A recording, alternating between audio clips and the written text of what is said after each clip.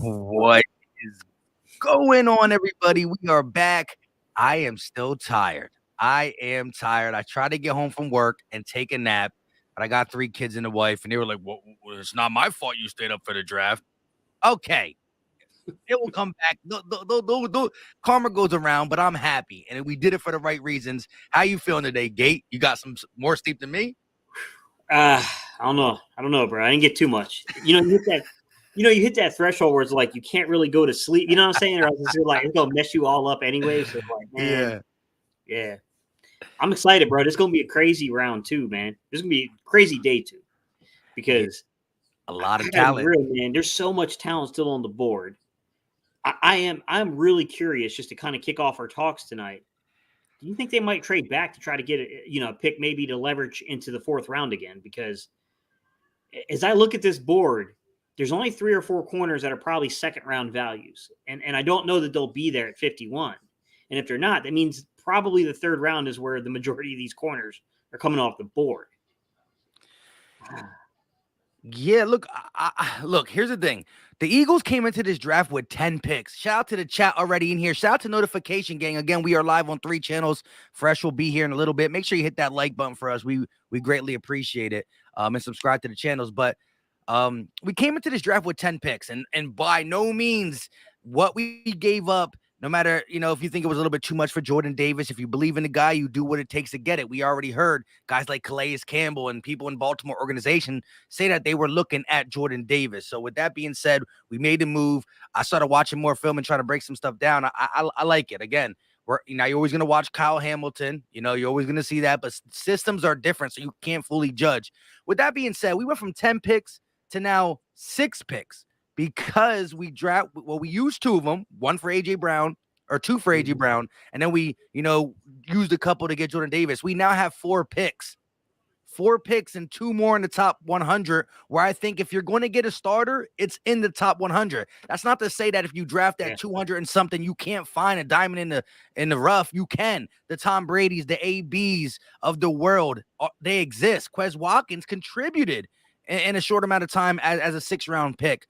But I feel like how he did is going up. If anything, I think he might try to finagle something where instead of 51, 83, you might have, 51, 100 or something, and 120 something. Like, I think you could see him doing that. Would you be mad if we're not picking at 51 and 83 today?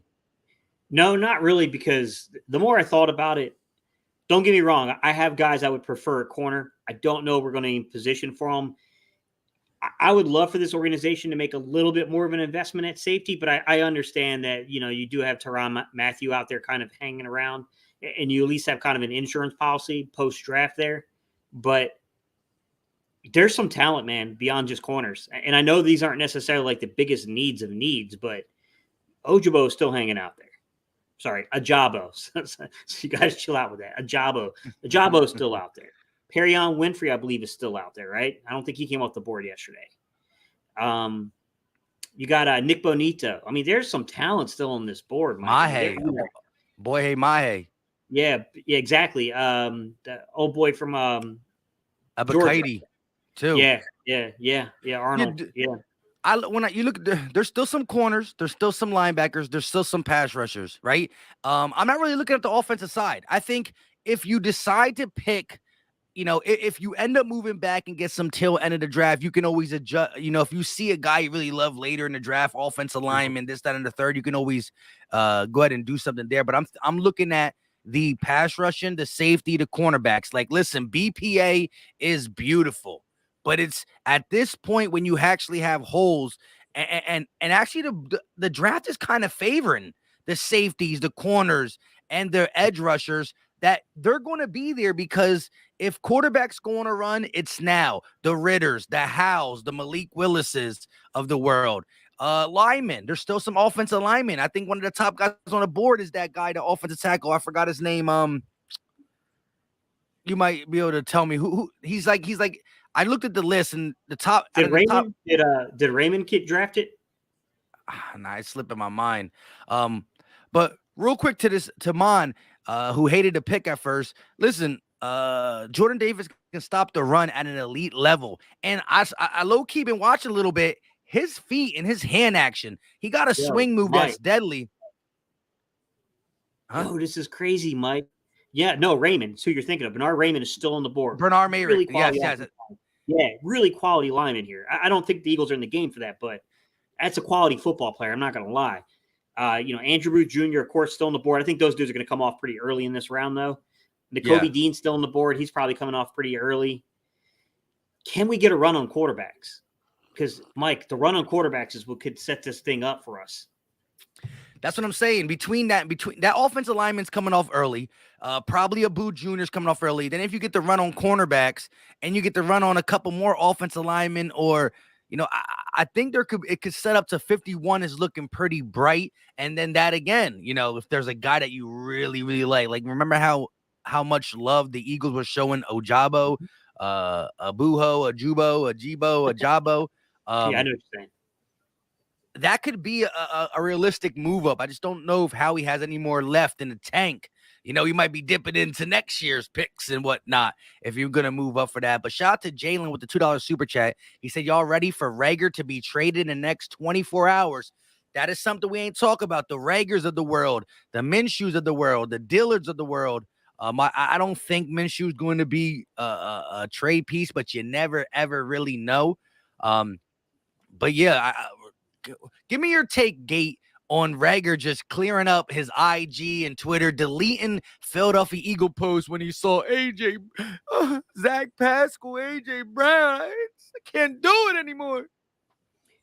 I think that, I obviously I don't know the young man personally, and I'm not inside the front office, despite what people say sometimes. I don't actually work for Howie Roseman. I'm not. Not yet, at least.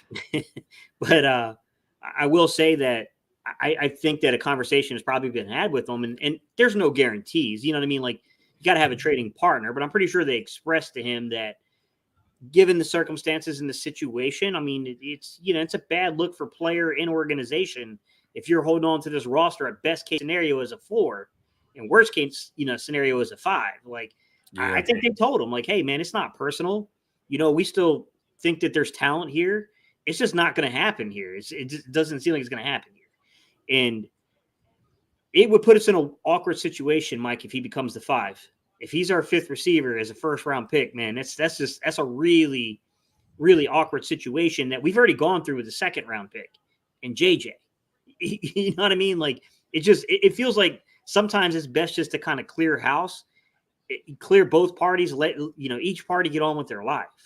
And I don't think that necessarily, like, look, someone brought up a point to me about a week or so ago. We were having a conversation, Mike, and they said, I get that 99.9% of players are not going to turn it into this story. Davante Adams was not good his first 3 years in the league. He was subpar. And that's being generous to him. And he hit finally in about the third, fourth year. He kind of came around. I get it. I don't think it's going to happen here, man. I just think that with Davante Adams, there wasn't the circumstance, there wasn't the situation of, like, the wildness surrounding it. The Justin Jefferson scenario. And, like, you know what I'm saying? Like, I don't think he's ever going to free himself until he gets away from that narrative. And that narrative will never be freed here in Philadelphia. I think he has to go elsewhere. I just don't know if the Eagles are going to have a trading partner. I mean, do you honestly think there's that kind of interest in him? Again, I think that there's people that if you look, I think that there's a GM out there that sees that probably pulled back his last year at TCU that looked at some of the things he got going on, and think that he can be something.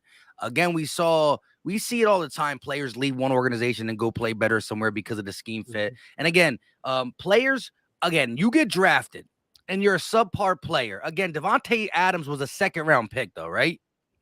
I believe you're right, Mike. So with that being said, if you drafted as a second-round pick, this is many years ago. Every year since like 2010, every year expectations get higher for these players due to social media, due to just the nuances of the game and the more readiness, right? You got more NFL camps, you got more tools to your dispense to further your skills and develop. Before they used to say wide receivers have time to develop. Now it's like, if you're a good wide receiver, you show signs in the beginning. And again, Devontae Adams was subpar with no extracurriculars. And he was a second-round pick. This is a first-round pick. He got Justin Jefferson's name tied to it. We see the mental issues, and I'm not trying to ding him for it, but you see the struggles going through family stuff and football stuff. You see the nonsense of him responding on Twitter and stuff. So it's far beyond football, and Philly's not an easy spot to play for. And again, this is 2022 when Devontae Adams was drafted, and every year expectations have risen for these players because what is put on them by themselves and by social media. And it's at the point now where Reagor done cracked everything to the wrong side that I don't see it coming back. And I agree with you. You could look around and see multiple wide receivers who became good that weren't good right away. Travis Fulgham had a great year for us. He wasn't good. Victor Cruz would have never been scouted if we didn't injure 2 or 3 wide receivers on the Giants that day, and then he started doing the salsa dance, and now he was an all-pro. Like, receivers take time, but in 2022, it's just a different story. Yeah. Well, and I think that, like you said, there's a lot of complexity to the story here when it comes to Jalen. And Mike, there was nobody probably in the chat and certainly on this panel who was higher on him than me coming out of college. First pick is in Buccaneers, Logan Hall out of Houston, defensive end. That's weird. He's a tweener. In between, yeah. He's a tweener. Yeah, he's like a 270-pound dude. Believe it or not, at 270 pounds playing a 3-tech defensive tackle, he was actually a really good run defender. Wow. Yeah. Yeah, but yeah, so you know what I'm saying, Mike. Nobody was higher on Jalen Reagor than I was coming out of college. Yeah. And it's not going to happen in Philadelphia. I don't get that feeling, man. Yeah, you were, and for right reasons, in a sense, maybe not the right reason to be higher over Justin Jefferson, just because it is what it is. But he's shown stuff, right? You come out of the 2000 and what was it, 2019 draft as second at the wide receiver position in yards per catch. I mean, not yards per catch, yards after the catch of CeeDee Lamb. He had a vertical of like 40 plus inches. Like, there's a lot of things to like about him. Yeah. Again, it just didn't translate. And because of his story, it's not going to happen here. Jalen with the $5 super chat, he said, what are Reagor, Dillard, Isaac, and Garner's value? How will you value these guys? And who do you think has the highest value? Dillard. I think Dillard has the highest value of these guys. Just because of the left tackle position. The guy has really good film from last year, Jalen. I mean, he really kind of put out some decent film. I will say that this is where it gets complex because I don't think the Eagles are just going to let Dillard go for nothing. I think it's 3rd or 4th round valuation or you're not getting Dillard. Like, you'll be playing with whoever you got on your roster if it's anything short of that, in my opinion. I do think like a guy like Minshew, they might let go for like a 5th. It's kind of crazy, Mike, right? Because like they value the crap out of the backup quarterback position, and Minshew's probably one of the best in the league.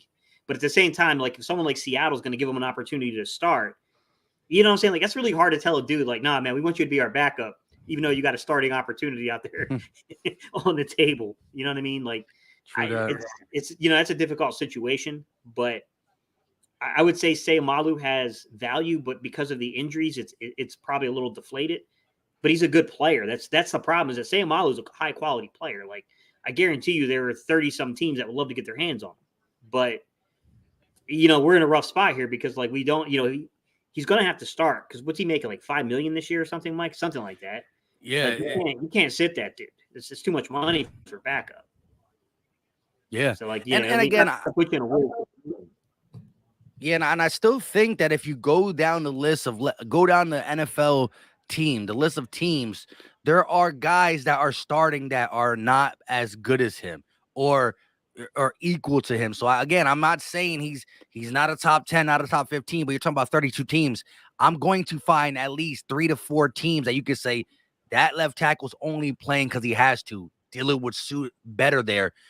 And so, I think that he offers the most in value. And the reports are coming out that we're not going to take his 5th-year option. So let's go ahead and deal. And we got 4 picks. It's time to up the ante. Yeah. Who do you think the Packers are drafting? The pick is in.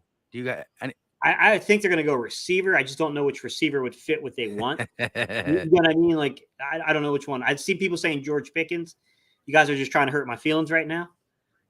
Here Because we I don't want go. George Pickens going to Aaron Rodgers because I think he's going to make my prediction come true that he'll be the second best receiver out of this class if that happens.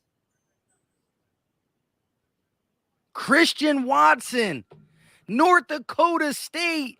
He ain't going far. 6'3", 4'3" speed. That is Jalen's guy. Second round, Christian Watson is the first wide receiver off the board at 34 to the Packers. Could this be the next Devontae Adams in the sense that, let's just recall what we said, drafted in the second round, had some development issues, and became one of the best wide receivers in the NFL, inside and outside, can play everywhere on the floor. And now you got Christian Watson, who's, a little bit bigger and a little bit faster. I'm not saying he's better, but he's a little bit bigger and a little bit faster. And he is heading to Green Bay with discount double check. Yeah. So, I mean, I'll say that this is a good fit. This is a real good fit, Mike. For a lot of people Watson. Were saying Pickens, though. Dang, yeah, I mean, Pickens. Yeah, but I mean, I think they're looking for that. Rodgers is a guy he's going to grip it and rip it. You know what I mean? So they want that guy to get not that Pickens is explosive too. But are you worried by Pickens' injury? Do you think? I'm not worried about his injury as much as I am the temperament. I think he would like I said. I don't think Pickens is for everybody because he's fiery. He'll get into fights. I think I think we would eat it up here in Philadelphia. We would love it. But I don't think every organization is going to like that. I think some organizations would be like, nah, man, this dude's not playing for us. Like, he's too self-centered. You know what I mean? Like, think about it. Terrell Owens is as great as he was. Terrell Owens is not a fit for every organization. You know what I mean? True that. Well, there we go. Listen, again, since number 11, and I'm not talking about A.J. Brown, since Carson Wentz came, I was about to wear my Carson Wentz jersey just because y'all can't see the back and you'll just see Eagles in 11. I was going to wear the jersey today because you'll see Eagles in 11. You won't get to see the back. You don't know who's on it, Wentz or Brown. And listen, hopefully Zach Pascal hands it up. Zach Pascal, I know you like number 11, but we got A.J. Brown coming in. So you're going to have to give up that jersey, bro. I love that comp. I was thinking that in my head, but I didn't want to say it because I think Christian Watson's a far better talented player. I think he's a more talented version of that. But yeah, Marquez Valdes-Scantling, I can see that. Yeah, I can see that. Here we go. The Titans picking. I forgot how quick it is in this round now. Yeah, comes in real quick.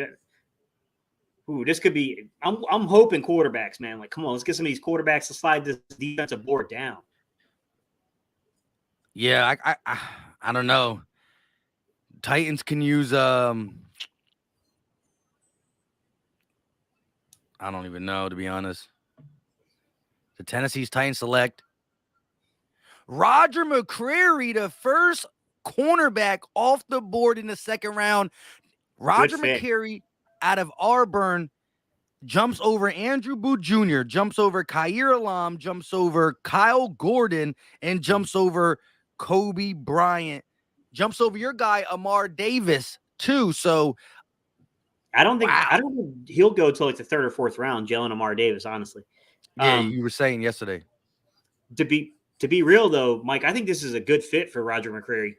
Is he more of a slot, or I see him playing outside too? Yeah, he can do both. I mean, he plays primarily outside, but he's the guy that only has like 28-inch arm length, so he's got shorter arms. But this dude is sticky in coverage, man. I mean, he really stuck with people. Oh yeah, look at that! Look at that recovery speed on that one.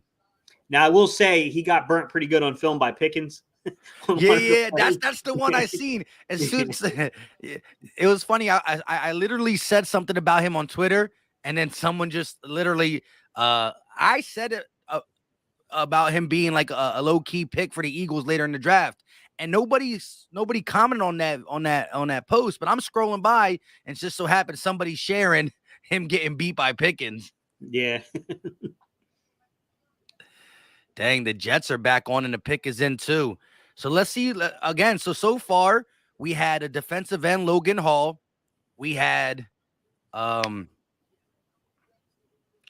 the next one? Jalen said you can see he's got short arms right off the bat. Right off the bat. I'll be honest, Jalen, I didn't notice it until like they got into the measurements, but I get what you're saying. Oh, Like when like dudes that are normally longer in the frame, like they kind of the stance that they take because it's hard for them to really like. It's hard to keep your chest like at the knee and feet angle when you're backpedaling if you're like really tall. who drafted Khair Lam?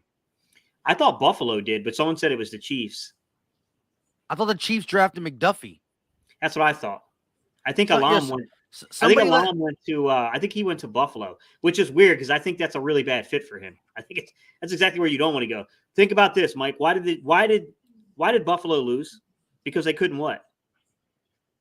They couldn't tackle. They Tackle. couldn't tackle, and you really got a corner that struggles with tackling.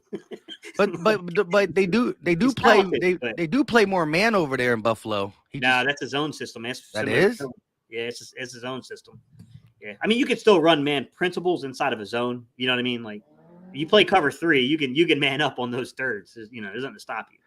But you can use techniques. You can if you go back to the old Minnesota film with Zimmerman, you'll see that he would take one of his corners and press on one side and go off coverage on the other. Yeah, chat, you got to forgive me, but by the 25th pick, your boy was I was like sleeping while being awake. I was just dreaming of AJ Brown and Jordan Davis and Eagle Green, and I was on autopilot. But shout out to y'all for letting me know. I'm at to look at the last 6 picks. How's your brother doing, man? Because your brother, I know he got to be hyped with the Jets picks. Yeah, he's loving it. He gave us kudos. But he's still trying to hold down the spot. He was like, you guys I think you guys had the second best draft. I think we still had the first, you know what I mean? But the Jets definitely did some good stuff. They moved in and they got Sauce. They got Sauce. Yeah. Yeah. And he liked Sauce over Stingley too, regardless. Because I asked him who did he like more prior to this. Because I thought one of them would fall to him. And he was all ready for Sauce. Live for Reg. I hope you're not right, man, because they're in that range where that could come true. Because that would be a really good draft for them. Oh yeah, if they get Dean too. And listen, when I was talking to my brother, he's like, when the Jets were good, and I kind of know the Jets' history because my brother talks about his team as much as I talk about the Eagles. He just doesn't have a YouTube channel. That being said, they predicate all their wins come from defense. The Rex Ryan era. I know it's not Rex Ryan, but look who's their head coach, a defensive coordinator. What did the Jets like to do? Play defense. And if they get Dean, that would be crazy. But shout out to JB with the $10 super chat. He said, thanks for the great podcast, guys. North Philly loves you. We should get that safety kid from Penn State before he's gone. Jaquan Brisker, or that kid from Georgia, Channing Tannenbaum, best linebacker to him. So, but let me ask you this, though. If you had to pick one of these two, you taking Brisker or Tannenbaum? I think safety is a little bit more of a glaring need right now than off ball. Facts. But you think Brisker will be there at 51, man? That's my concern.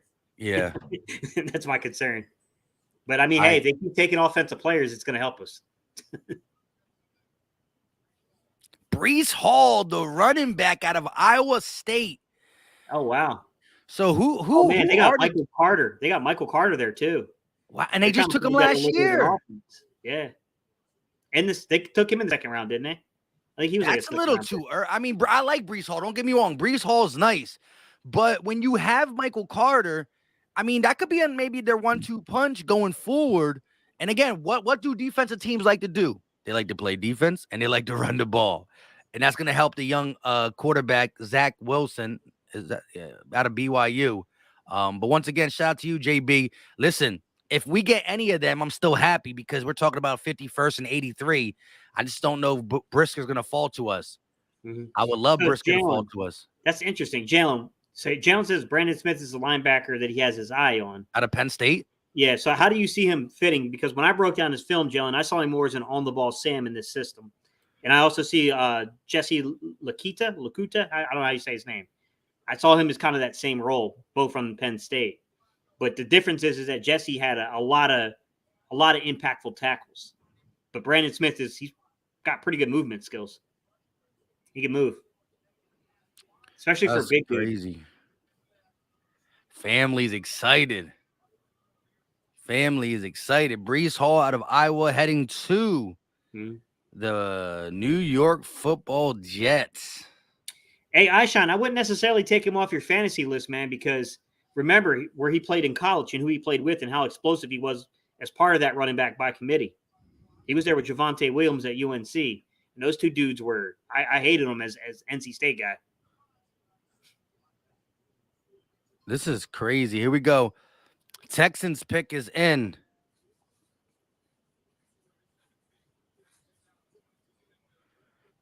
Jonathan Joseph saying a pick. Yeah. Jalen Petrie, safety from Baylor, is off the board. So the first safety, we got the first corner off the board in Roger McCreary, and we got the first safety off the board out of Baylor, Jalen Petrie. That was Eyeshine's guy too, right there. Yeah, he went a lot higher than I thought he was going to go. I didn't think he was going to make it to 51 per se, but I didn't think he'd be a top 40 pick either. That's really high. Like, and the sad part is, Mike, is I think he would have been a really good fit for Gannon. Because you know how Gannon always talks about being able to play his safeties and flex them. Yep. He would have given you that ability. Yeah, and that's why they called him a DB and safety. Yeah. Because he definitely can play in the slot. Petrie is gone, bro. We're at pick number 37, man. We still got 14 more picks. 14 more picks. 14. Let me ask you a question, Mike. Before we even get to the free agency period following the draft, you think it's going to be the Honey Badger? Oh yeah, Honey Badger's coming. Listen, I think it was. I think Jordan Davis was high on our board. I don't think they thought Hamilton was going to be there, but I think they made the executive decision. They just re-up. Hey, Honey Badger, you still good with us, right? I bet we getting Jordan Davis. You know what I mean? Hey, come on. I got you, Jalen. That makes sense. And we pull up so. Turbo-tastic. It's 7:30. It's like I'll answer his question for him. Turbo-tastic? Mm-hmm. Why am I blinded? It's like 7:30. He's asking about Martin Emerson. Oh, there it is. So I'll tell you my bias right from the start, Turbo, just to be honest and upfront. I'm a huge James Bradbury guy. I wanted him during the free agency cycle a few years ago. I see Martin Emerson as being eerily similar to James Bradbury in that this dude has like 33-inch arm reach. He's 6'2". He's got decent movement skills, but not great. He's physical and disruptive at the line. He is a zone corner, but he's a zone corner that if you use some man techniques like letting him press even in a zone system, he can really disrupt the receiver's route. I am personally very high on him, but I have biases. There's some biases to why I am. I like him a lot, honestly. I don't know what value he's going to go. It's really hard to project him because, I mean, early on in the process, it was second round value. Now I'm hearing it could be anywhere between the fourth or even maybe early fifth. I doubt the fifth somehow, some way. I think he's coming off somewhere between the third and fourth round. Once that run happens at corner, I think he's going to be part of that run. But I like him just because I was a pretty big fan of James Bradbury. If James Bradbury was just like a millimeter faster, just you know what I'm saying, just a teeny bit faster, like that dude, I think would have been a lot more recognized throughout the league. There you go. The Atlanta Falcons pick is in. Mel Kiper is looking at defensive linemen, defensive ends for them. Patera just said ATL took Ebiketie. I don't see the pick in. I don't know if you got your guess or you got that inside source. I don't know. We about to see. Ebiketie was somebody I wouldn't mind, floating around. I think he was productive. I like his skill set. I still think Ojabo's, of course, better. And I do think, you could get away this year with Reddick, Barnett in a rotation, Graham, Sweat, especially if we're playing Jordan Davis a couple more snaps than what he played in Georgia, and you're rotating and also moving Hargrave around a little bit. I think that gives you some variance as well. I'm sorry, I'm reading the I'm not going to say how he sentenced it, but the Ben Simmons thing, it's pretty funny. I know. Look what he said. Can I be a mod so I can block everyone from Philly to help my mental health? I really need it. It's funny, bro. That's crazy, yo. 2020. Ben. Abikidi's gone? Where? No, Who? we're about to see. Someone said Better not that be Atlanta. Better not be Atlanta. here we go.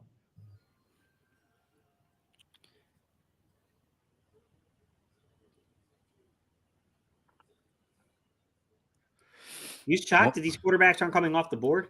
This is a trash quarterback. Yeah.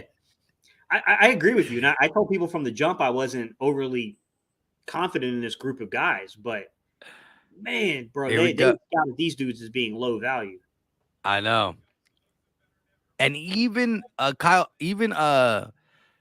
Pickett being picked at 20. That was the furthest down a quarterback has went since 1997, I think they said. Yeah. Lord have mercy.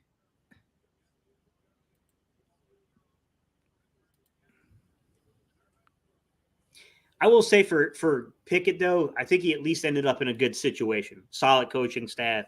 They'll put weapons around him. You know what I mean? Like, I think he'll do pretty well.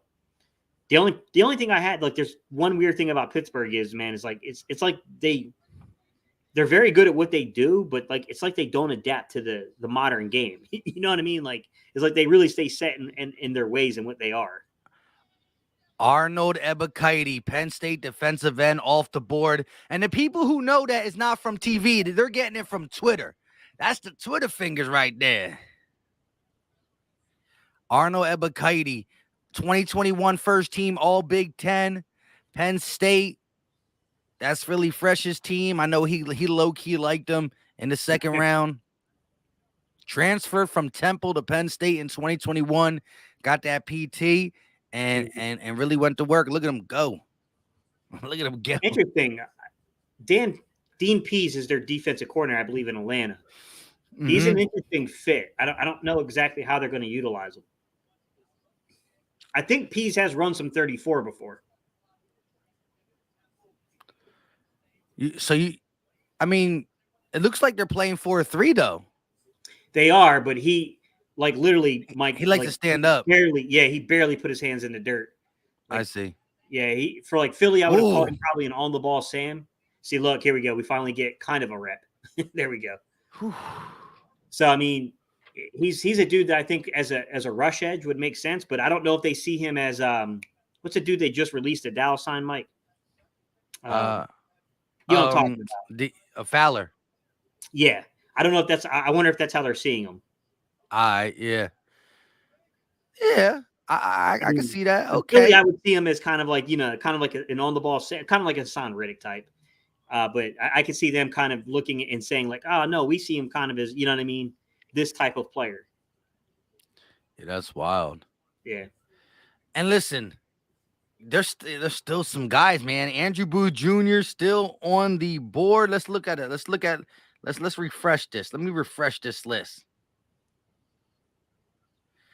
Nakobe Dean, Malik Will. This is ESPN's best available. Nakobe Dean, Malik Willis, Andrew Booth Jr., David Ojabo, Kyler Gordon, Boyhey Mafi, Sky Moore, Travis Jones, Desmond Ritter, Kenneth Walker, Trey McBride, Matt Corral, Sam Howell, Bernard Raymond. Whoa, he's way down there now. He wasn't down there before. Mike said, whoa. Perion Whiffrey, Drake Jackson, John Mechie, Christian Harris, George Pickens. So, Alex Pierce is on here. And so, look, I mean, wide receivers off the board. Don't get me wrong. See, this would have been low key. Listen. Well, no, not really, because I really only like Pickens. I'm not sure about Mechie, but there's going to be linebackers there too. I do not see Andrew Booth Jr. lasting 12 more picks, 11 more picks. Yeah. Chat, what do y'all think? You just heard some of the names I said, some of the names you like. We're talking about 11 picks, unless Howie does say, listen, if 11 picks sound long, cut it in half, move up 5 picks. You know what I mean? Man, Andrew Booth Jr. still kind of floating around, man. Kyler Gordon, another high-quality player, man. He's pretty good. But, all right, so let me ask you, though. See, because a lot of people low-key early in the mocks were talking about Kyler Gordon being up there with the Booth Juniors and the Khair Alam. Do you Yeah. think he rivals them, or do you think Andrew Booth Jr. Uh, to you is clearly a little ahead? I think he's a harder person to evaluate because he's you remember Aaron from UCF last year that went to the Giants? Yeah, I'm still listening. Yeah, I got you. Taller kind of slot guy that had some inside outside versatility. Kyler Gordon's like a slightly better version of him, in my opinion. So I don't know, I don't know how the Eagles would use him. I think you could bounce him outside. I just, he played primarily towards the inside as a nickel for Washington's defense. So it's a bit of a projection, you know what I mean? So you have to project that, but he had pretty good film, man. He had really good film. And there's a few of them in here, man. I'm looking at like Kirby Joseph is still on the board. It's quality safety. Who you like better though, Joseph or Cross? Cross probably gives you a little bit more range. Kind of that star role. The roving kind of safety linebacker hybrid kind of role that you could play. And we only talking safety for GP, but we all know we're getting tired, Matthew. Just to let you know. But we're gonna still talk about safety. You know what I mean? Yeah, I mean it's kind of tough because I don't know what they do there in terms of like how they feel the scheme fit is. Because like I don't even know how they view people like Kayvon Wallace. Like I thought Kayvon Wallace was a strong safety coming into the league. You remember I said that, Mike, on one of the battle. But I said no, I think he's going to be a strong here. They've never really played him as a strong in Philly. He's primarily been a free. Now perhaps it changes, but how do they even view these guys? How do they view Kayvon Wallace? I mean, true. I can't really answer that. You know what I mean? I always thought he was more of an in the box kind of guy, and it's still crazy. Nakobe Dean's size must be scaring a lot of people off because his tape was legit. Yeah, here we go. I mean, he's kind of getting kind of close to. Yeah, he's got 2 more picks, and he's outside the top 40. Exactly. Matt Forte, ex running back for the Bears. Kyler Gordon, DB from Washington. So we just try to compare Andrew Booth Jr. versus Kyler Gordon, and they were like, we don't care what Gate City says. We go Kyler Gordon. Yeah, I can't stand him, bro. I can't. Yeah, I got to be careful, man, because you remember I was making those videos and I was giving these targeted lists on the videos, and then Washington eerily was taking every single guy I rated. For 2 years, they did that to me. And I was like, yo, I'm not doing that no more, man, because I feel like they're eyeing me, bro. Because this is not a coincidence anymore. Your boy was having fun on that one too, man. Ed, yeah. Yeah, Ed, he was like, yo, Gay, you might as well just come on and just take the paycheck, bro. There you go. 2021 first team All Pac-12, Kyler Gordon, Washington corner. I guess he played alongside of. They said he played a lot of cover 2, a lot of cover 3. 5'11", 194.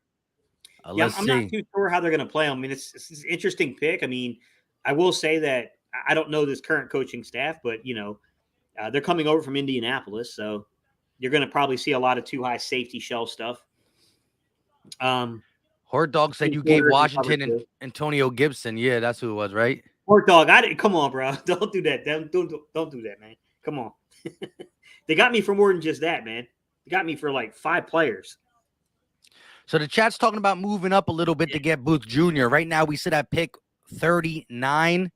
39 is in the books at Kyle Gordon, career 97 tackles, 2 interceptions, 12 pass defended.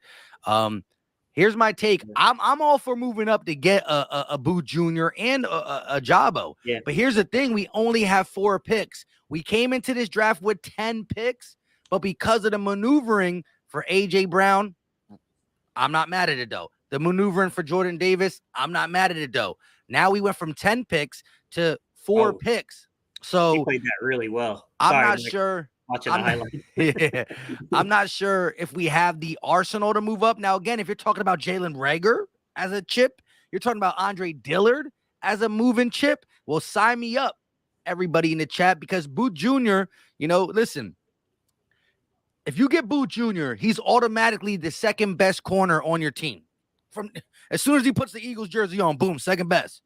Yeah.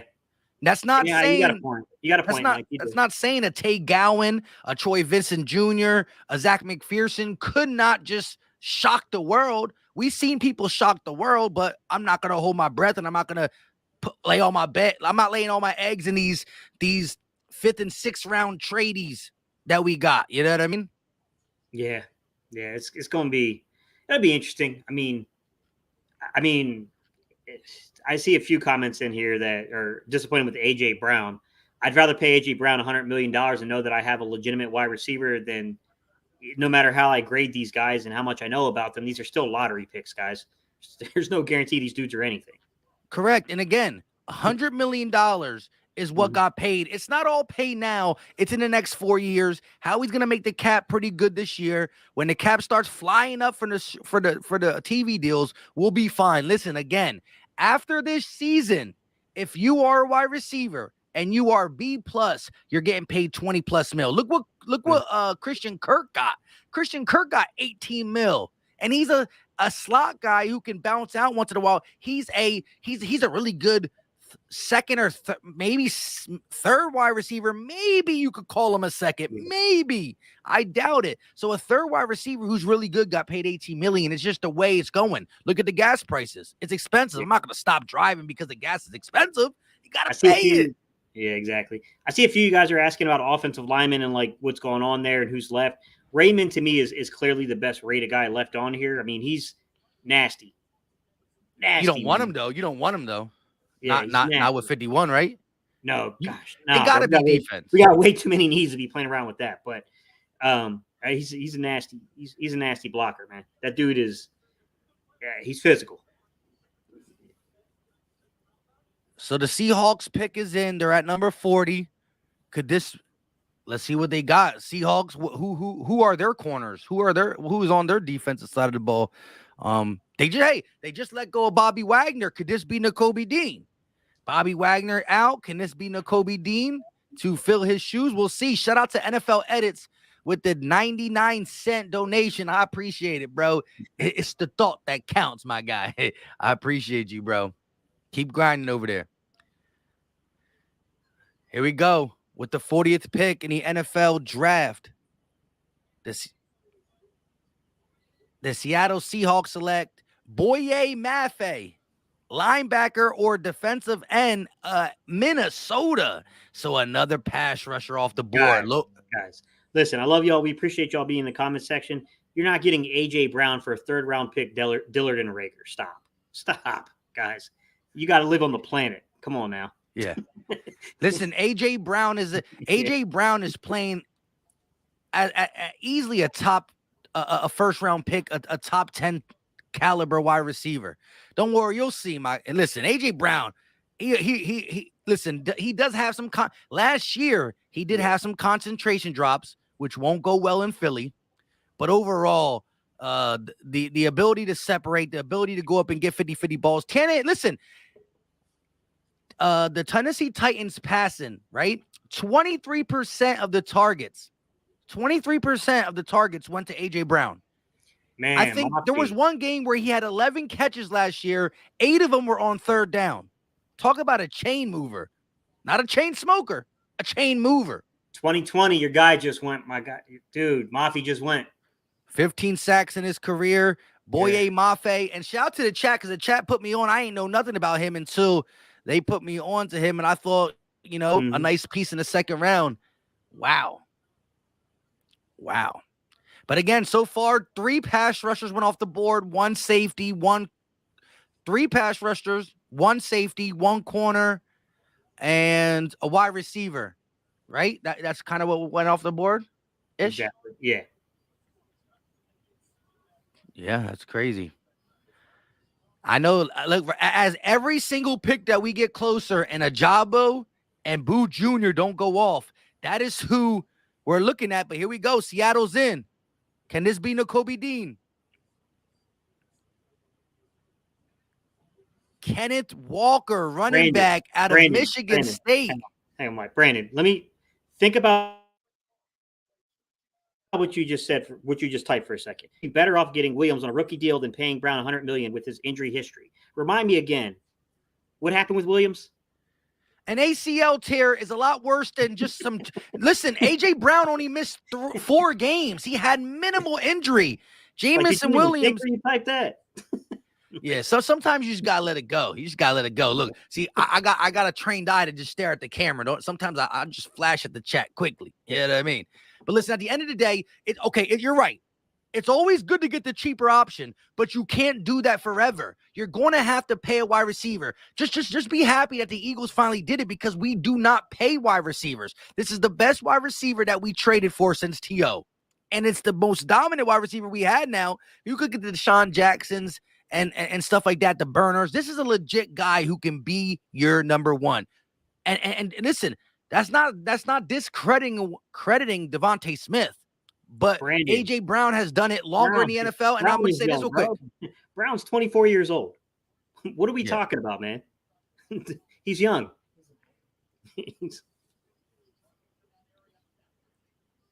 Williams is what, 21? He's 24. Like, I mean, come on now. We're not talking about a big difference in age. Listen, at the end of the day, you and Brandon are never going to get along. You just gotta learn.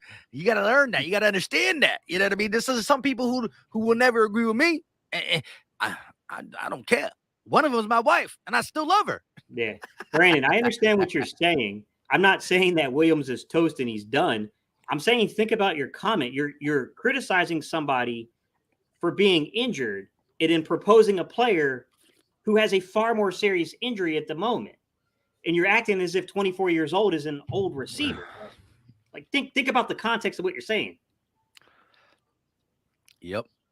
Yes, sir. But here we go. Another draft pick and another time that we're not calling Andrew Booth Jr. and we're not calling David Ojabo. But the Indianapolis Colts are on the clock. 2 minutes and 55 seconds left. What we got, guys? What we got? Listen, we are at pick 42 now. Now we're talking 9 away. That's not 9. 9 away. 9 away. Can we slip up and get one of these guys? And as much as I want a Jabo, quarterback, you think it's his quarterback? It's Indy. Yeah. To sit behind Matt Ryan? Yeah. Better. Matt Ryan only got a couple days left for you. This should be where a quarterback goes off. But if so, who? If so, who? Malik Willis? Oh, that's a great question. I'm sorry, Mike. I was trying to think for a second on who would fit their system. I got to be honest. I know the chat's going to hate this because I know some of the guys in the chat. I've talked to y'all. I know you guys are high on this player. I got to say the young man down there at Ole Miss makes a ton of sense, man. Corral. Yeah, I think Matt Corral makes a ton of sense for the system. I don't know that they're going to go quarterback, but I mean, yeah, I do think that quick release, the ability to throw the ball, he'd be a more mobile guy than they've had recently. I think he would definitely be a fit for them. Let me ask you this: is there any chance that Howie Roseman, we love him to death right now, uses one of these second-round picks, on a quarterback? Yeah, hey Brandon, I get what you're saying, that the style of play, and I don't buy this whole running back crap you're saying. I understand what you're saying, that the style of play exposes them to injury, but can't one just use your own logic here and say that Williams has been healthy because largely he hasn't played.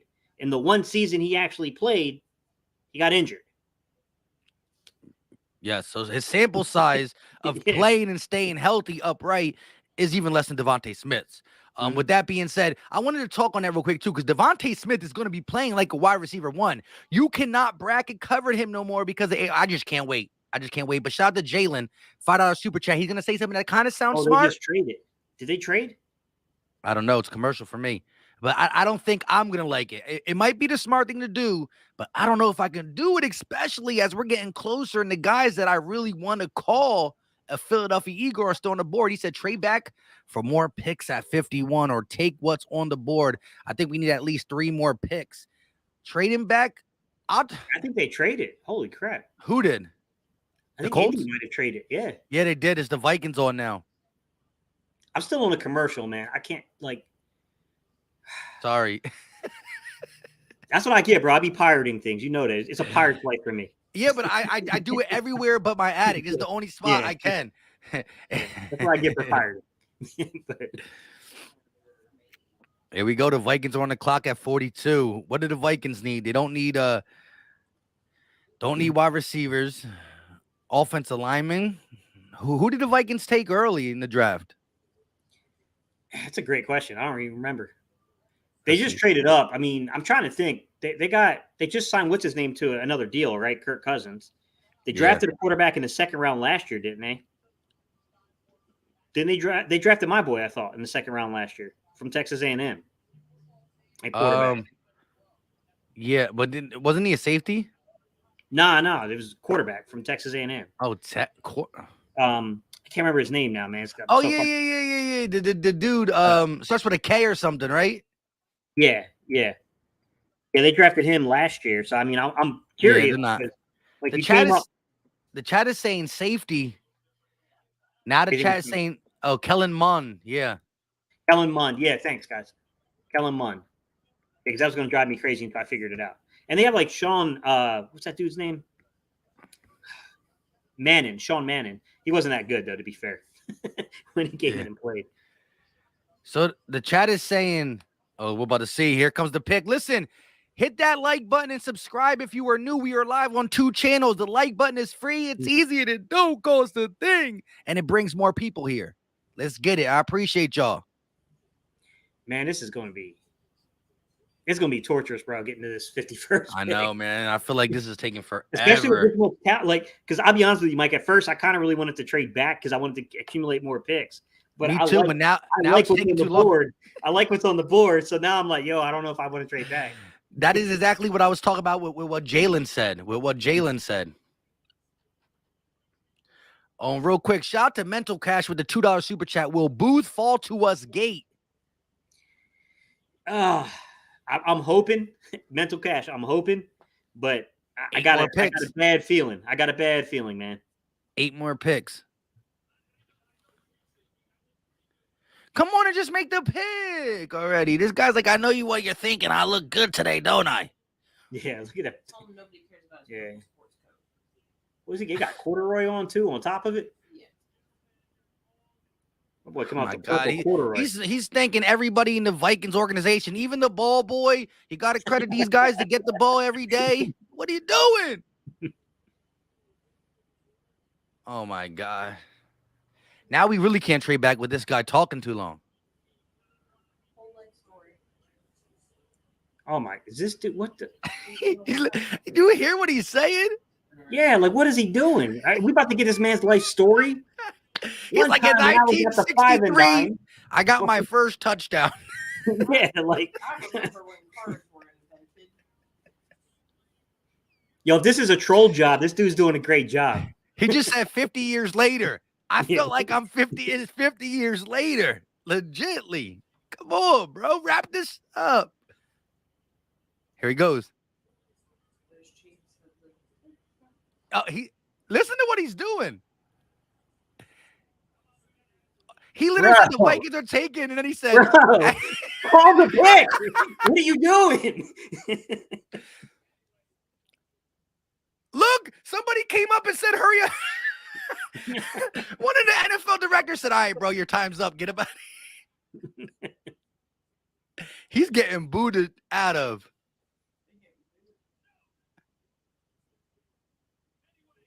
He just. Bro, this dude just said they want me to read the card. No! He took this long to break my heart. Yeah, this dude, man. Somebody trip him as he walks out, yo. Like, for real. Wow. He took this long and then he broke my heart. I hate that guy. Yeah, I don't like this dude. I don't like this dude, man. Someone set his purple jacket on fire. Come on, bro. No, this dude just broke me. I said I didn't have a good feeling. So, man, I mean, I didn't think he was going to make it this far down the board. So, man, that hurts more when they slide a little further than you think, and you're like, oh, we might be able to get this player.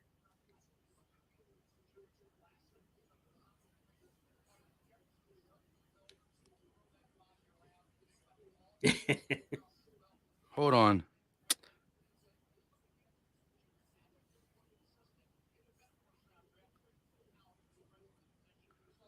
Yo, this dude really just sat there and was like, all this stuff, like and then one guy we wanted. Well, that could have been how. I mean, I can't get Maui. I said Maui. I can't get mad at Howie for not moving up. Anthony, they just took Andrew Booth Jr. Sorry, man. We forgot to say the name of the pick. I said it. Oh, did you? Oh, okay. In my scream, they probably weren't listening though. He's at work. Wan'Dale Robinson. Wow. Wide receiver out of Kentucky going to the New York Giants at pick 43. That's odd. Good. I like the player, but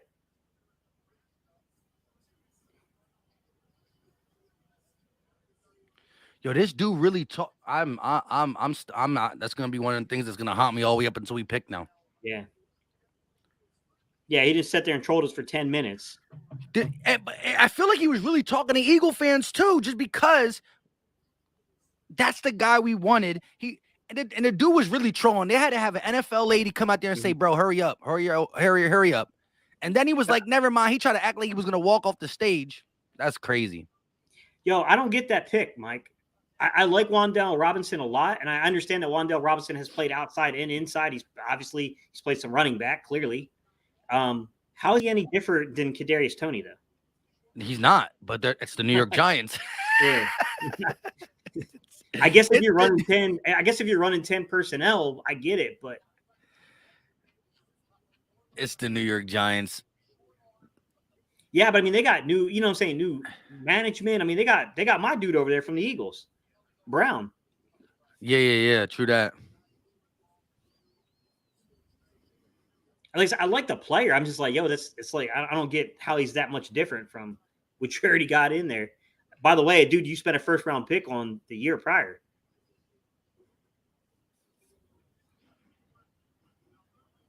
Yeah, that's crazy.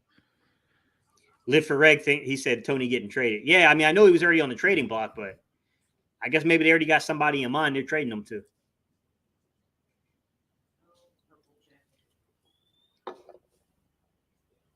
Yo, that's crazy, bro. They made that pick quick too, bro.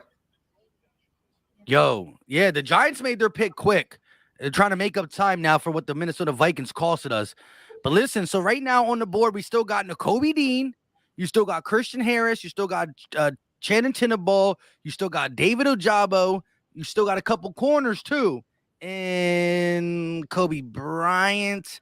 I don't know if I would want to go with him there, but safety, Brisker's still there. Brisker's still there. That's my pick right there. Kirby Joseph is still there. Right now, I would take Brisker. We're hitting that part of the corner market to where you might have to wait to the third round on corner, unless you're going to overdraft somebody. I mean, I'm not going to rule out an overdraft. That happens every year, but Chanel's still there. Yeah, there's not a whole lot of value for what I'd say the second round is. Brisker Ojabo. I ain't mad at either one of them.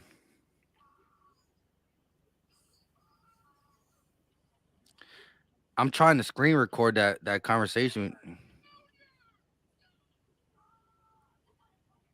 That's crazy, bro. Jalen's over here on the Ajabo thing, man. He's been beating that belt for like 2 months now. Texans traded up again. Now the Texans traded up.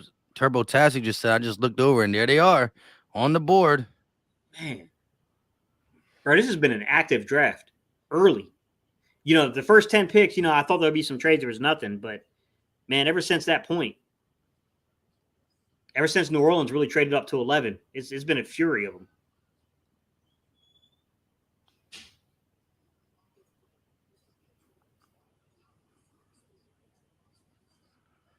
That's crazy. Here's the thing though. Deep down, I do believe the Eagles are still trying to finagle something with Honey Badger. And so, like, I'm looking at Ojabo and I'm looking at corner, but now, again, with Andrew Booth Jr. off, Brisker is, what about that Taylor Britt dude at corner? How do you feel about that Taylor Britt dude? What's it called? Just said it. Michael. He's an interesting one out of Nebraska. I was looking at him today at lunchtime. Yeah. I was literally looking at people at lunch, and I was looking at him. I actually scouted him more as a safety than I did as a corner, although he's played primarily corner. Physical, big physical. You know, he's not – I don't think he's that tall, though. want to say he's like 5'11", 6-footish, somewhere in that area. I mean, he's right now. I mean, he's probably in consideration as probably the next best corner on the board. It just depends on flavors, Mike. You know how it is. There's different flavors. Some dudes fit zone systems better. Other dudes fit man systems better. I'll be honest with you. I think the most talented dude left on the board in the secondary right now is Marcus Jones, but that's a nickel corner with crazy return ability. Yeah. Not the greatest of fits, but I mean, if I was just talking like pure talent, I think that's the most talented dude. But I think he just had two separate surgeries on the shoulder, something like that. Yeah. Here we go, though. The Texans pick is in. Bro, we're at 44. 51 is closing in. Come on, bro.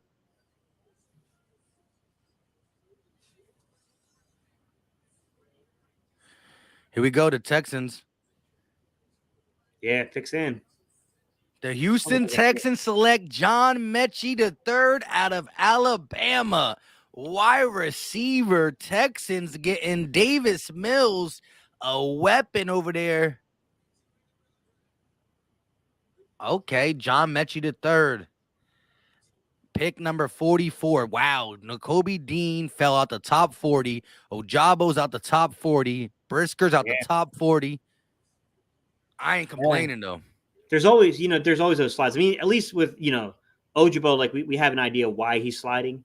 But, yeah, I mean, I like Mechie. I like Mechie's film a lot. I thought he was a pretty good, level 3 layer kind of level player. Yeah. Well, I mean, he is a third, so I look at Houston. I don't know their roster that well. I would have probably tried to add some size if I was them, and I don't think that's what Mechie's game is. But he's a good route runner. Well, this is their version of this is their version of Will Fuller. Yeah, I think he's a quality player. I mean, he's a good route runner. Yeah, and shout out to Eagles fan.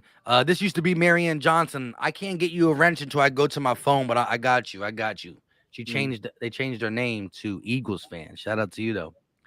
But here we go though. Remember what did the Texans do in the first round? The Texans, they took Stingley. They traded a bunch. You know what I mean? They took Stingley too. Yeah, they did get Stingley. You're right, at 3. Because that stung me. He said that stung me. That stung me. Second round, 44. Yeah, John Mechie does. He's definitely gonna be able to take the top off for the Texans. Davis Mills looks like they're gonna go with him. We'll see how things shape up and whatnot. Crazy. Sorry, guys. I'm just looking to see. So Petrie and Mechie in the second round. Man, they're definitely they got their preferences. So they took Kenyon Green. Oh yeah. 15, and then of course Stingley, and then they came back in the second round and they took Jalen Petrie and then John Mechie. You know what's crazy? Yo, I heard Cowboy fans talking all day on Twitter about how they were upset with Tyler Smith. I loved it, though. I was enjoying it all. And I did read up on it a little bit after you said how great he was with pancaking and stuff. He had 17 holding penalties, bro, in 13 games. Yeah. This man cannot. I mean, he's big, but you got to teach him. I think a lot of teams that I was kind of listening into, a lot of them projected him to bounce inside because of those holding penalties. But there are some teams that like him actually at left tackle. So it's hard to say where they're going to play him. But yeah, he does. Yeah. He's got to clean up the holding. Yeah, I think Jalen even kind of, I can't remember if it was Jalen. Somebody pointed that out to me that he got caught for quite a bit of those. They're talking about Ojabo right now, showing his torn Achilles and whatnot. Real quick, shout out to Joey Z with the $2 super chat. We must really believe in McPherson at CB2. I mean, we got a boatload of guys who are, that could use a fairy tale ending, but I don't know if they're going to get it. In McPherson, Kerry Vincent Jr., Tay Gowan, I don't know what we're going to do, but there are free agents out there that we can come in and plug. Not great one, but better than what we have on the roster. So I'm not sure exactly where it goes.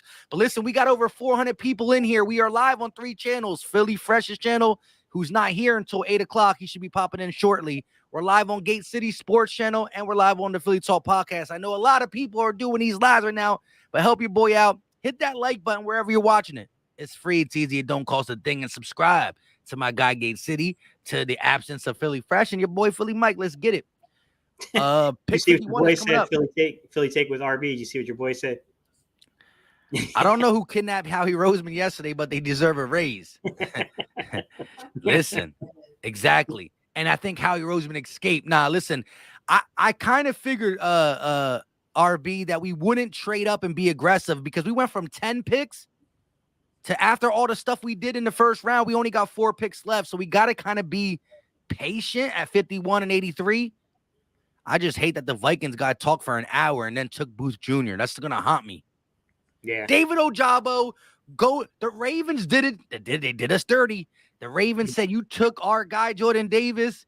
We'll take your guy, David Ojabo. He's going to be a Baltimore Raven. And listen, for the kid who suffered an injury, this is a good organization to go to. This is. If you, man, I'm going to be watching Kyle Hamilton and David Ojabo. Ojabo is gone. But Jaquan Brisker's still there. Howie, if you're listening to this, move. If you can finagle 3 picks up, 3 picks only going to cost you. Give him next year's 5th round. I don't know. You need to get an impact safety then. This is wild. That hurts. Yep. And listen, that hurts. again, we just went from 33 to 45, and the board was falling nice. And then it goes from Booth Jr., the first stab, and then the second stab. I don't even want to say, man. I think there's. I'm not even going to say it. Something's slipping in this draft, but if I say it and bring it into the world, it's going to get snatched away from us. Well, I'm on Brisker right now, but I can say it. Mike, don't say it. Don't say it, Mike. They don't take it from me. They only take it from you, so I can do all the talking I want. They don't listen to me. Nobody listens to me. God, man. Like, come on, that bro. one hurt, man. The Jabo one, that one hurt because that's a good player. Yeah, he is. So they got Kyle. Listen to this draft: Kyle Hamilton, Tyler Linderbaum, and David Ojabo. Yeah, that's tough, man.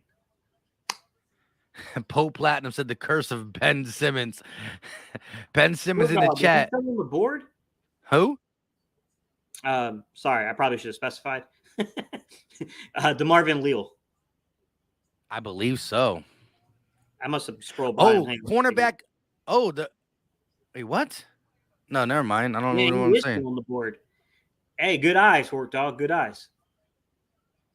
Hort Dog be on it. Hort Dog be on it. Here we go. The Lions pick is in at pick 46. Oh, Keegan Michael Key is the one doing it. Here we go, 46. You think it's going? This could be quarterback.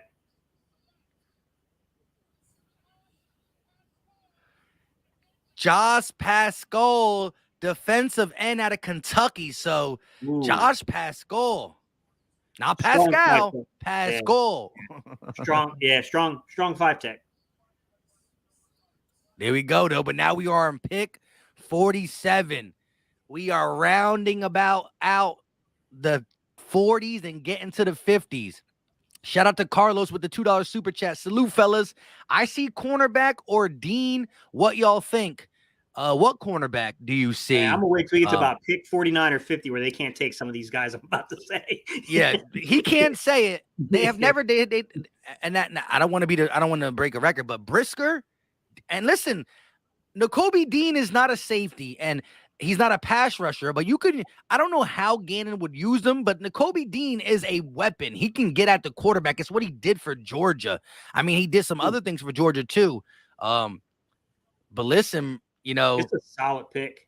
51 is, again, if anybody's killing Howie for not moving up, when you go from 10 picks to 4 picks after one round of the draft, you exhausted some options. You gotta kind of just now let it rock. But I hear you. I would definitely. It's tough just watching these guys go off. Mental Cash with a $2 super chat. Mike, don't jinx it, please. I haven't been. I'm not the jinx. It's Gate. And now if it happens, if I speak it into existence, it's coming off the board. It happens every time we do this. It happens. So I'm staying real quiet until I know that we'll get one of the guys. They'll be there. And then it's just a matter of how he's going to have the same board. I think we all got the same player in mind. Who do you think Yeah, I think we Washington's do. going to take, Mike? Wait, what? Who do you think Washington's going to take? Oh my gosh. Certain teams I don't like in front of us. I don't like the Ravens because they're smart and they're the Ravens. I don't like Washington. They're not smart, but I just don't like NFC East teams in front of us. Yeah. Washington. Is there any more offensive line? They didn't go offensive line at all this draft, have they? No, I would say they would be a good fit for like a Darian Kennard. I mean, it depends on how much they want to really put into their offensive line. I mean, Didn't they lose Sheriff? Bernard Raymond. Didn't they just lose Sheriff? Yeah, they did. Bernard Raymond, I think, would be a good fit for them. They would be a good fit for Trey McBride, too. I know some of you guys are like, no, okay, don't say him. We want him. But they would be a good fit for Trey McBride, if I'm being honest. Jalen said O-line, too. Yeah. I think they need some O-line, to be honest. I think they need talent. Listen, chat. As soon as we get to 50, when we get to 50, chat, we going to be asking you to spam. Not really spam, but we're going to be asking you for all your picks. But listen, we've said too many names, too many beautiful names that got off the board with 6, 7 picks left. Yeah. This is tough. And listen, I know Howie Roseman is itching to move up, but he listen, you gave up 3, you gave up 2 picks to go up and get Davis.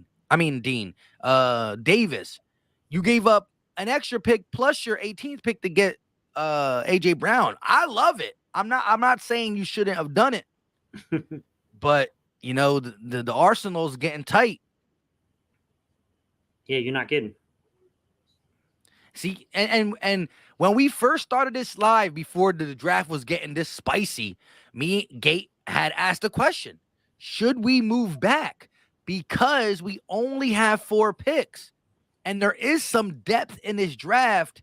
Should we move back and turn 4 picks into 5 picks, and you only move back a couple spots or something like that? And I thought about it, but now how we're sitting, I can't risk it. Yeah. I don't know, man. Would you move back from 51 to 63 and then you gain like woo? That's a big move, Mike. All right, 51 to like 58 and then you gain an extra pick? I wouldn't do it at this point. Who's still on the board at that point? I think it depends upon who's on the board. If I feel like there's still plenty of talent on the board where I can walk away with filling a position I need, and I feel like all this grouping of guys are equal in talent, sure. But if the next 3 or 4 picks fall in a way that don't look good for the Eagles, I don't know, man. I think you can make both arguments. Like, well, Steve, if the next 3 or 4 picks fall the wrong way for the Eagles, why don't they just trade back then? But I don't know, Mike. I keep forgetting that we do have players that could have helped us moved up, so we don't have to give up picks. But I don't know. Maybe they want to keep Dillon for this year at least. But here we go. The Washington football team's pick is in. Please, God. Santana Moss. Remember him? Santana Moss was a beast back in the day. Yeah. He played for the Jets too. The Washington football team. Wow. Fadarian Mathis, defensive tackle out of Alabama. So we got it. Fadarian Mathis. Mike, this is what I'm talking about with Washington. Have you noticed who I've mocked to the Eagles at nose tackle for the last 2 or 3 mock drafts? Yep. Right. I'm telling you, man. It's crazy. Shout out to Marshall Chambers with the $2 super chat. He said, I think it's Brisker at 51. Jaquan Brisker at 51 would be lovely. Yo. I don't want to hear it, man. I know your boy's going to come at me. Exactly. Listen, Ed's going to be all up on me for this one, man. Because you said how deep they are at nose tackle, and this was one of your guys. Yes, for sure. That's wild, bro. Jericho with the $2 super chat. What are your thoughts on this Descent Utz? Do you know who that is? Yeah. That's how do you say his name, first of all? That's, bro, you're asking me. I'm like the wrong person to ask how to pronounce a name. Like, I'm not too sure. Is he even in this draft class, though, guys? I'm not too sure he is. Let me make sure he's in the draft class. I don't know, but Fadarius Mathis is going to the Washington football team or the Commanders, whatever you want to call them, punks. The Chicago Bears are on the I said on the line, on the clock at 48. So listen, literally, we got 1, 2, 3 more picks. Eagle Nation, can we get through these 3? Listen, if you haven't hit that like button, hit it. It's good juju. We are live on 2 or 3 channels. Actually, 3. I don't know why I said or. Gate City Sports Channels right here, who I'm pointing to. Philly Talk Podcast is your boy, and Philly Fresh. Hit the like button. We need all the good juju. It's coming down to crunch time, baby. And we weren't trying to dish you. I don't know if he's in this draft. I can't find anything that confirms he's in the draft. So if you could shoot me back, you know what I'm saying, if he's in the draft, then I'll take a look at it. Yeah, whoever said that guy's name that I totally butched, let me know. Rel Dan said, don't sleep on Washington. I'm asleep. I fell asleep. All right, here we go, though. Bears pick is in, man. Wow, George Pickens is still on the board. He's not someone that the Eagles are looking at this point in time because of what we did with A.J. Brown, but you know, the Bears wide receivers, they just lost Allen Robinson. Could this be a Pickens pick? I don't know, man. I mean, the Bears can use some things. I mean, they can use offensive linemen too because what's his name was running for his life. They can use offensive linemen for sure. Pope said, "How we taking Willis? I'll cry." Skeletor in the building. What's going on with you, my guy? In the building. Hey, I thought I would never agree with Simmons. You know what I mean? I thought I would never agree with him, but shout out to him. That's funny, bro. Here we go, though. Shout out to my guy, Latif, in the building. $2 super chat. Booth or Dean. Booth is off the board. He went to the Vikings like 4 picks ago. Yeah. Here we go. Chicago Bears. Sean Evans. 48th pick in the 2022 NFL draft. The Chicago Bears select Jaquan Brisker. Ah! I don't care if I'm a grown man. I'm going to cry, bro.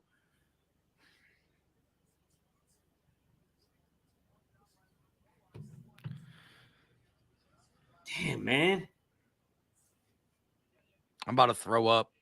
Yo, it's tough, man. It's tough when you get in this area because it's, you know what I mean? Like, this is just, oh my God, bro. I mean, obviously everyone's probably got fairly similar grades on these dudes. You know what I mean? Although I would have never thought Nakobe Dean would slide quite this far. I know Jalen had him pegged for the 3rd round. I didn't think he was going to slide that far.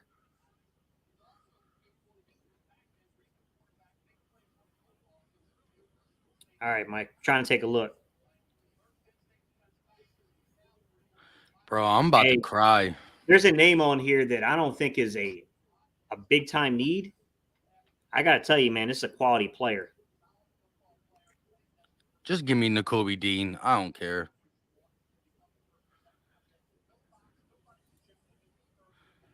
We'll get Amar Davis with the 83rd pick. He'll go 80 though. There's still a see. All right, let me not even say it, guys, because if I say it, he's gonna come off the board to the Saints or to Kansas City on me. So, all right, there still is a guy that, you know, bro. That's just dirty, dog. Latif said with $2 super chat, appreciate the love, my guy. He said, why is Dean falling? You know, a lot of people listen, his tape is to me spectacular. What he's able to do, blitzing wise, what he's able to do, even against bigger guys, smaller hands, smaller legs. I think they're worried about his size not really translating into the NFL, but his heart is there. His heart can translate to the NFL, and so I like him. Geraldo said it. Any edges, Gate? Is it an edge?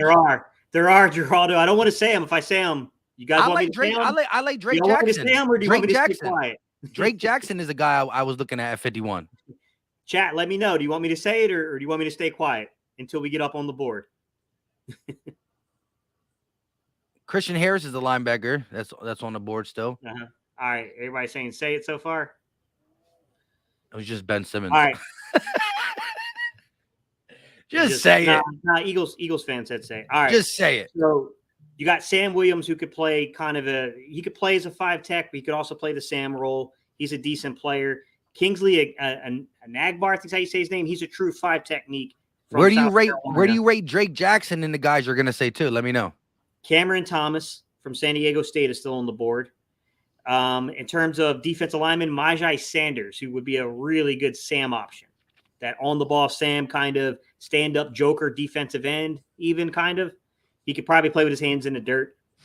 He's still on the board. I think if they really want defensive ends, they want a on-the-ball Sam or like an athletic defensive end, it's there in terms of defensive ends.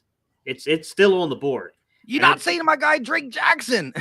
I think Drake Jackson's more of the third round. You really do? The Marvin Leal is still on the board as an interior guy. I'm not suggesting they're going to double up after already going with the 5th or the 13th pick for a 3 technique, but he is still on the board, and I got to name him just because of how good of a player that is. That's still out there. Should I speak other things into existence, Mike? Drake Jackson is like end of second, high third round, Mike. If they trade back, I think he's in play. All right. Well, here's my thing. Again, look, this point, Nick Bonito is still on the board. Yeah, Bonito is good then. I would take Bonito over Drake Jackson, to be honest. Yes. Here's what I was saying. I thought you were only staying edge and not just defensive line. I thought you were talking about edge rushers only, because that's the reason I said Drake Jackson. At the end of the day, I really wanted a cornerback or safety with this 51st pick. But now that Brisker, Petrie, Booth, McCreary went off the board, I don't think there's a safety. There's or two. A corner. There's two. Has the Saints already picked? Am I about to mess this up? No, I don't. No, the Saints still got a pick. We still got the Saints pick is in. Shout out to Marshall. There's still 2 on the board. That you're willing to go at 51? Kirby Joseph, Brian Cook. I don't know if they'll go at 51, but if in a trade down scenario, did you present it to me earlier? Yeah, I think both of those dudes would be in play. Yeah, I'll take Nick Cross. I'll take Cross over Joseph. I think that that would be 51. But Nick didn't. I thought, is Nick Cross? Hang on. Did he come off the board already? No. Shout out to Marshall with the $2 super chat. Yet? I don't think Nick Cross came off the board. Where they got this dude rated? I don't think he's rated. I thought he was rated in the 70s, to be honest. I just no, like he's rated third round. He's rated third round. Yeah, but so is Kirby Joseph. They're both rated first, third round. Kirby Joseph is like he's rated like back end of second, very early third. But those guys, those once you're in that 20 pick window. Well, guess what? Nakobe Dean was rated in the first round, and he's not even in the top 50. So I don't want to hear it no more. You know what I mean? It doesn't matter. Shout out to Marshall with the $2 super chat. Man, Miss Brisker, Dean or Willis? Oh, whoa. Watch out for Willis. But listen, would you be mad if they just took Nakobe Dean? Would you be mad at 51? Would I be mad? I mean, no, but is it really like, here's my thing. If you trade it back, okay, say you got there, you didn't like it, you trade it back, you pulled a gate, I'm all about the trades. You trade it back, and then Nakobe Dean still hit you. I think you have to, then you take that type of player. You have no choice. Like, I don't think off the ball linebacker is the biggest of needs we have. True. Certainly is a need that you can use, but I you know what I mean? Like, if I'm leveraging myself and I'm adding picks to kind of address those needs later, then I'd be okay with that. Oh, wow. Alante Taylor, defensive back or safety out of Tennessee. That was your guy, right? That was my dude. Man, he went way high. Do you like him out of safety? Way high, Mike. Yeah. He was solid third round. Yeah. Do you believe he's more of in the NFL, play more safety or DB, a defensive back?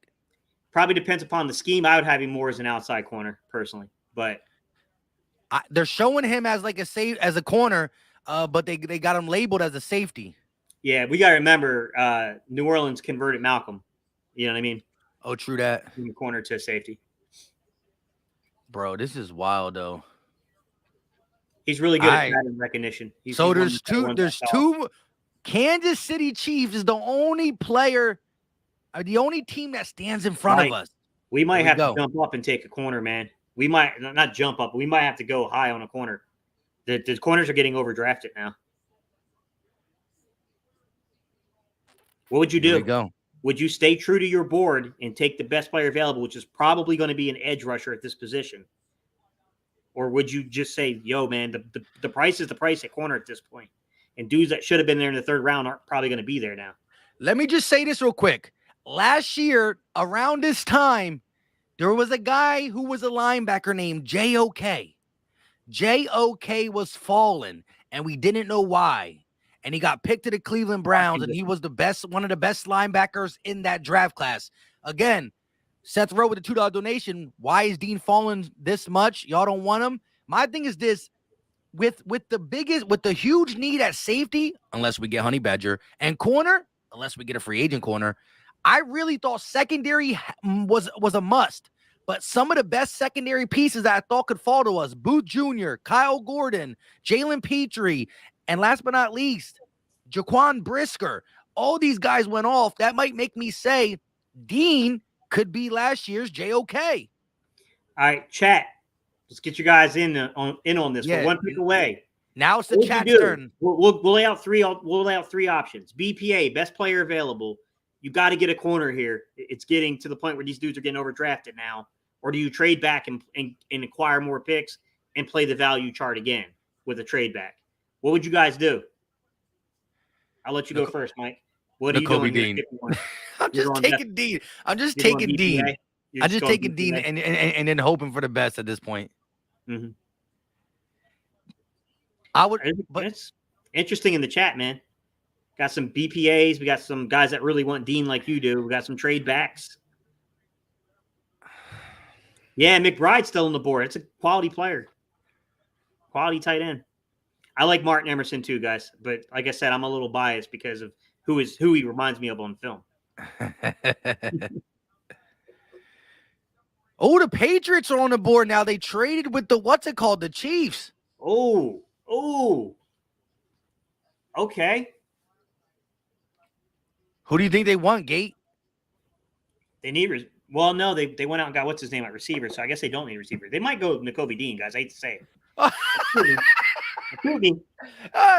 Listen, I'm logging off. I'm off. I'm off. They might. After Booth Jr., Jaquan Brisker.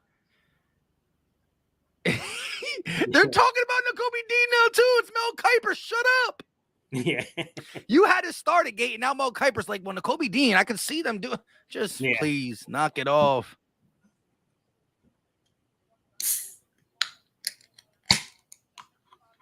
Oh, wow. They just said Dean. The chat is looking on Twitter. Or no, I don't know if they're looking on Twitter. I don't know what's going on. I don't know what's sorry, guys. Anymore. I didn't mean that. Hey, that one, you can't put that on me for speaking that one into existence because that one was kind of obvious if that happens. Like, I mean, come on, man. He was the only guy that had that kind of value that you would trade up for.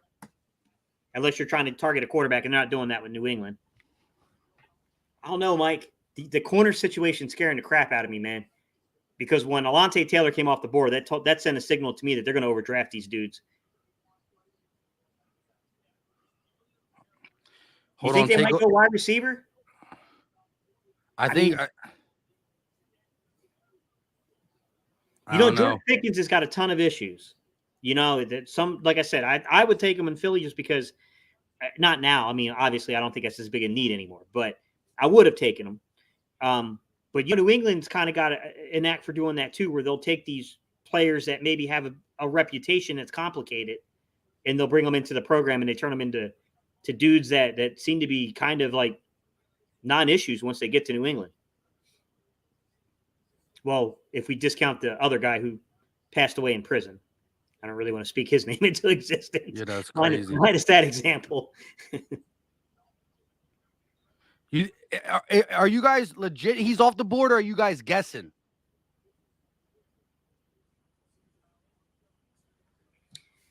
We'll see, guys.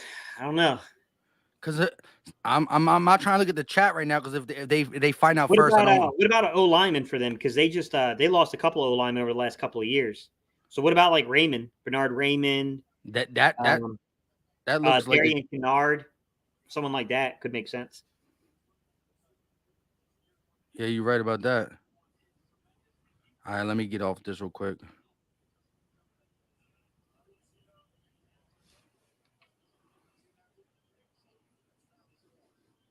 Man, they're taking forever, bro. Here we go. Sorry, guys. That's crazy, man. Why you moved ahead? Like you should know who the pick is. Exactly. You moved ahead. You clearly got somebody in mind. Oh, they already took Cole Strange at guard side. Maybe they probably really don't have a big. Here we go. They got a kid. They're letting a kid do the reading. I don't know why. But it's a Make-A-Wish thing, so shout out to them. Hey, Jalen, what do you think about the Marvin Leal in the Patriots fit? Would he fit there? They got a wide receiver, guys. All right, here we go. New England Patriots on the clock after trading up with the Kansas City Chiefs. 2022 NFL Draft pick number 50 right in front of the Eagles. Come on. You know, if they didn't do all these things, like the draft really wouldn't be that unbearable in terms of the length. He had to say 6-time Super Bowl champion. Hey, shout out to him, though. He's having a great time.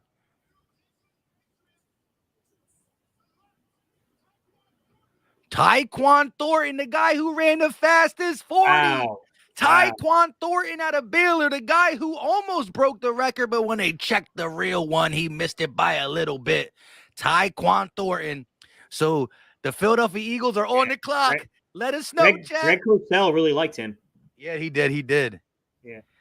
Oh, wow. Dude, he became a second-round pick. Hey, I tell you, so many people love these 40s now. Mm-hmm. It's all about the combine. All right, guys, let's talk. I don't want to do this to y'all, man, because I know everybody wants Nakobe Dean. He's the best player available. Best player available, Nakobe Dean. But watch, Jalen's going to be here in a minute. Like, he's not. Don't touch him till the third gate. Watch. Yeah. But outside of him, outside of Nakobe Dean, pretty much you're the options. I'm not going to say offensive line or anything like that, but you got like Sky Moore, Trey McBride, offensive weapons. Obviously, I don't think receivers really in play. Majai Sanders, Kirby Joseph, Chad Muma, Cameron Thomas, Kingsley Egnagbar, Christian Harris, DeMarvin Leal, but I think he's a little unlikely just given how deep we are at that position.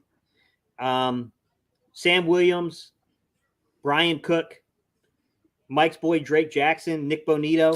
I don't like him. I just said it for that thing. Martin Emerson at corner. Pick is in. Who do you think it is, guys? Let us know in the chat. Rome one more said Dean. Eagles on the clock. Hort Dog said Eagles draft Gate City Sports. No, I hope not.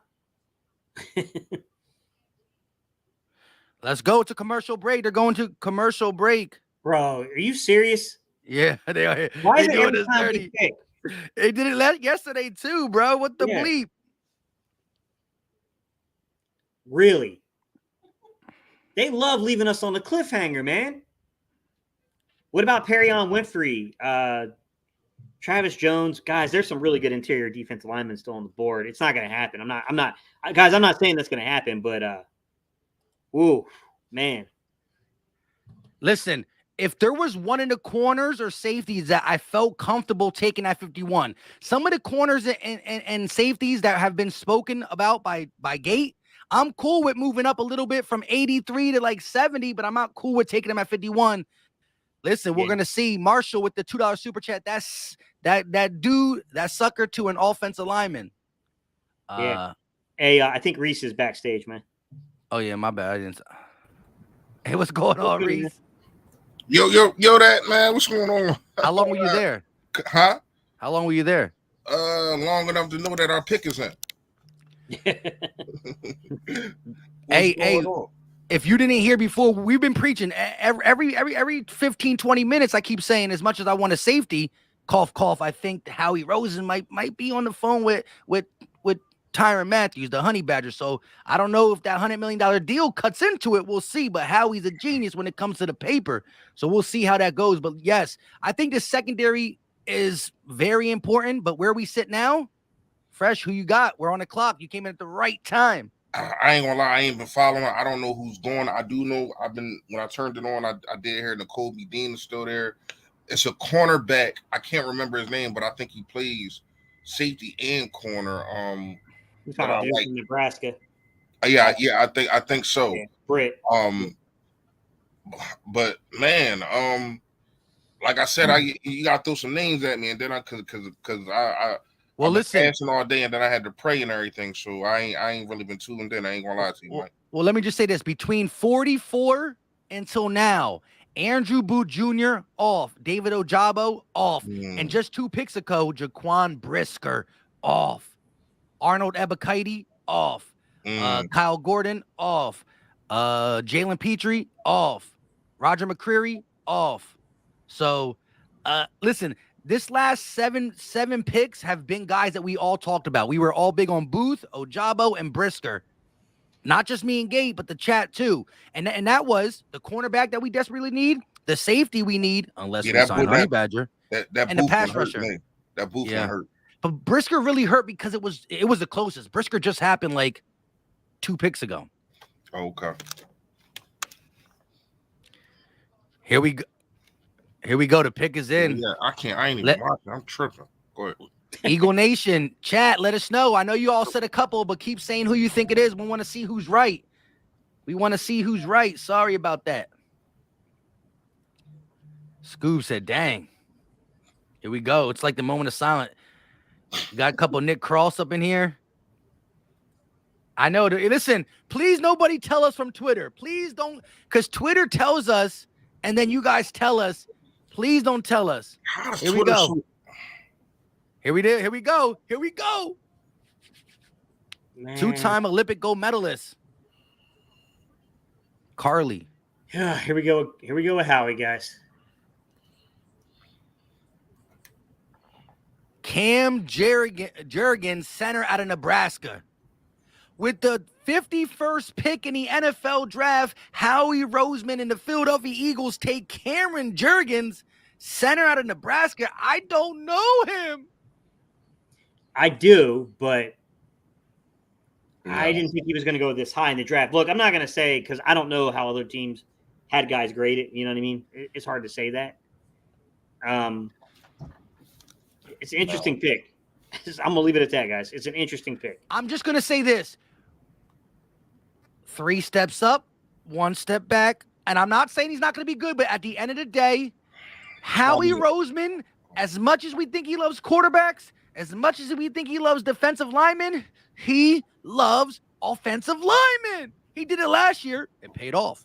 But that was Landon Dickerson.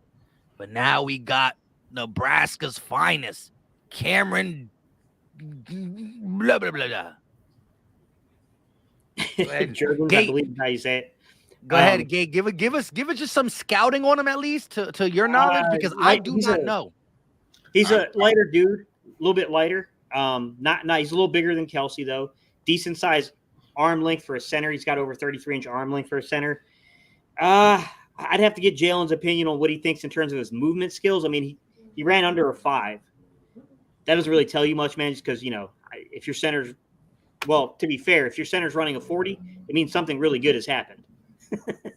But normally something good's happened. You know what I mean? I don't know his lateral drills. I don't know his lateral athleticism, guys. I'd have to actually see the numbers on that to kind of weigh in on it. George Pickens going to the Steelers, just to let you know. Yeah, I do think he could play center guard. I think he could play some guard if you needed him to. We'll see, guys. I mean, he's gonna have a lot of the same questions that Kelsey had coming into the league. Can he anchor against true bull rushers? Well, here's a good thing, guys. In practice, he's gonna have one heck of a big time bull rush coming at him. So we're gonna find out real soon if he can anchor. I don't like it,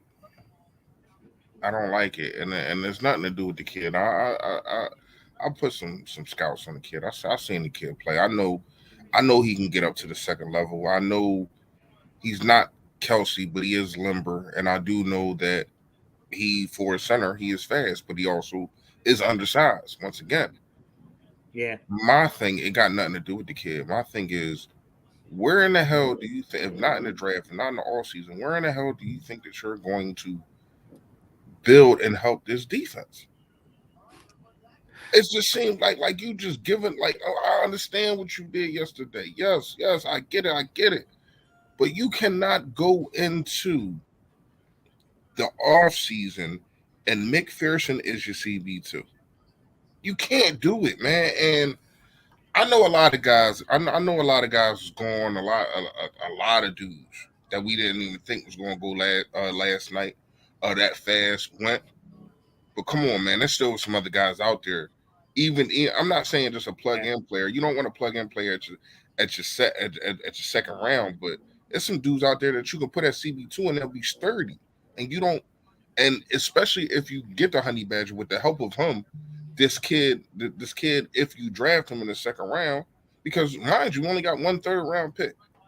So it's like everybody knows you're gonna have to go either safety or corner. You just you kind of put your back against the wall with this one, man. I don't like it. Yeah, Go ahead. real quick, Ryan. Real quick to Ryan. Listen, when it comes to most of college football, I am a casual, and I'm not, and that's why you do not hear me saying, Howie, you blew it. I am just with the thought of question mark. I do not know him, so I'm not going to be on here bashing it. I'm not going to be on here praising it. That's why I go to Gate and say, how do you feel? And Gate says he likes it. He likes the dude. He just don't know if he's worth the 51st pick. I understand this for the future. I'm not an idiot. I watch the Eagles. I know Kelsey's on a 1-year deal. He's been on a 1-year deal for 3 years. At the end of the day, I still feel like we have the best offensive line coach in the game. We have next year's draft to look at center. We do got a guy who can play center, not just Landon Dickerson, but also, did you forget that Isaac Seumalo even is on the team? This is a guy who hasn't played football for the Philadelphia Eagles for pretty much the whole season. So I'm just saying that with not a starting cornerback too, not a starting safety, unless we get Honey Badger, and just BPA, not really including this guy. It was just Howie Roseman saying, I love offensive linemen. I understand it. It's not the sexiest pick, but you got to do it. I'm just not familiar, and so I'm holding my thing right now until I figure it out. But I'm not excited about this. I'm not excited. Something's going to happen, Mike. In my opinion, something's happening. Something's going to happen because, okay, guys, Landon Dickerson, I don't think they were moving from left guard. I don't think they had him in the plans as center. I think once that dude played at a Pro Bowl level at left guard, he was going to be their left guard. But when you really look at the logjam there is in the roster now, because Kelsey is back this year. And, hey, I mean, shout out to Kelsey, man, because he seems like he's pumped up and ready to play this year. But now you got this young man, Jurgens. And I don't know, like I said, guys, I know that all the so-called publications had him as like a 4th, 5th round grade, but that doesn't tell you really what the actual team had him on the board. I don't know how other teams had it. You know what I mean? Like, the publications don't matter. It matters how teams had them ranked internally. With that said, now you got this logjam where you got Seumalo, you got Dickerson, you got Herbig. I mean, you got this kid Jurgens, and then you got Andre Dillard. Like, that's a lot of backups. It's a lot of backups. Like, there's a logjam here. Someone's got to move outward. And I don't know who that's going to be, but I got a feeling some kind of move is going to be made. Well, I mean, and B got a concussion, and he's listed out for game 1 of the Heat series. Sorry, it's not.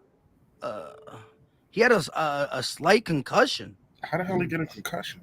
At the end of the game when he got hit, and he said his face was broken. I thought it was just like a fracture in his face. I was afraid he was gonna have to wear the mask. That's a bad job, man. My goodness, man. Now I'm really mad at this pick. I don't know what they're going to do. I mean, what do you guys think? I think that I don't know if it's going to happen during the draft because there's many ways of achieving this, but I think one of these dudes are getting moved. Somebody's getting traded here. I think. There's too many. You can't. You know what I mean? Like you're overstocking one particular area of your line. Like someone's got to come off the board in terms of your roster, not off your board, but someone's got to come off the roster. I mean, where are you at on this, Reese? I mean, I was saying that I kind of got cut off, but man, I ain't gonna lie to you.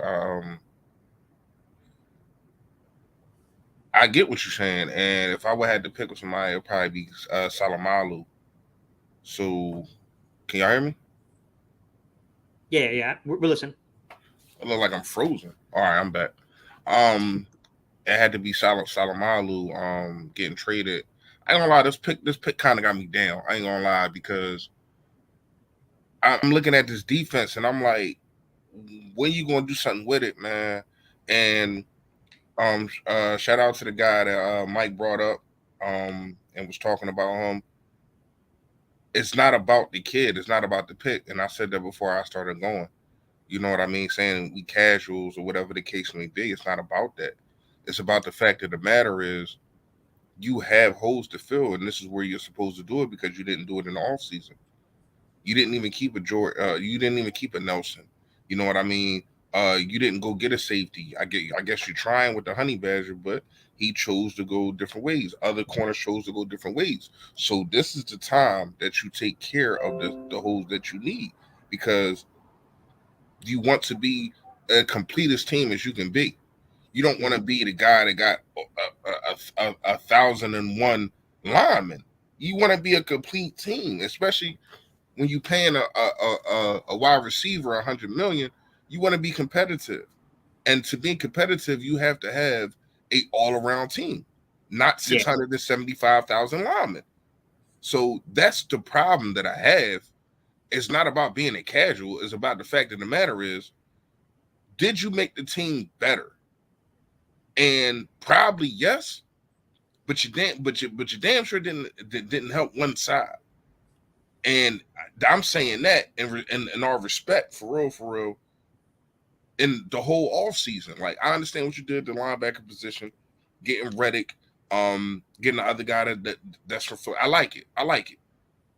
But if you don't fix this cornerback and safety position, it's bombs over Baghdad. And even Patrick Mahomes and dudes like that can't dig they team out of those holes sometimes when they just getting torched. Yeah. So that's something that you got to think about, man. But I will say this. Just tell me if you guys disagree. If there's any player that I'm unsure of the value of, where I genuinely don't know where teams had them on their board. I did hear chatter that he was the number 1 and number 2 center from some folks, even over Linderbaum on some teams' boards. If there's any guy who's going to come out here and pull a surprise at a position group, Stoutland, I trust. That's the only thing I will say is that Stoutland, I trust. If Stoutland saying this dude's worth the 51st pick, the only frustration I have with it is similar along your lines, Reese, is where I don't, like I said, I don't think that the corner value was there to make the pick at 51, to be honest. But you probably could have traded backwards, added some picks, assuming someone else wanted to trade with you. That's the other side of it. I don't know if anyone wanted to move up.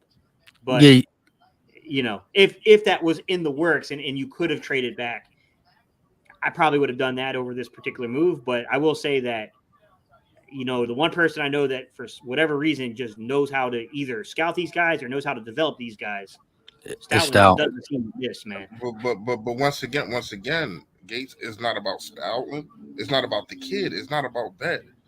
It's about the fact of the matter that you have to. If he doesn't do, I'll feel better if he addresses this defense. But if he doesn't, and you had opportunities to, got 3 picks, don't we? That's it. That's what I'm saying. Like we don't got a lot out here. I mean, went from 10. Yeah, we used them all. Yeah, we don't got a lot out here. So when you look at it, and then not only that, like I said, Mike, like when you get into those later rounds, people can be spiteful. Oh, we know you need a safety. This guy is here. Let's take him. Oh, we know you need a corner. This guy is here. Let's take him so you can be a weaker team. And you put yourself in that position. Now you did it with good intentions by moving up. I thought, and I still feel like how I feel, that you kind of got fleeced by moving up 2 spots for 5 picks. Mm-hmm. I still think that, but I also think that you fleeced somebody for basically giving up, a first and a third for Antonio Brown. So I'm not gonna lie to you. You did put the Eagles in this position, but you're not doing, from what I see, anything to fix it. Until that happens, I don't know, man. People gonna be scoring 40 and 50 burgers on us, man. Yeah, let's get to these super chats real quick. Shout out to Donnell Shipley with the $5 super chat. Fellas, what pissed me off as I was if off is we draft these players too early. Why in the heck can we never get skilled players? It's not the sexiest pick, but I do agree with Gate in the sense of if he got the stamp from Stoutland, I believe in the talent, but I also am where Fresh is. It's not about him. It's about the Eagles defense. Mental cash that didn't Landon Dickerson play center at Alabama? Yes. So we got Landon Dickerson plus Isaac Seumalo who can play center. Not saying I like Dickerson at the left guard spot. Don't get me wrong. You know, it is what it is, but that's just wild. Sam Williams to the Cowboys, that hurts. I like Sam Williams a lot. I know that we had a very slim chance of getting Sam Williams, but I would have preferred him not go to Dallas. Sam Williams, right? Yeah. Linebacker out of Ole Miss.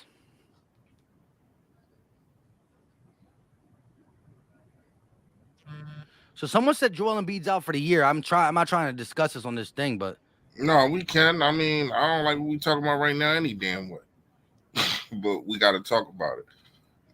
From what I hear, is indefinitely is no time for him to come back. So, I mean, I guess they're saying that because of the concussion, will he have to wear a mask again? Probably. Mm-hmm. I don't know. well, that's another reason. That's another reason how I'm feeling right now. We can't catch a break, like, and it's not Embiid's fault. But damn, man, we thought this was the year you was gonna go stay up and stay healthy. Like I said, it's not his fault, but this is a hurt piece, man. Big time. Yeah. Shout out to Joseph real quick with the $10 super chat. Appreciate the love and support. Hit that like button, everybody in the chat. We got like 550 people total. Again, we are live on 3 channels. Gate City Sports Channel, Philly Fresh. He's hidden by the comment, but you'll see him shortly. Hit the like, hit the subscribe button. Go check out everybody's channel. We cover Eagles all day, every day. Kaiser White, Hassan Reddick, Jordan Davis, A.J. Brown, now offensive line. I know we need cornerback through we can get cornerback through waivers or draft and get the Honey Badger. We Gucci, cheer up. Howie ain't done. Listen, I am not like it's over. I'm just confused. That's it. I'm not over. I'm confused. I would tend to agree with that too, Mike, that we can't rule out that we have all this depth along the interior offensive line. Somebody's clearly getting moved there, in my opinion. Correct. It's opinionated, but I feel like somebody's clearly going to get moved there, and we can't really rule out that they might trade for somebody at corner. I mean, that's crazy though. But I get what Reese is saying. He's judging the moment in the moment, not necessarily, not really knowing. Yeah, and a lot of my emotions are also towards this Embiid situation too. Not gonna lie to you. So it's like I get punched. I get punched in the stomach. I lean over and get kicked in the face. You know what I mean? Like that's how I'm feeling right now. Not gonna lie to you, man. But I'm it's not that I'm giving up on Howie. Like you said, I'm just in the moment saying right now, I think center was really. I understand Kelsey. He's that's probably gives you the certification that Kelsey has done this year. This is last year.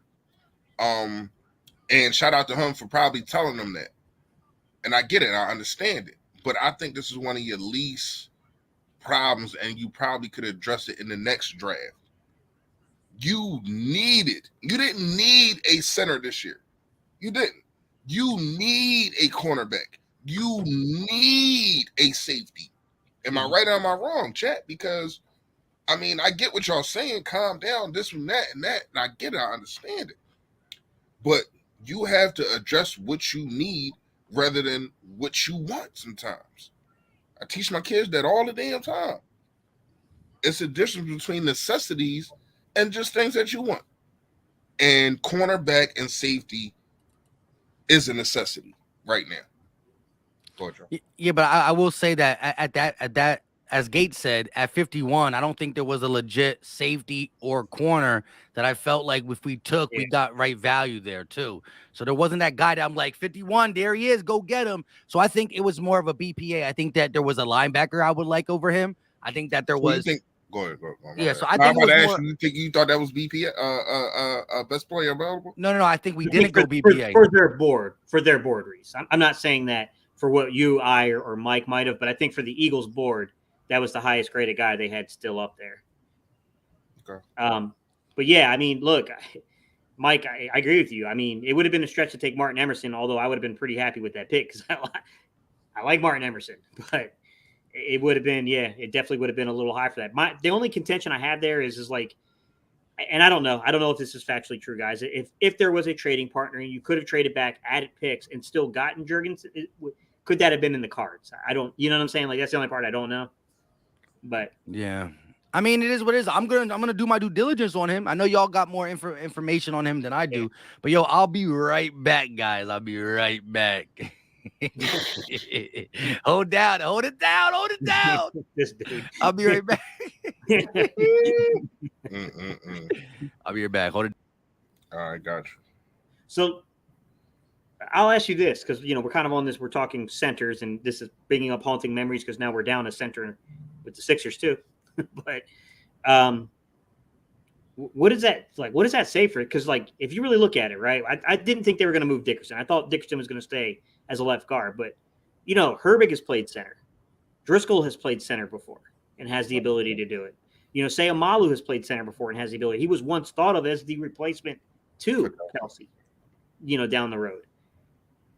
I mean, they went out and drafted a dude. I mean, he does have some ability to play guard as well, but I would probably take a wild guess. This is the guy they're envisioning as the future center.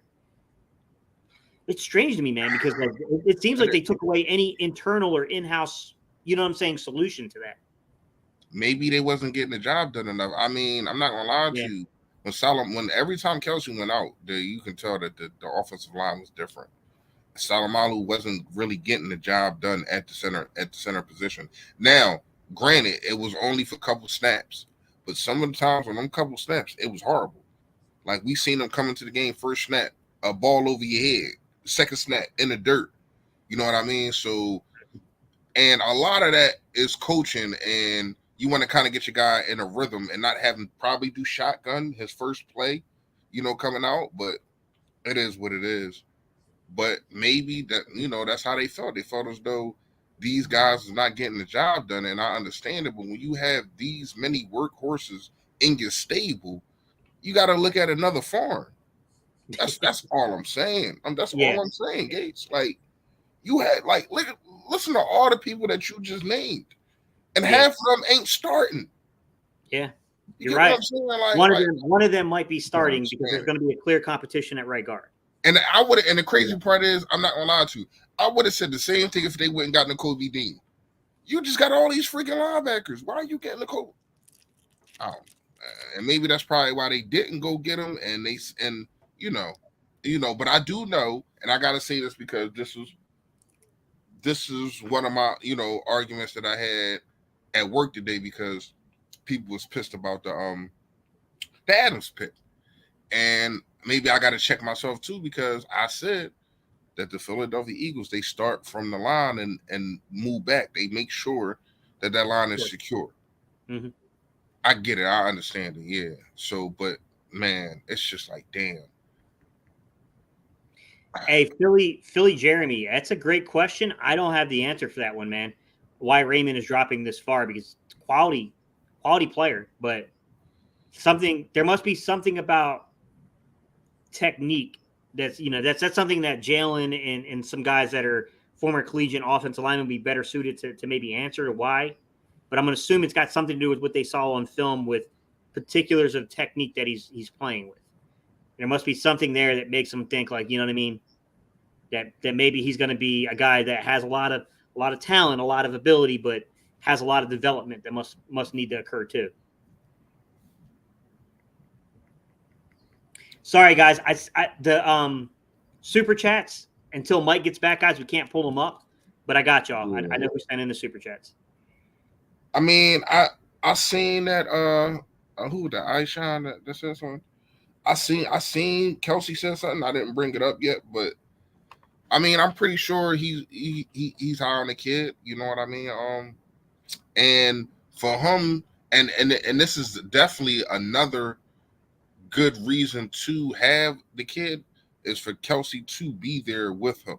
You know what I mean? Instead of Kelsey leaving, and it's just he don't got nobody to learn from for real at that center spot except for just Stoutland.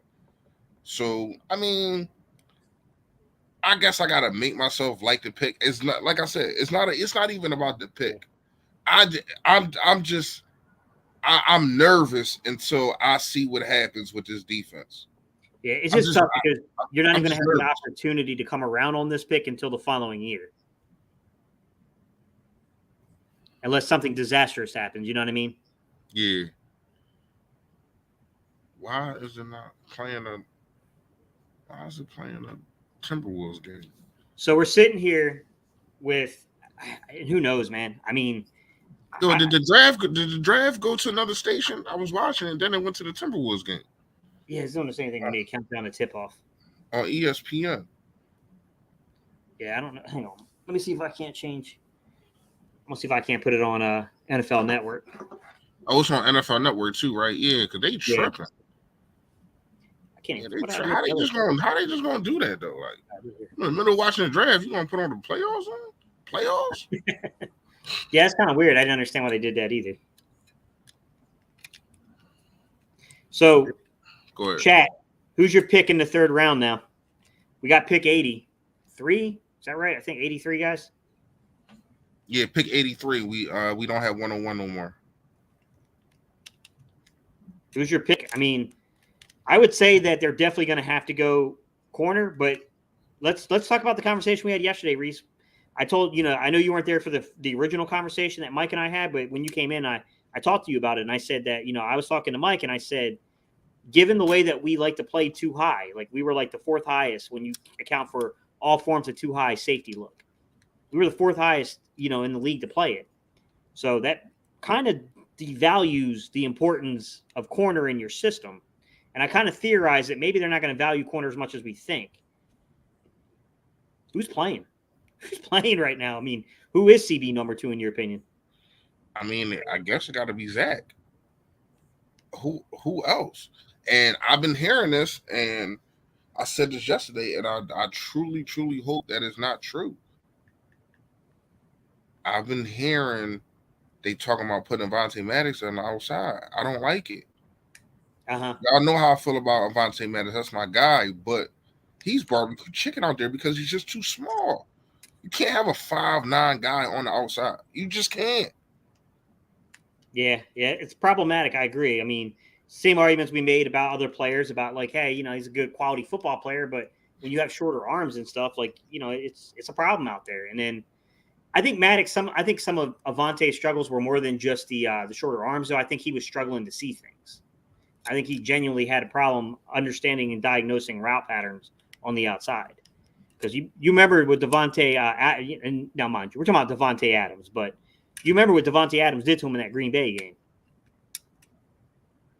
Yeah, I mean that's Davante Adams, though. Yeah, I know it's not fair, but but I mean, once again, too small. You're too small. Your arms are too short to box with the guy. Like you're too small, and it's not your fault. You can give all your heart out. You know what I mean? You can play your heart out, but sometimes, man, you're just too small. Do you think Nelson is better than Maddox? It's not about him being better than Maddox, but he's bigger than Maddox. Heck no, he's not better. But I think Avonte Maddox is made for the slot. He plays better in the slot. He plays his best in the slot. Last year, he played his best football. Hands down. He played his best football last year in the slot.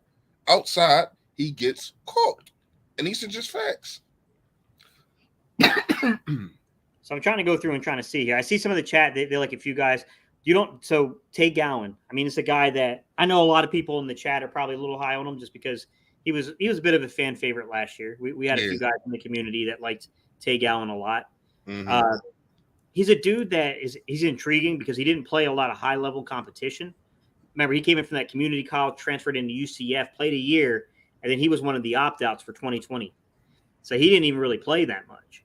But, he had intriguing size, good physical, testing. But, I didn't see enough either from, McPherson or from Tay Gowan.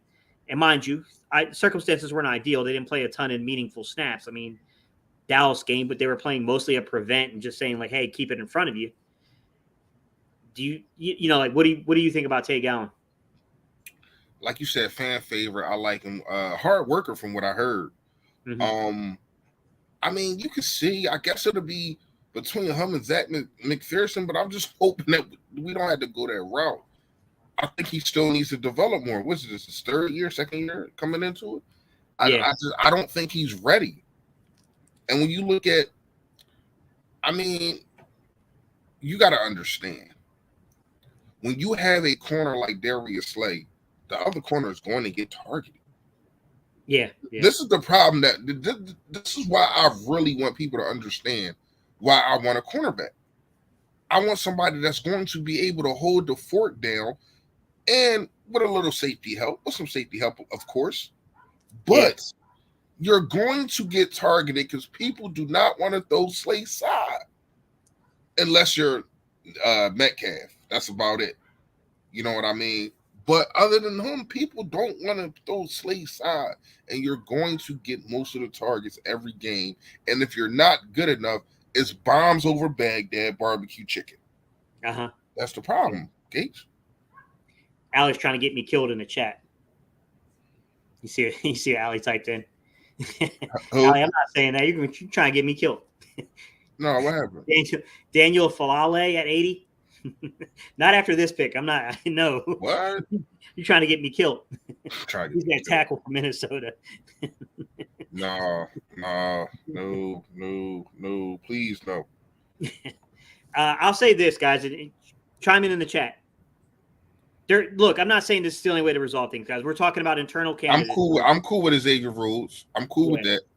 Yeah, I mean, there's definitely like internal candidates, like we're talking about Tay Gowan, Zach McPherson. We have no clue how the coaching staff views them, guys. I'm not going to say that I know yet. I mean, until we can hear them speak independently about these guys and get a chance to see what they're doing in camp with them, it's hard to say. Outside of those two guys, I mean, we have some veterans like, Xavier Rhodes, who has played in the system and the scheme before. It's familiar with our defensive coordinator, of course. There's a few guys like Joe Hayden. I don't know if there's anything left in the tank. He's like 33. Good football player when he was younger. I don't know what's left in the tank, though. Trey Waynes, who was a Minnesota Vikings draft pick, was never really that great, to be honest. They could trade. They could make trades. There's no doubt about it. They could trade for a guy post a draft, use one of these offensive linemen that they got a million of and try to find a team that's really offensive line heavy that has a prospect or a guy that maybe they drafted someone in this draft and now they need to move another guy to get this guy playing time. You could try to find a situation like that.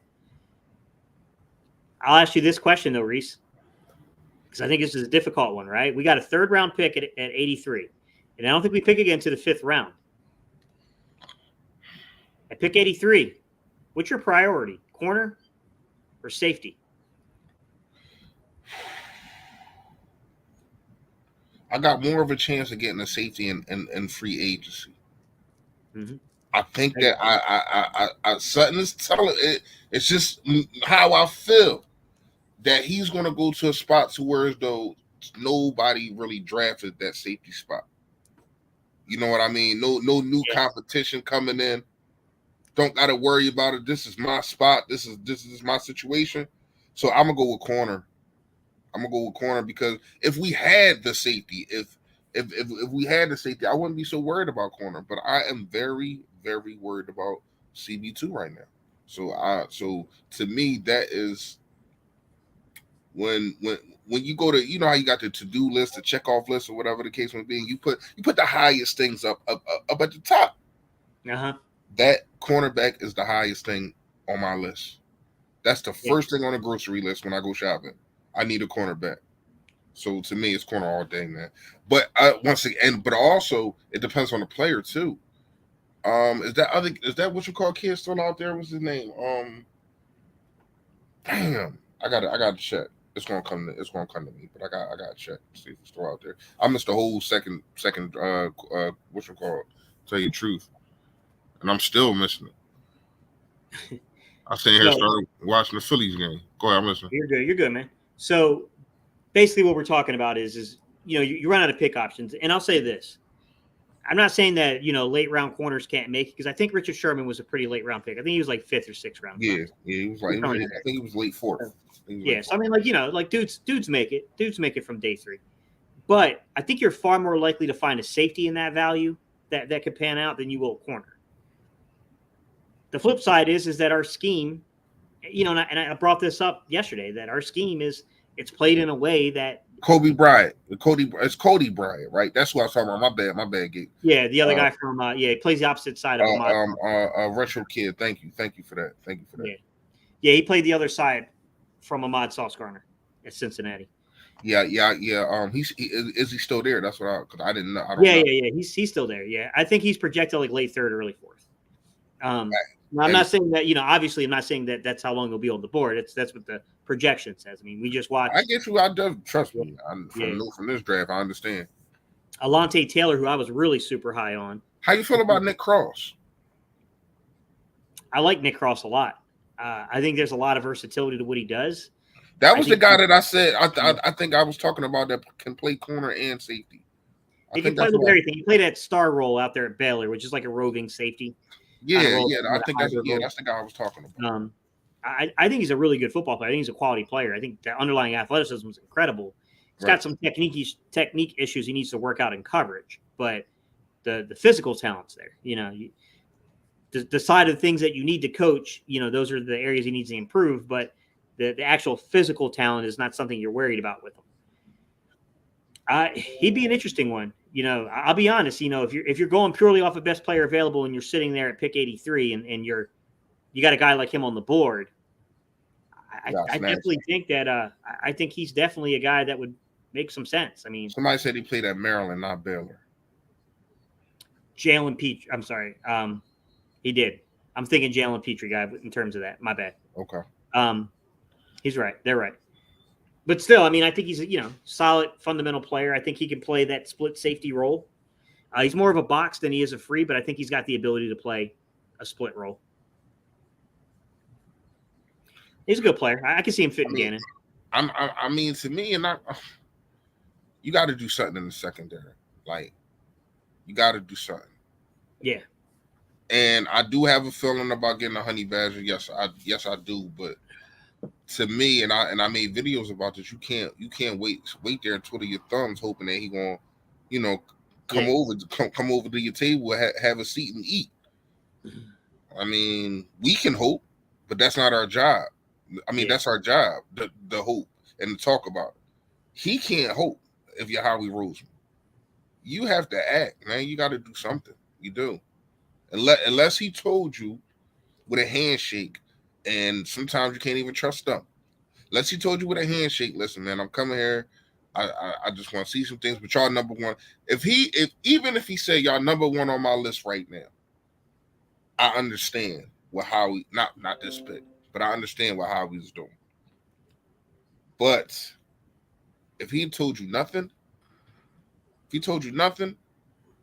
then nah, man. Nah, I don't like it. I don't like it at all. Yeah. What y'all talking about? I mean, really the same thing. We was talking about the Cross kid. We was talking about Kobe Bryant. A couple other situations. We basically talking about why safety. Safety and corner, yeah. Why the safety position? I mean, why the outside has not been addressed? Same thing, Mike. Yeah, look, we're everything that just happened with the whole center thing. Like I said, I still got to address that, but I agree. We need a corner safety. I think at 83, you got to go best available secondary piece to see if you got a guy. Unless there's a guy there that you can't pass up, but you're at 83. This is your last pick inside the top 100. I think you got to go in the secondary. I still think there are Howie Roseman type 1-year band-aids, and again, you can only put a band-aid on a cut for so long. But if you put the Band-Aid on one more year, and now that we got, say Jalen Hurts is the guy, right? Say A.J. Brown and Devontae Smith look amazing, and they're young. Running back look good. Say this offensive lineman pans out. Say the defense, and so say next year you got 2 first-round picks, 2 second-round picks, or no, 2 first-round picks. You got capital. So next year could be Band-Aid off. Now we get the future corner. Now we get the future safety. Future. But I still think Honey Badger's out there. You got guys like Kyle Fuller. You got guys like Xavier Rhodes. These are not guys you want to see more than 16 games play. But you might be able to put a Band-Aid, I guess. And at this point, we're looking at what's the prettiest Band-Aid. But you know how we've been putting Band-Aids on things for a long time. Even when we won a Super Bowl, there's a whole bunch of Band-Aids, and that's why we haven't been contending for a Super Bowl since. Because you look at all the 1-year deals that happened in that situation, and then dudes is gone. You know what I mean? You did sign Alshon Jeffrey to a little bit too much money. That kind of showed his head, but the only thing that really stayed intact was the offensive line and the defensive line. Other than that, the linebackers are different. The wide receivers are definitely different. You know what I mean? Because you had a whole bunch of 1-year deals, and I get it. It worked for you 1 year, but it's time to start drafting young talent that you don't have to worry about bandaging your whole secondary. Like I feel as though what other than Darius Slay, and I like Avonte Maddox a lot. I think he's solid. Yeah, Maddox is tough. Yeah. You have nothing else. You had nothing. I'm talking about both. Al Harris, okay. You know what I mean? Epps, okay. But Cook just went off the board. Cook just went off the board to I see. Kansas City. Brian Cook. Harris, okay. You know what I mean? But they're Jags. They're just another guy. Like you don't have a guy in that secondary other than Darius Slay who they're not going to throw to because all they got to do is throw to the other side and barbecue chicken you and bounce over Baghdad. So you don't have a guy that can really put his imprint on the game in the secondary at all. Unless we get Matthews. I kept bringing that up. I'm hoping. Go ahead. Let's just look at the Super Bowl, right? Barbecue chicken, who you used to call what's his name? Ronald Darby and Jalen Mills. Never were a great tandem, but what did we have? We had the pass rush and we had some good safety play. So if you go get a safety and Tyrann Matthews, which is still a possibility, if Jordan Davis, Fletcher Cox rejuvenated year 2 in the system, Hargrave, Barnett, Sweat, and Graham, and Barnett being a rotational piece. If the D-line plays better, will that make C-plus corners turn into B-plus corners? And do we have a B-plus corner opposite of Slay? No. We're starting to see now. You got to understand, like, the game is different now. Even though that was only five years ago. Still, pass rushers still make a lot happen. Yeah, but what I'm saying is we're starting to see the ball come out of all quarterbacks' hands faster. Every year, the ball is coming out of quarterbacks' hands faster. Well, we're going deeper too. We're going deeper, and that's what I'm saying. And the defense that we play, it's a layoff defense. So it's just catch. It's just throw and catch. Oh, and I keep forgetting Reddick too. Reddick is going to pass rush for days. I keep forgetting him. He is. But you can't pass rush something that ain't there. If he's getting the ball out like that because of our defense, because of our corners can't stick with nobody, so we got to play 7-8 yards back, and all they got to do is pitch and catch on slants. You know what I mean? It's going to be harder for Hargrave, Fletcher Cox, Milton Williams. I mean, the list goes on and on for these guys to get to the quarterback. It take average on the for a defensive tackle, 2 seconds to get to the quarterback? For a defensive end, 3.5 seconds to get to a quarterback? So when you look at that, if a guy all he has to do, especially if he's in the shotgun, then you're definitely but I would just say this is what I would say. We were at the point at 51. Again, we knew coming into today's draft that the earliest we are going to pick unless we moved up, which moving up was still an option if people wanted Reagor, if people wanted Diller. We didn't really have the capital to move up anymore. We exhausted all them options with Jordan Davis and A.J. Brown. Not mad at that. Gate was looking at the thing at 51. There was really no guy. Like, you could go Brian Cook, safety, but look, Chiefs got him at 64, 65, or 62. Yeah. But where? So let me ask you this: where do you think that kid would have went? He probably would still be on the board if we didn't take him. Yeah, but what I'm saying is, hard to say though. We don't know that to be factual though, man. True, that's hard to say. Yeah, but what I will say is this: I don't know, man. There was no secondary piece. Go ahead. There was no secondary piece, and I was like, it wasn't like we got an offensive lineman and there was a guy there. So trade back. Trade back. Do what you do. How we trade back? What if the kid is legit? I ain't got no problem with that, Mike. But my thing is, it's not about it. It is about the pick right now because this is what happened right now. But my thing is, through the whole off season, this and y'all don't need to praise me. I'm fine. I'm just spitting facts right now. This situation that I'm talking about, this aggressiveness that I have, is not because of this pick. It's because of the whole offseason. You have not addressed not one thing in the secondary. You let Nelson go. I would have rather have him than what we have right now. You know what I mean? Rodney McLeod gone. You get what I'm saying? And you have no counter for these players leaving. That's the problem that I got, Mike. It's not just about the second pick. Hold on, let me read this real quick. I agree. Shout out to my guy Scott, channel member. He said my father-in-law is from Nebraska, and he just texted me and said Jurgens is his best friend's son. I'm pushing hard for season tickets. Okay, shout out to you for that, my guy. Real quick, I'm just gonna say this though, because of yesterday. Yeah, James Cook, the Dalvin Cook's younger brother out of Georgia, is going to the Bills. He the first running back took him, right? No. There was a bunch of them came off the board. The Jets took a running back before he got on. Kenneth Walker went out of Iowa. That's the first running back I've seen. Yeah. Let me just say this.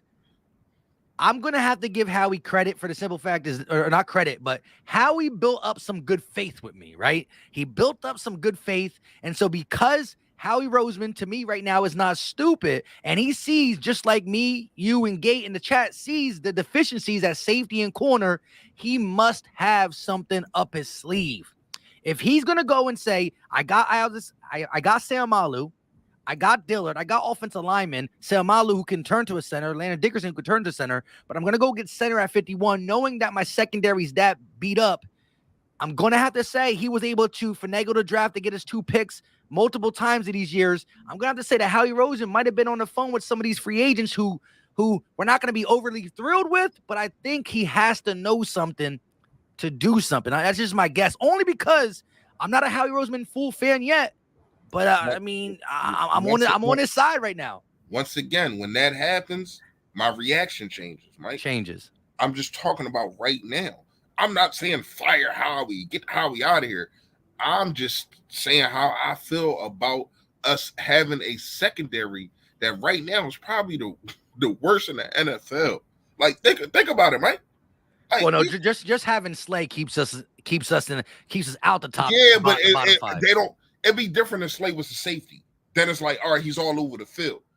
Slay stays at his spot, and the quarterback does not have to throw to that side. So that can negate anything that he's trying to do, or how massively impactful he is on the game. I just don't got to throw to you at all. Yeah, listen, I'm very curious to even go do some due diligence on the center, because I'm honestly going to be the one to say I don't really know about him, and I've seen the chat have mixed reactions. I see some of the chat say, like you, I'm not saying he's a bad player. I just don't want him there. I wanted somebody else. They had pass rushers. They had Nakobe Dean on the board. And I see some people who say, if you watch his tape, you'll like him. So I want to watch his tape because I am the one who knows the least about him, I would say. Well, all right. I see a lot of y'all in the chat. Y'all disagree. That's fine. I ain't got no problem with that. You know what I mean? But I know what I'm talking about. I know when you come into a situation that you cannot have this defense looking like this. You cannot start the season with McPherson as your number 2 cornerback, or what's the other guy name? Gallo or whatever. Gowan, Tay Gowan, Gowan Island. Put some respect on his name. Yeah, whatever. He got to earn some respect first. I ain't trying to hear none of that. Now, look, I don't think we will. Like I said, Howie's came too far with his collar popped up to fall back. Now, I think he got a plan. I hope, and Mike, I agree with you.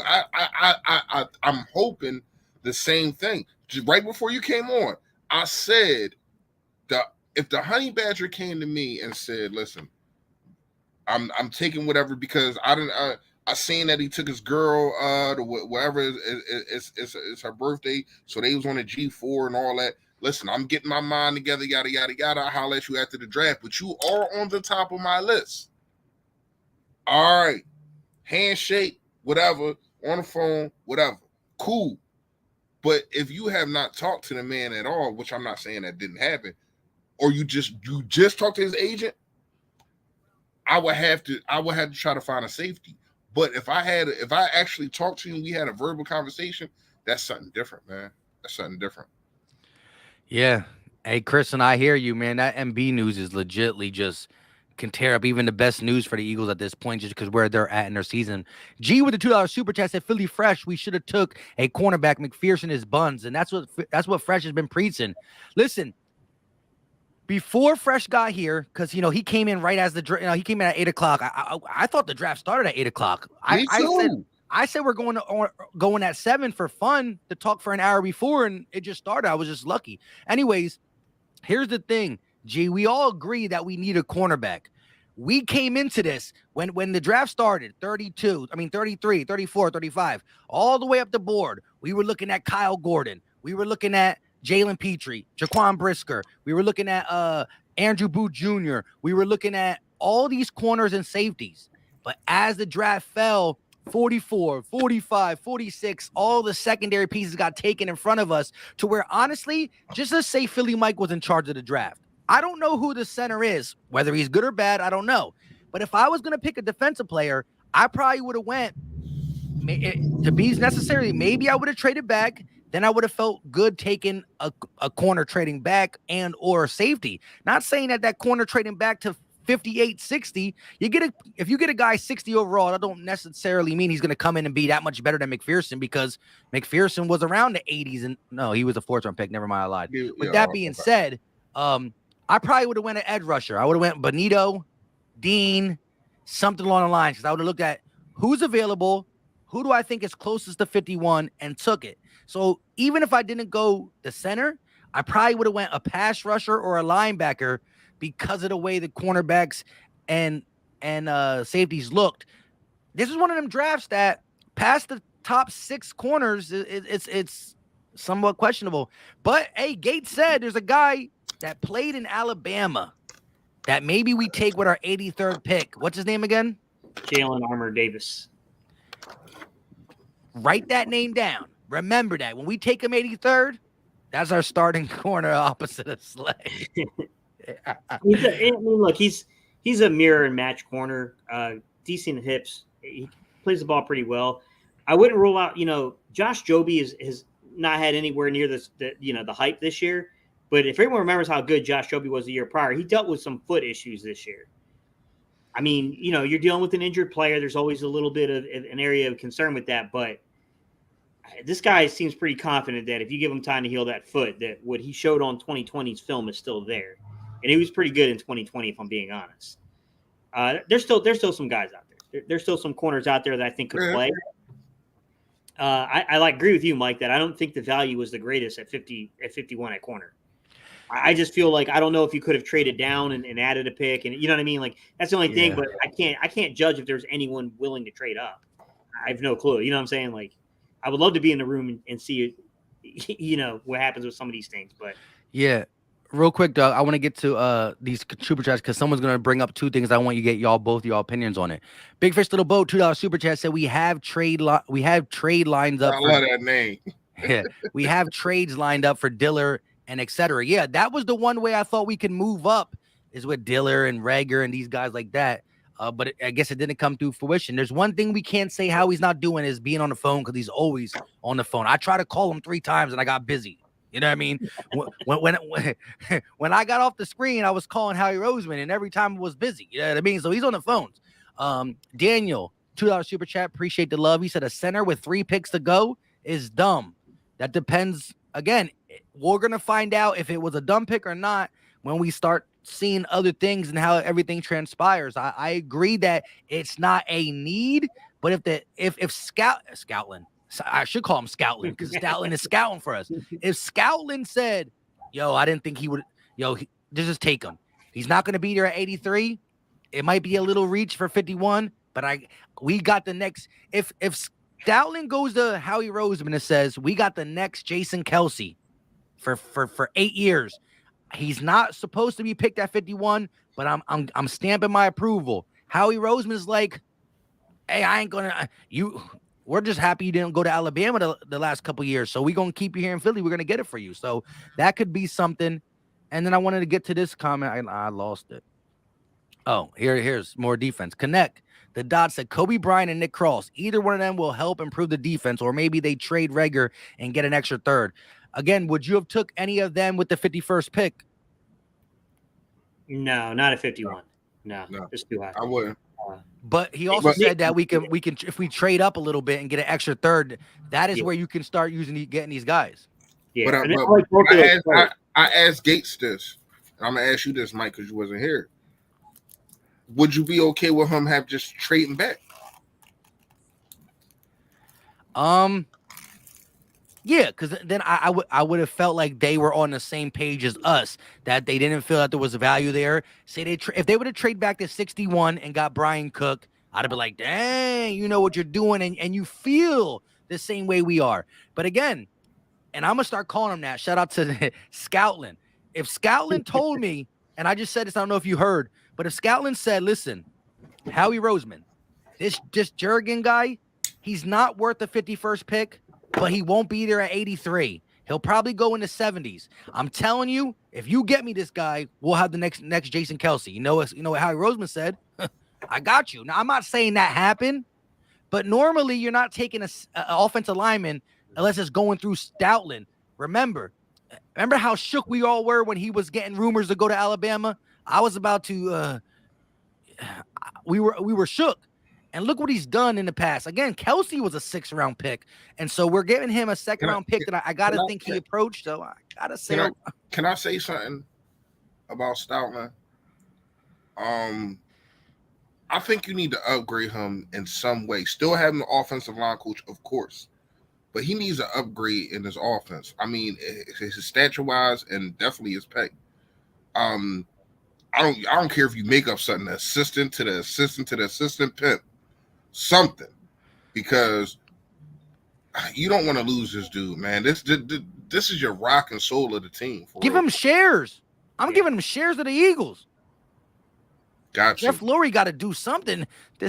I love Scoutland. He's the best coach that I've seen for. I mean, he's the best position coach I ever seen. That's what I'm gonna say. Like, I don't know a position coach that's better than him. What happened? No, because listen, shout out to Bull Brew with the $2 super chat. He said Dean might still be available when the Eagles pick. Hey, you know what? Yo, that's crazy. That's fair. He's still available, so it ain't like how them short arms really killing him, man. Yeah, because listen, JOK was a guy who fell last draft too. He fell last draft. They didn't want to get him, but they got him in the 2nd round, and then he proved to be really well.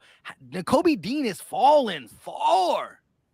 I know he in this chair shaking like what? Oh, that's crazy. I didn't see this one. What about Malik? What about the quarterbacks too? When I was going, quarterbacks went. I seen that. I kind of seen that. I'm like, this is the league telling y'all, no, this ain't the draft. Like, y'all try to hype this kid up. We ain't falling for that. This ain't the draft for quarterbacks. It ain't. We holler at y'all next year. Yo, Man, y'all know how much crap I took when I told everybody this was a whack draft for quarterbacks. yeah, but I didn't think it would be this whack. I was right there with you. It's no quarterbacks on it. It isn't. Yeah, but like, listen, If you know it's no quarterbacks, how we ain't even go get one? bro, I'm about to. Yeah, I feel bad. I feel bad for Kobe Dean. That Reese. That's funny. Mike don't be listening to me, so he ain't hear me. I'm not trying to address the quarterback factory thing. I'm trying to leave that in the past. But listen, let me ask you this though, right? Again, y'all saw Georgia throughout the year, right? Did Nakobe Dean not look like a game changer? I understand the short arms, short legs, undersized. I understand all that. But when you watch Georgia, you saw Lewis Sign make moves. You saw the D-line do stuff, but you saw Nakobe Dean, East, West, sacks, picks. How as two times said, he's literally the best at what he do. He's just one of them ones that he plays way outside his body. Again, maybe they're just so scared, but I don't see him dropping him. This guy was supposed to be a top 20 pick. I'm gonna tell you this. This ain't gonna do nothing, but if he's a strong kid, which I don't know him. Obviously. Chip on the shoulder. Yes.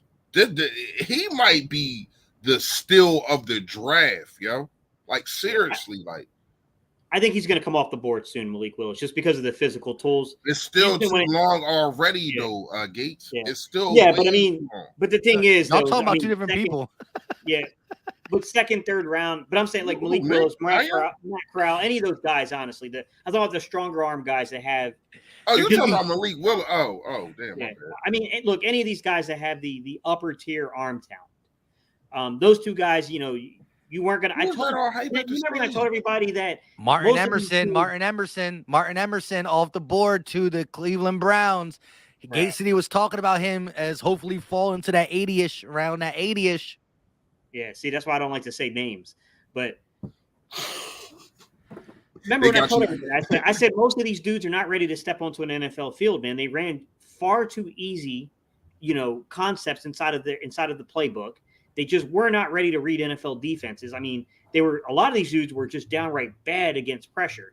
But I will say the young man from Cincinnati had a lot of buzz, and I'm kind of shocked, Mike, that he didn't go, at least in the second round. Although I thought he was a long ways away from starting, too, to be quite honest. Mike. You could have kept it like that because now I got to eat. Yeah. But yeah, Gate definitely. Can I ask 2 times real fast who he talking about? He's talking about Nakobe Dean? Or yeah. Okay. He was.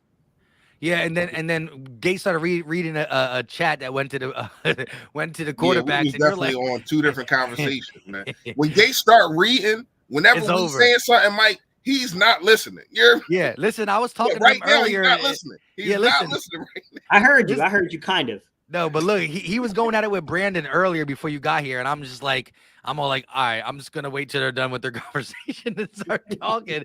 But shout out to JB with the $5 super chat. He said, not surprised, but disappointed. I feel like we could have waited to round 3. Any scout report on this guy? I'm so annoyed he won't draft for the now. So I think I don't think he was here to hear about the center we draft. If you want to talk about him real quick, Gate. Yeah, look, he's just kind of like Kelsey. He's a guy that's a little smaller. He's bigger than Kelsey. He's close to 300 pounds. Longer arms, 33. I don't know, pretty close to half inch, somewhere in that area, guys. He ran under a 5, so I mean, faster guy. But I mean, like we talked about earlier, if your center's running a 40-yard dash, it's probably a pretty good situation for the offense normally. So I don't know how much to put into a 40-yard dash for the center.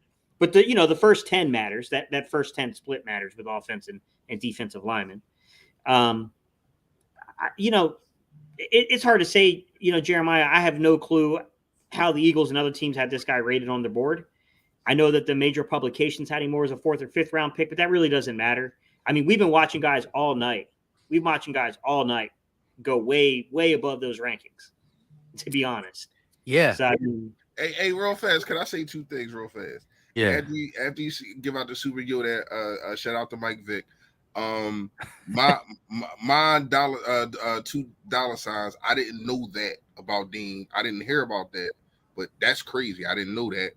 And not 41. He said Dean had a medical red flag, refused to get surgery on the shoulder. Yeah, Eyeshine said that too. I'm gonna. And, I didn't know that either. In 2020 vision, that is the funniest comment of the day, yo. What did he say? Talking about Willis. What are you talking about, Willis? Yeah. That's funny. Yeah, but shout out to Mike Vick with the $5 super chat. He said Jurgens is a converted tight end and will match up against Jordan Davis in practice all season. Plus the mentorship and coaching, he'll be ready next year. I don't think anybody questions he won't be ready. Yeah. It's just the fact that we know why we don't have no ready quarterbacks. But listen, I'm gonna learn to love the pick and do my due diligence, and then we'll approach this closer to the season. I can't just give up on Howie after what he did in the first round. Eyeshine, $10 super chat said Dean opted out not to get pec surgery and turned all GMs off because he was advised by 2 doctors. Well, guess what? If he's there at 83, I'll go and do the surgery myself for him, and then we'll be all right. No, the hell we won't. That man gonna come out. That man gonna come out with a Mr. Potato Head arm. Oh man. Mike over here talking about I'm not a doctor, but I did say the Holiday Inn Express. Exactly.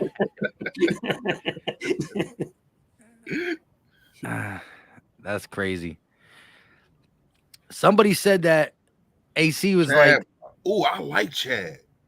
Who'd he go? Oh, he went to the Jaguars at 70. That's a good Mama. pick. I like him. Yeah, I do too. I watched some tape on him. I like him, yo. Versatile. Yeah. We're about to get an offensive lineman come off the board now. Seems like for Chicago. If not, man, that's yeah, they're gonna definitely need a mobile quarterback if they don't start taking linemen. So what they drafted so far? Yeah, he's a beast. Trevon Walker. Listen, so this is the Jags draft. Trevon Walker, Devin Lloyd, The Jags are the Bears. The Jags. Okay. Trevon Walker, Devin Lloyd, Luke Fortier, and then Chad Mumma. So the Bears' first-round pick. I'm sorry, they didn't have a first-round pick. The Bears' second-round pick was Kyler Gordon, cornerback. Then he took Jaquan Brisker out of Penn State, and now they're on the board. Dang, these quarterbacks are just like this. They went after secondary first. And the crazy part, it's not like people don't need quarterbacks. What if I don't even want to say it. It's wild, though. I just don't understand. I just keep seeing the Kobe Dean's name, and I'm just flashing like highlights in my head, and I'm just like, dang, bro. Like who is Denver? Who is Denver quarterback? Russell Wilson. I didn't say Denver. I didn't mean to say Denver. My bad. Damn. I forgot. I definitely forgot. I ain't gonna lie, I forgot. That's crazy. That's crazy. My man said, "Who's?" No, I ain't mean to say. Is it Chicago? The Seattle Seahawks got the worst quarterback in the league. Who was their quarterback? The guy we thought was for Denver. Lock. Yeah, they got Lock. Drew Lock. Yeah. Oh hell no. Yeah. That's who you thought Denver. That's who was Denver's quarterback. Seattle, I got a feeling Seattle's going to eventually bite on it. No, what you call it was Denver quarterback. Yeah. Drew Lock. Teddy Bridgewater, right? Is he in Seattle? Well, no, that's Drew Lock was part of the trade. No, I get you, but he was Denver's quarterback last year, is what I'm saying. Teddy Bridgewater was. Yeah, Yeah, I believe so. Yeah, we played them. Remember, we beat them. Yeah. Drew Lock was the backup. Firstborn second, man. Good take. I didn't know that. It said, fellows, great draft show. Cam Jurgens is a coach, Jeff Stoutland pick. Jurgens O-line coach, Gary Austin coached with Stoutland. Okay, firstborn second. I like that. It just makes me feel, again, we were all saying, I don't know if you just jumped in here or you probably didn't, but we pretty much did decide to say at the end, I was just like, if I was a cartoon character, I just would have question marks popping out of my head. I didn't know. And I was expecting defense, edge, corner, safety, move back. I knew there weren't guys there that we liked. But any offensive lineman that's probably drafted has to get the AOK from Stoutland. And so You know, Howie did us right round one. Howie's actually done us right the last 2 years. Remember, second round pick last year, we wanted JOK and Asante Samuels. And although JOK and Asante Samuels have had great careers so far, Landon Dickerson is everything we want in an offensive lineman. Landon Dickerson is part of the reason why we had one of the best rushing attacks in the NFL. So if Stout's going to co-sign Jurgens at 51, well, I might as well get my jersey ready. You know what I mean? So what do you guys think? You know what Seattle's jersey on I'm the board. Does the next quarterback finally come off the board at Seattle at 72? Should. I mean, he can have they can Might as well roll the dice. they can let him fight. Like, I'm not saying Malik Willis is that bad, but Drew Lock is if I'm Seattle at this point, I'm taking the quarterback that's best on my board and allowing them to fight. Receiver out there. Jones not the best receiver out there right now. They got 3 teams coming up, Mike. 3 teams in a row coming up with quarterback needs: Seattle, Indy, and Atlanta. Indy's isn't immediate, but they got it. They definitely got one. I mean, yeah, they got Matt Ryan. Yeah, but he ain't gonna be there forever, obviously. And then Atlanta. I think Atlanta's another team that really needs quarterback play. Atlanta. Indy got 2 picks they got 73 and 77. But real quick, shout out to Firstborn Second for that beautiful input and dropping a $10 super sticker. We appreciate the support and the love. And again, listen, we still got 450 some people in the chat. We are live on 3 different channels. So we are live on Gate City Sports Channel. Just type Gate City in the search bar. You got them. Philly Fresh down there over this side. Type it. You got them. And then the Philly Tall Podcast. Wherever you're watching, hit the like. After you're done watching at this person's spot, find the other ones and subscribe. We're going to cover the Eagles throughout the year. Once we get closer, or we're going to start doing the once a week Battle Birds podcast where we once a week collab together. But any news, rumors, opinions, Gate City more with the breakdowns, if you want to get them throughout the year on Cam Jurgens and stuff, subscribe to the channels. That's going to be an interesting one this offseason. Yeah. I was just watching Jordan Davis's film a lot today, and I do think he didn't pass rush a lot, but he does got quick feet and quick hands. I think he can do it. It's just that Georgia limited him, and he only played him 50% of the snaps. I think Davis is I'm more happier about it after I watched more tape and thinking that he didn't do it, but he can do it. I'm just worried about the size. Don't eat them. Yeah. Keep in shape, big fella. Yeah, it's definitely some interesting things here. So does anyone know, did Seattle already pick? The pick is in. It just hasn't been said as commercial. Yeah, I'll tell you what, bro. This is killing me here. Yeah, the commercial is Chanel and Harris still on the board? I didn't know if Christian Harris went when I left. I know Dean is definitely on the board. I don't think Harris is still on the board. I don't know about N'Kobe Dean, Bernhard Raymond, Malik Willis, Matt Corral, Daniel Falale, Sam Howell, Darian Kennard, Majai Sanders, Rasheed Walker from Penn State, Kirby Joseph, who still got a decent safety on the board, Dylan Parham, Cameron Thomas still on the board, Kingsley Nagbar, Christian Harris, yep, DeMarvin Leal, Isaiah Spiller, Leo Chanel. Those are like your top guys. Yeah. And all the like Marcus Jones and a few other pretty good players on the board. Travis Jones from UConn still on the board. Yeah, all the players she was talking about. Go there. I'm just saying he's a really good player still on the board. Yeah. Yeah. And your boy's on the board, like you said, the defensive end, what's his name? Oh yeah. Oh, there's a bunch of Marvin Leal. Yeah, there's still a few of them in the defensive backfield. Yeah, DeMarvin Leal, it's got to be something to do with the drop off from 2020's tape to 2021. I know a few people were a little concerned with how far that came, but Josh Joby, Monteric Brown, who I didn't get a chance to really break down from Arkansas, so I don't have too much on him. Tariq Woolen, Nick Cross is still on the board, guys. Yeah. A Caleb Evans from Missouri. Kind of a tall man press corner. He got burned a little bit though for touchdowns. I didn't love his film, but I see potential. Zion McCollum from Sam Houston State. Joshua Williams, the real big kid from Fayetteville State. Here we go. The Seattle Seahawks picks in. Can this be the next quarterback?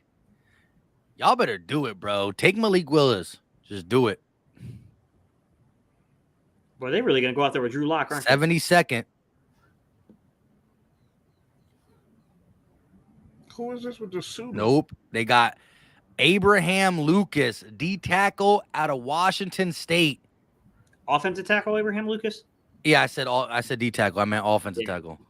I was to say that might be someone I don't know, Mike. You might have got me on somebody. I don't know who that is.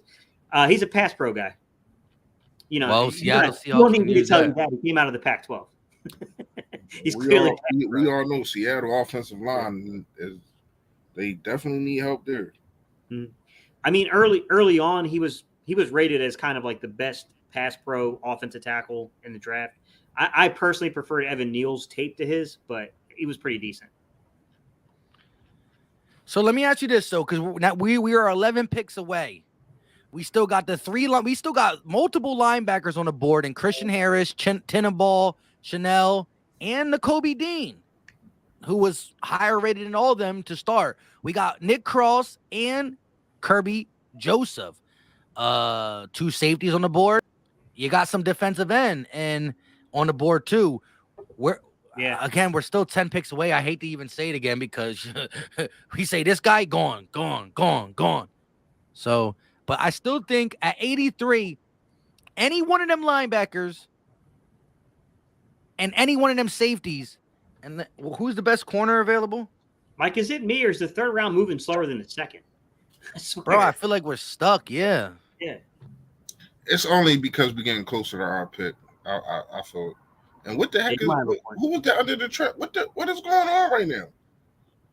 Are y'all watching this? They're trying to make this a comedy show. Yeah. No, I'm not even gonna lie to y'all, man. My remote, I don't know what I did. I don't He-Man my remote into 2 pieces. Yo, they fell. Wow. What happened? Jelani Is that real? No, yeah, no, that ain't real. That ain't real. But Jelani Woods, tight end out of Virginia. Big kid. He's a good pick, man. He's a big kid. That's the first tight end to come off. 6'7". Yeah, he's a big dude, man. Good red zone threat too. 253. He's just like our boy. Yeah, the guy who keeps getting injured. Yeah. Now this young man's played a little longer at tight end, but he's I believe he was a converted quarterback as well. Yo, why do they always convert quarterbacks into tight ends? Yeah, it's one of the easiest conversions from quarterback. Yeah, looking for Saki. That's funny, bro. I mean, some of them convert to wide receiver also though. A la Greg Ward. Y'all think anybody gonna pick him up? Who's up next? The Falcons. Wait, Patterson just said. Yeah. I'm just having a fuller conversation right now. He sounds. I'm filling in space and time. Yeah. Here we go. The Falcons pick is in. This might be the quarterback. Patterson said it is. She might have looked at Twitter. Here we go. Falcons pick 74. Outer Banks out here talking about Willis time. Desmond Ridder. So Malik Willis gets jumped. Sam Howell, no. Matt Corral, no. Malik Willis, no. Desmond Ridder, the second quarterback off. You're talking about pick 20 and then all the way to 74. This is going to break the record books. Like 2013 was bad. 1997 was bad. Look, they said that Kenny Pickett being picked at 20th was the furthest back somebody went in the first round since 1997. This is going to be hands down not just a bad quarterback draft, the worst one drafting wise. Now, these guys might amount to something because just because the Sam Darnolds of the world, the Jared Goffs of the world, and the Baker Mayfields of the world get picked super high, don't mean they're good. But for draftees, man. Yeah, he's an interesting one. He was one I remember I said earlier, guys, where I said that I heard buzz that he could potentially go in the second round, and he really climbed boards for some of these teams. Fairly good against pressure, if you remember, guys, when I did that little breakdown where I was talking about pressure rates and how his quarterback stack. But I felt like part of his game was just kind of like throw it up. Okay, here comes pressure. I got to look Pierce on the outside.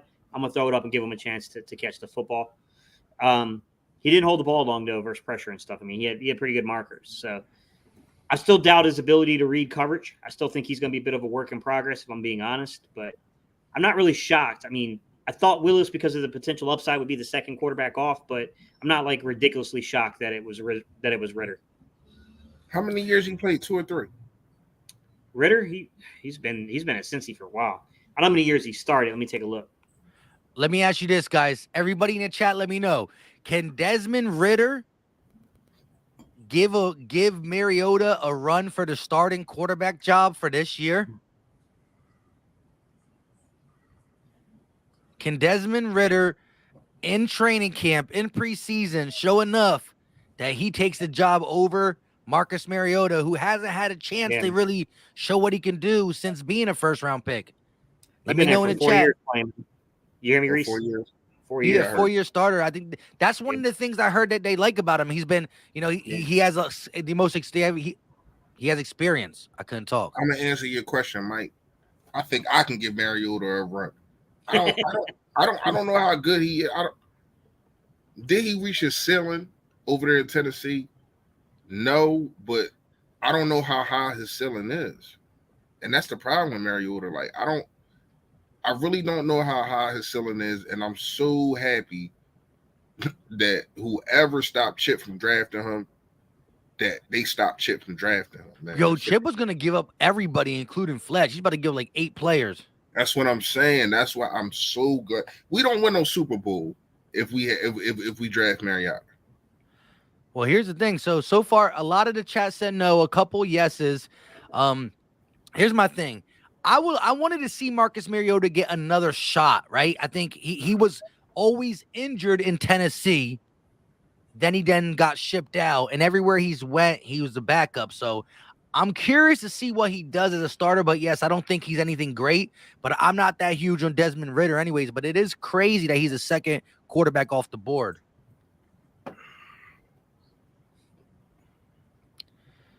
Yeah, so again, looking for Sasuke said he's always hurt. I didn't watch tape on this kid. What is his specialty? Do he throw the long ball? Like from what I heard, he doesn't dissect defenses that good. No, he's still like Cincinnati's offense is very college. It's very collegey, so he's not a guy that's going to step onto an NFL field without a lot of like zone read and stuff built in. It's going to take him some time to really catch up to the speed of the game, in my opinion. But with that said, Reese, I will say that Harris. He played well when they brought pressure against him. He's got a fairly decent release. There we go. He's athletic, man. I think wasn't he the guy that ran the 4.52 Mike at the combine? Yeah, he's definitely mobile. Yeah. Oh, yeah, there we go. Christian Harris heading to Houston, Texans. I can't talk today. I need some water. It's been again. So another linebacker off the board, and Nakobe Dean is not the one. So still got Tindall, still got Chanel, and you still got Dean, but Christian Harris, 3rd round pick to the Houston Texans. We're a couple picks away, seven picks away from the Eagles. Can somebody give me some more inlight on, like, is his shoulder hurt and he didn't want to get surgery, or like, does he need it? Like, does anybody know? Because this got to be the reason. Like, when you look at the tape of the kid, it's eye popping. It's wow. Like, I don't know, man. Yeah, Jalen said, "Is Ritter's similar to Kaiser, or is it just me?" Sean Kaiser, the old Notre Dame quarterback. I think he's better versus pressure, to be honest, Jalen. Like, a lot better than Kaiser was versus pressure. I don't know that. See, that's the hard thing, man. Is trying to judge a dude's like. It's hard to judge a dude's ceiling when they played such a gimmicky offense. Like, inside of such a gimmicky offense, it's really difficult to judge their ceiling like that. Because Cincinnati is definitely gimmicky on the offensive side. Well, first of all, Ayo Frost, I own my own business. I have 2 jobs on owning my own business. And I do this on a daily basis. So I don't have time to Google every single person in the NFL draft. So I'm asking y'all a question. You don't want to answer it? Cool.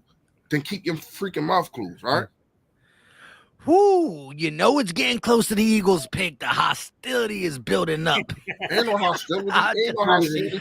Learn how to use Google. Do you know how much I use Google? I just don't know about this one person. Come on, man. I'm about to start inviting y'all on my channel, like seriously, and we can debate. I love debate, and we can debate, and I will wrap you under the table anytime.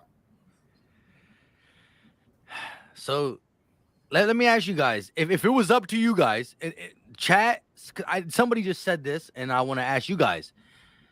Now that we're seeing the fall of Nakobe Dean, someone in the chat said I would take Christian Harris over Nakobe Dean. Can you elaborate on why you would do that?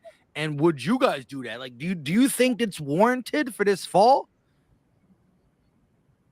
Knowing the pec strain scenario too, do you think it's warranted a fall from the top 20?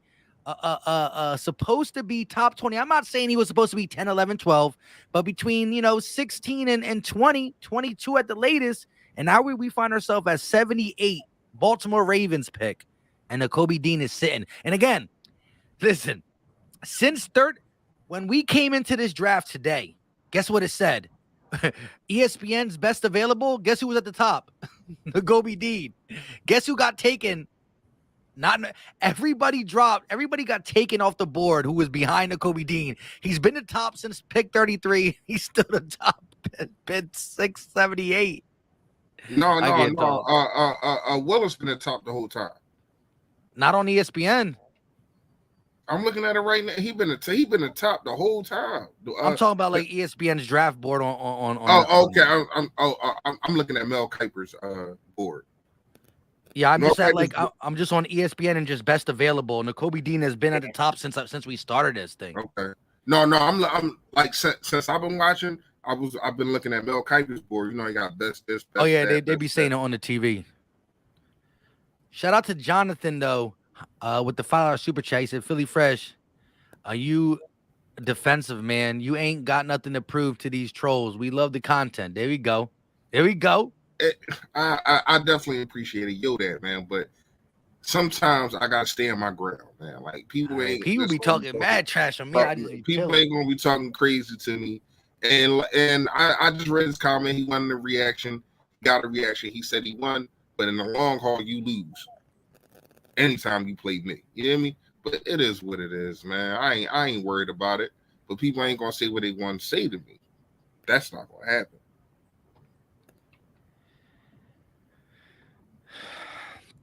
Here we go, though. We're closing on the Eagles pick, man. I feel like it's been a long journey from 51 to 83. I feel like we just been dying out here. And yeah, it does say Malik Willis 1 and Nakobe Dean 2 on Mel Kiper's board. Mel Kiper's board is kind of rough. Can I ask a question? What is exciting about the Blue Men? Like, they do nothing. Does anybody chat? Please let me know. They do nothing. Like, look at this. Who? Like, the Blue Men. Oh yeah. Look at that. What like? I can think it's that's that not talent. Right now. I'm sorry, that's not talent. That's not talent, man. But hey, if you getting paid, man, go ahead. I don't know. You know me. I always talk about anything. The only thing I know about them, Reese, is apparently they're blue. and they're men. Wow, D tackle taken off the board out of UConn. Travis Jones is going to the Baltimore Ravens. UConn D tackle, and that is pick 78, if I'm not mistaken. 76? I can't see. I think I need glasses. No, 76. My TV is pushed back farther than normal, though. So how many we got? Four picks left? We're 83, so. Oh, 83. I thought it was 81. No, we was 101. That's right. Okay, my bad. And 51, which we got Cam Jurgens. A Frost, that's the first thing that you said I agree with. You definitely can't take the hood out of me. I am who I am. Period.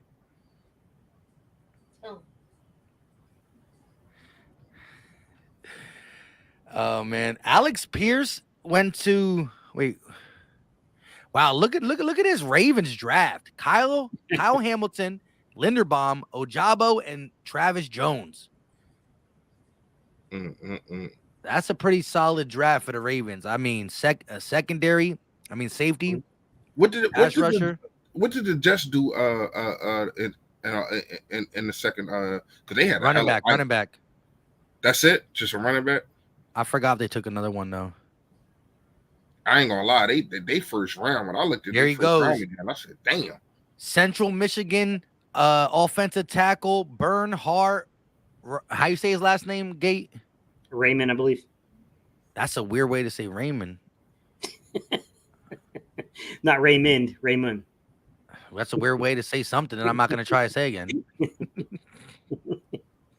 No, that's about right. Raymond, yeah, Raymond, like the movie, right? Hmm. Yeah, you talking about the old Dustin Hoffman movie? One of the best movies ever. Yeah. Oh, look at him get out in space, though. Bro, you said he was a pretty good pick. We talked about that guy before we even started the second round. Like these boards have been a lot Travis different. Jones. Yeah, Travis Jones is a good ball player, man. I'm kind of shocked. It's been a lot different ever since the first cornerback got selected last night. It's been a crazy draft. I like crazy drafts though, kinda. Mm-hmm.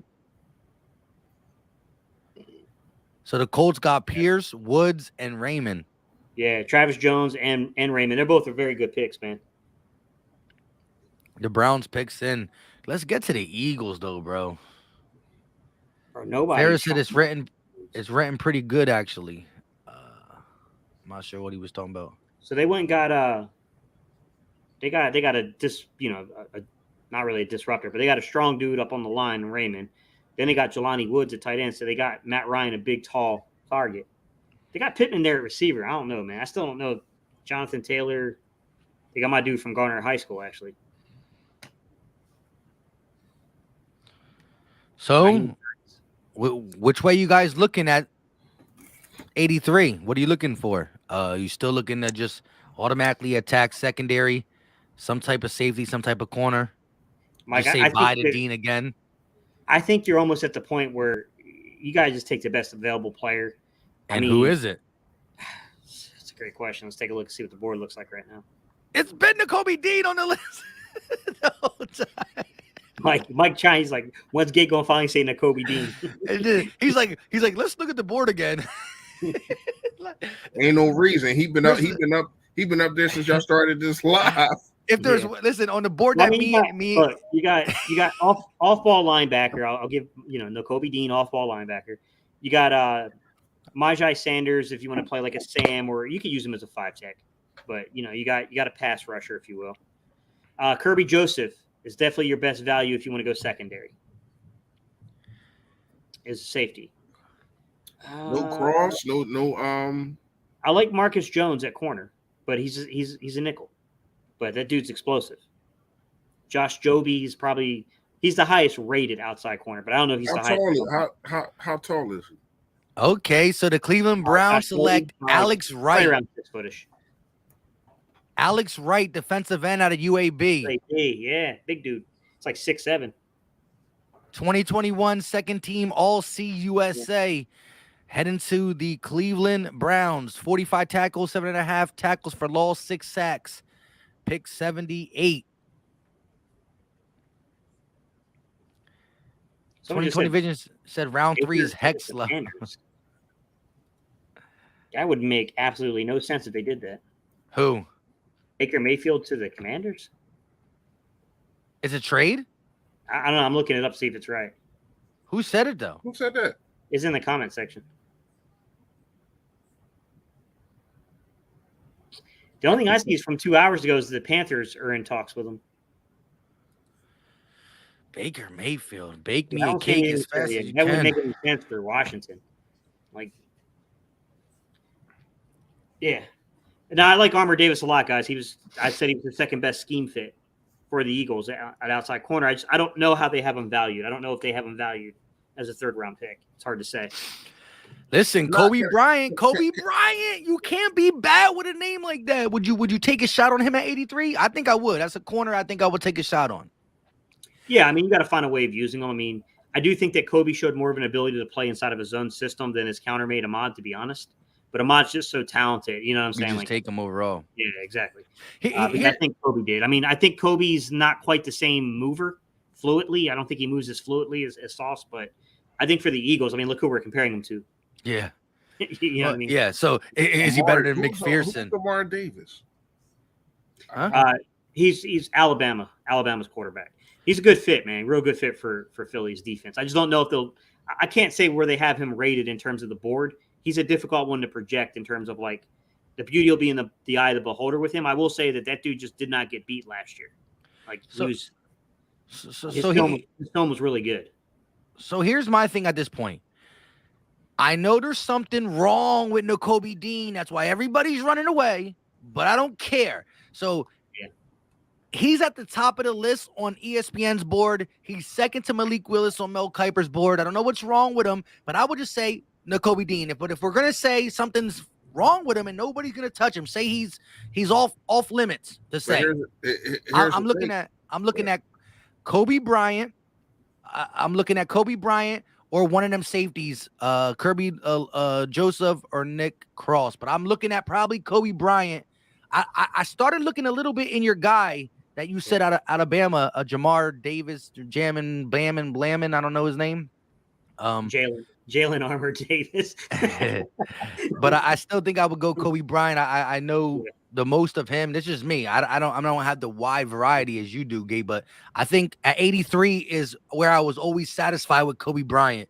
If we never went corner, like in all my little fake mocks and stuff like that, and looking at stuff, I was okay grabbing that corner at 83 where it's still in the top 100.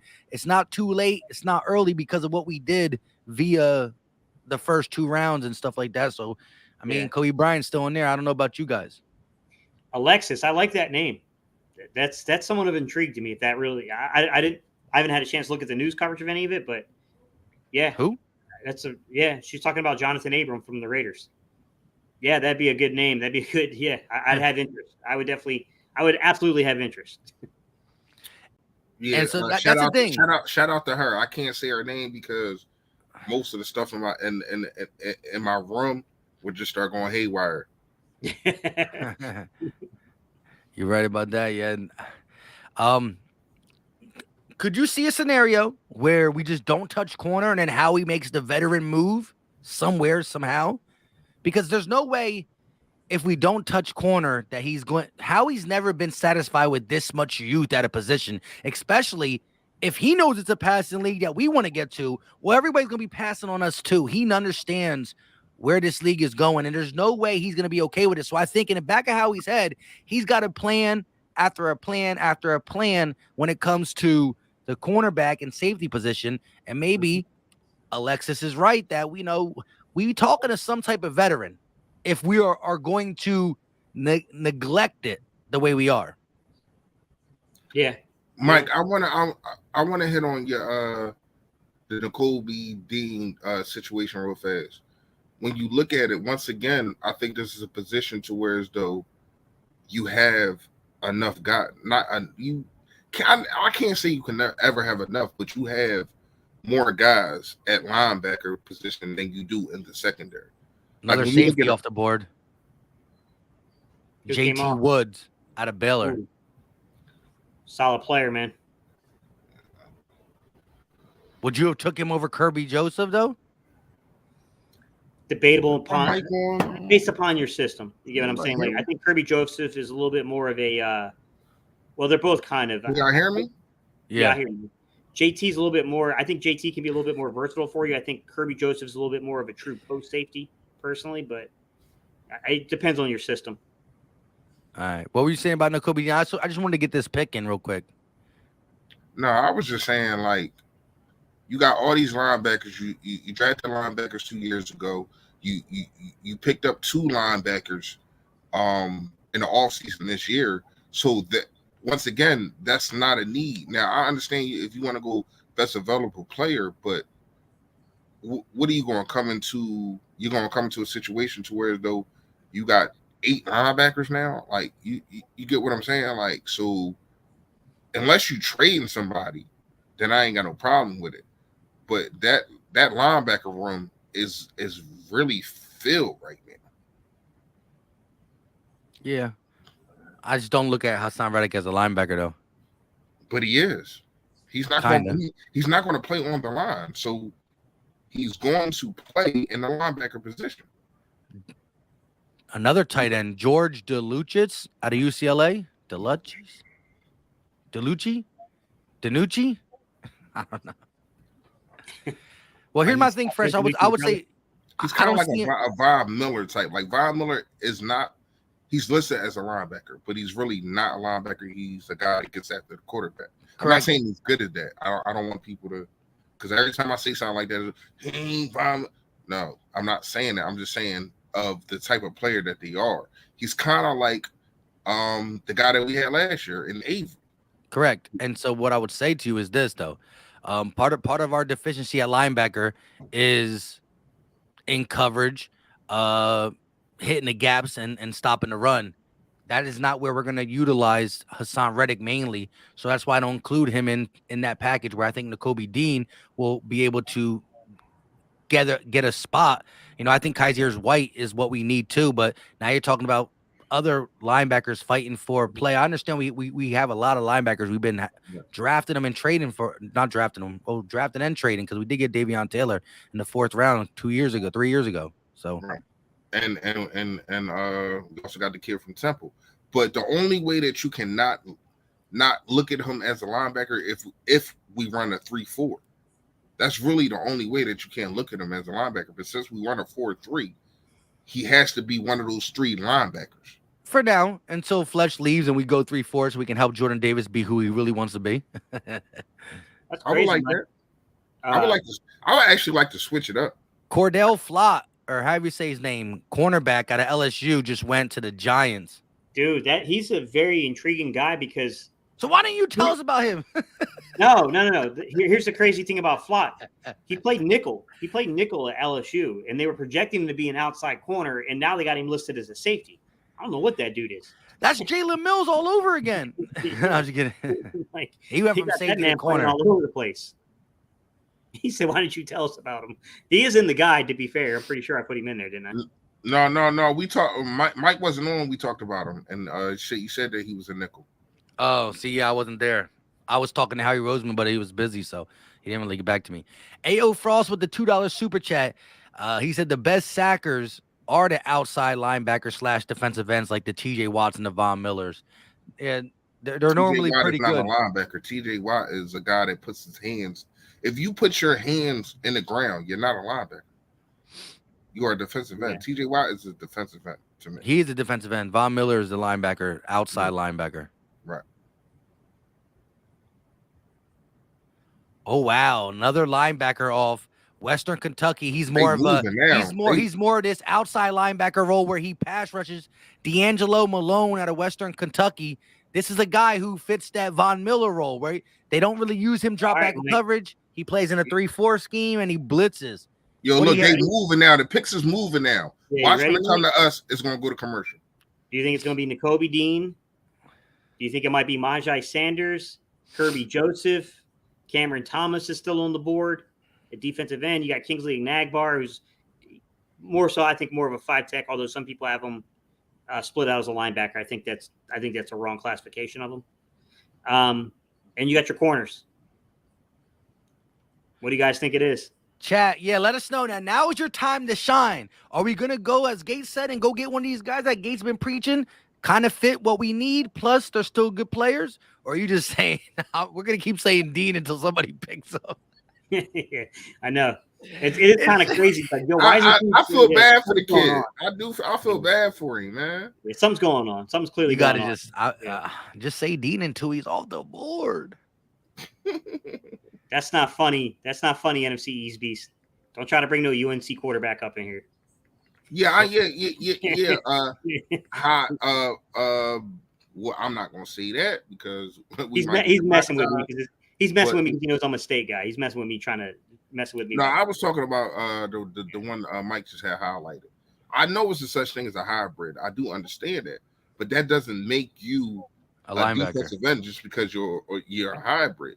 Most hybrids are linebackers. You don't see defensive ends who are hybrids and they play linebacker. No, they're linebackers that can rush the quarterback. So the chat has said we seen some Joseph, we seen a lot of Dean, we seen some KB, Yeah. we seen some Kobe Free Bryant, forward. Yeah. we seen some quarterback. What? Yeah, of course it went to commercial. Y'all called it. That jug was cruising. Eagles come up like we got time. We got time. They just went through like 5 picks straight in like 5 minutes. As soon as we come out commercial. All right, so we got some Nick Crosses, Chanel's, Malik Willis. If we had back-to-back picks, they're gonna go to 2 commercials. Yo, wait. What about that punter though? No, not now. But no, not now. I'm not now. But yo, what's the punter's name? Punter? Huh? You don't like our punter? He was good early in the season, but got bad at the end. But got cold, bro. That was pretty ugly.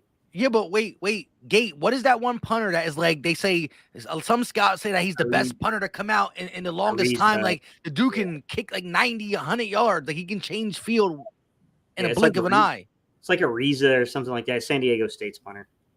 Yeah, I mean, I wouldn't do it now. Yeah, what we've been doing in this draft, I probably wouldn't go punter right now. No, I wouldn't. But someone said punter, and it just reminded me of that guy. I wanted to get his name. Shout out to the chat for letting us know.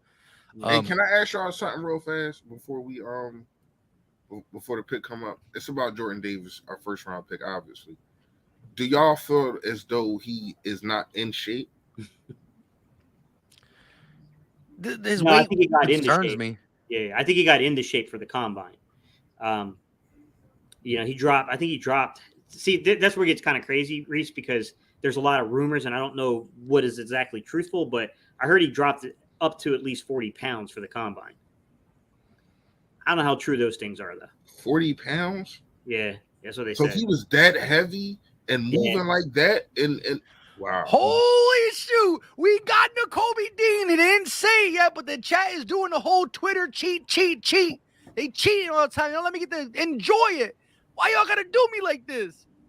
But we got Nakobe Dean. Ain't nobody feel more bad than Philly Mike for Nakobe Dean. And guess who's saying it? John Dorbop. Oh man, Nakobe Dean in the house. If y'all trick me, I'm gonna be upset with y'all too, though. If y'all trick me, they done got you all on camera doing it and everything, bro.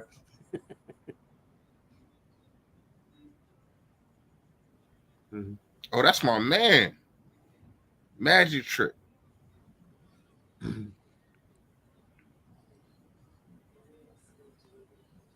I can never say his name, man. I call him John D. I can never say his name. Nakobe Dean, we did it. I don't care about no doctor reports. I don't care what everybody in the draft thinks. Don't keep my man's name out your mother mouth. He's in Philly now. Let's go, Georgia. Linebacker Nakobe Dean. As we head into day 3, guys, I think the conversation has to be somebody's got to get moved for a 4th round pick, and I don't know how to. We got no. I don't know, guys. I don't know, man. I don't know what they're gonna do at CB number 2 right now. I said it an hour ago. Yeah. And I'm saying now, whoever gets this kid is probably going to be one of the steals of the draft. You did just get a steal of the draft, in my opinion. But yep, mark my words. You're right. When we circle back here, they're gonna say, can I ask a question real fast though, Mike? Do you think he can play safety? He could do it. He could do anything he wants. It's Nakobe Dean, bro. Reese, I heard. Do you think he could play quarterback number 2? Bro, Nakobe Dean. Put him on the outside. He can do it all. 11. Nakobe Dean can do it all. No, in all seriousness, dude. I mean, he's not that heavy. It's not like he's like what 220. Yeah, he's 229. He's like 229, 230, and he can move. Mark my word. Safety Nakobe Dean, linebacker Nakobe Dean, cornerback Nakobe Dean, running back Nakobe Dean. You name it, he got it. He got a chip on his shoulder. He got 82 chips. He got 82 chips on his shoulder. Stop playing with my guy. Yeah, that's a lot of chips. Stop playing with my guy. Mike, my gut instinct is that he's a Mike. He's a Mike in this system.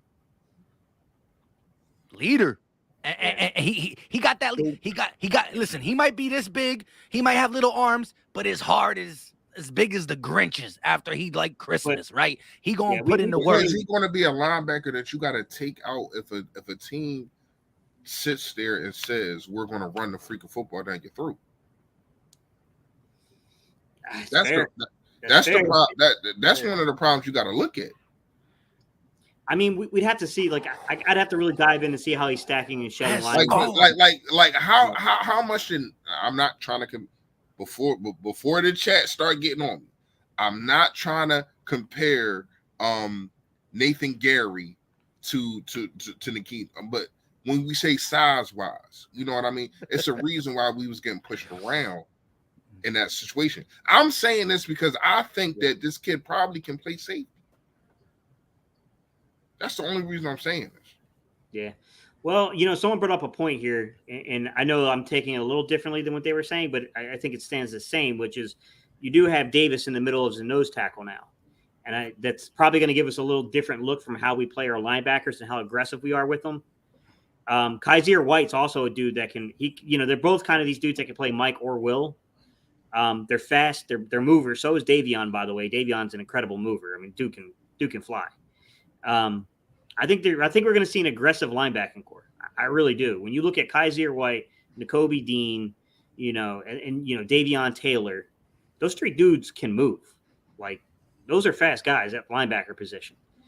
I don't care what their 40 times are. I'm just talking. They're film guys. They're fast. It's going to be interesting, guys. That's an interesting pairing for this defense. Bro, my tweet is going ham already, like 60, like mad retweets. I've only been up for 2 minutes. I say he gonna be the steal, and he can do whatever he want. He can do whatever he want. The Kobe Dean jersey on. I got that already. I'm ordering it right now. Yeah. Now I really do believe in this kid's just tape, his play, his burst. I think that he's going to be able to push these big guys around a little bit more than what people think. And again, that pelvis thing that y'all keep saying, maybe that rears its ugly head and maybe he's stubborn, but I'll deal with it. I understand we got no secondary, and I'm sad too. But if we could take a center, we could take Dean too. If we could take a center, we could take Dean. Shout out to Jalen. $5 super chat. He said Dean got tossed around when. Oh yeah, he hates Dean. He's about to ruin my parade. Dean got tossed around when guys reach the second level. He also doesn't play with a lot of pop. I think a smaller Deion Jones. Hey, to be fair though, Jalen. To be fair, you said third round. Ha! You did say third round, Jalen. You did say third round. They did wait till the third round to do it. Yo, Nakobe Dean, listen. For those just jumping in here because we just got to uptick that Nakobe Dean got picked, Philly Mike has been saying, why is nobody taking Nakobe Dean? Why is nobody taking Nakobe Dean? And every time I ask the gate, who's on top of your board? He's like, well, let's look at the board. I'm like, who's on top of the board? Nakobe Dean, right? I'm like, somebody better take him. And then I said, me and Bo Fresh said that whoever takes him is going to say, dang, he's a steal to draft because we're getting Marcus Jones to the Patriots. That's the Houston guy, right? He's a ball player, man. Yeah, he's a ball hawk. He is a ball hawk, man. Yeah. He's an interesting dude. I mean, if you really needed a nickel corner, that dude is. He's also got those injuries to the shoulders, though. I think he only like 5'8". That's the problem. Yeah, he is short. Yeah. Man, but he's like 5'8" or something. Man. Well, New England can use a slot.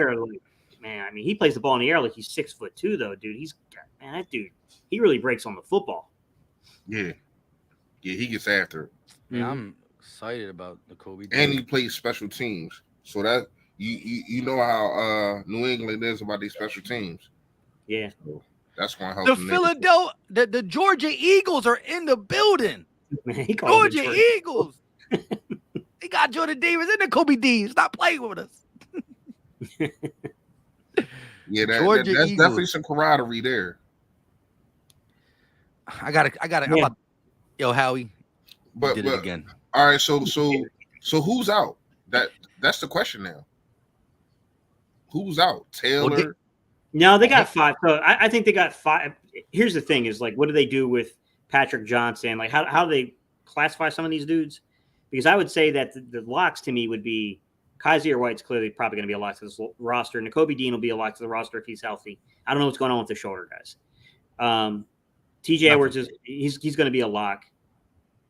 Who am I missing, Mike? I'm missing somebody here. Oh, Davion. Reddick. Davion Taylor, right? So those are I'm talking off ball guys. Yeah, I'm talking off ball. So those 4 off balls are okay. Yeah. So I think the guy would be, do you keep Sean Bradley as a 5th off ball because of the special teams play and the fact he's a special teams captain? So then you would have your on ball, which would be Hassan Reddick. And then what do you do with a guy like Patrick Johnson? Do you keep him on the roster? Is that a practice squad guy that you try to protect? Like, you get what I mean? Like, I think that's where the decisions are going to come in with some of these guys. And they also have someone was talking in the chat. I'm sorry, guys. I apologize. I missed your name. But someone was talking in the chat, and they were talking about the dude we drafted from LSU last year, who was technically a safety that got converted to linebacker here. So, I mean, I don't know. I don't know if they would maybe play around with the positioning, the alignments of some of these guys and change that. But, last year they had 101 defensive backs. So maybe this year we're going to have 101 linebackers. I don't know.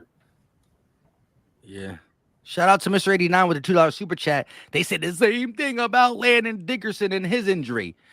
Hey, I love it. I want all the Dean haters. I want them all. Yeah, but the only thing is he went and got surgery on that. Nah, I know. Listen, I'm going to really look into the reports that you guys have told me about him refusing to get whatever pec surgery and all that, or pec strain, and I don't know all the terms or not. But I've been saying make sure you use Google though, Mike, because people are saying that you got to use Google. Okay, well, I'm using it. What if you use Firefox? I'm gonna use Twitter. What if you use Firefox though? I'm gonna use. I ain't even know Firefox is still up, right? Yeah. What about? It might be Bing now, actually.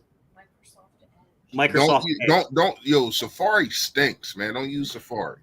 Hey, but Microsoft. Hey, give me 1 second. Microsoft Edge is safe though, bro. You could scroll through and search online without any fear, man, of getting hacked. I'm joking. I don't even know where we're taking this conversation, man. You know how we get. Come on now. First of all, I'm tired as heck. I ain't gonna lie to you. I had a hard day at work, man. Hard day. Well, if I had to say somebody out, it would probably be TJ Edwards. You would take TJ Edwards out? Would you use him to, like, I could see him having a role as like that dominant run force. You know what I mean? That run enforcer. But if you have Jordan Davis now, I don't think that you need a dominant run force at the linebacker position. Yeah. You get what I'm saying? I'm sorry, Jalen's messing with me, bro. He's like, "Don't tell me you're a Linux guy." You don't tell me you a Linux. That's funny. Someone was asking about Malik Willis. Just to answer some questions real quick, guys. I'm sorry about the super chats. It's on Mike's the main person who put this all up, and he just sends us the link. So when you're in it this way, we can't pull them. It has to be run from our channels. Well, I can read it. So yeah, hang on. There's 2 of them. Jimmy D says Eagles are the best team on the NFC East right now. By this time next week, Matthews will be an Eagle, and they will be a top contender in the whole NFL. If we get a CB2 along with that, I agree with you. Yeah. If you get Xavier Rhodes and Matthews, that statement is definitely it. Because the offense,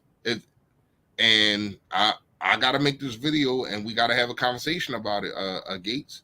You got your guy. You got your guy, the guy that you wanted.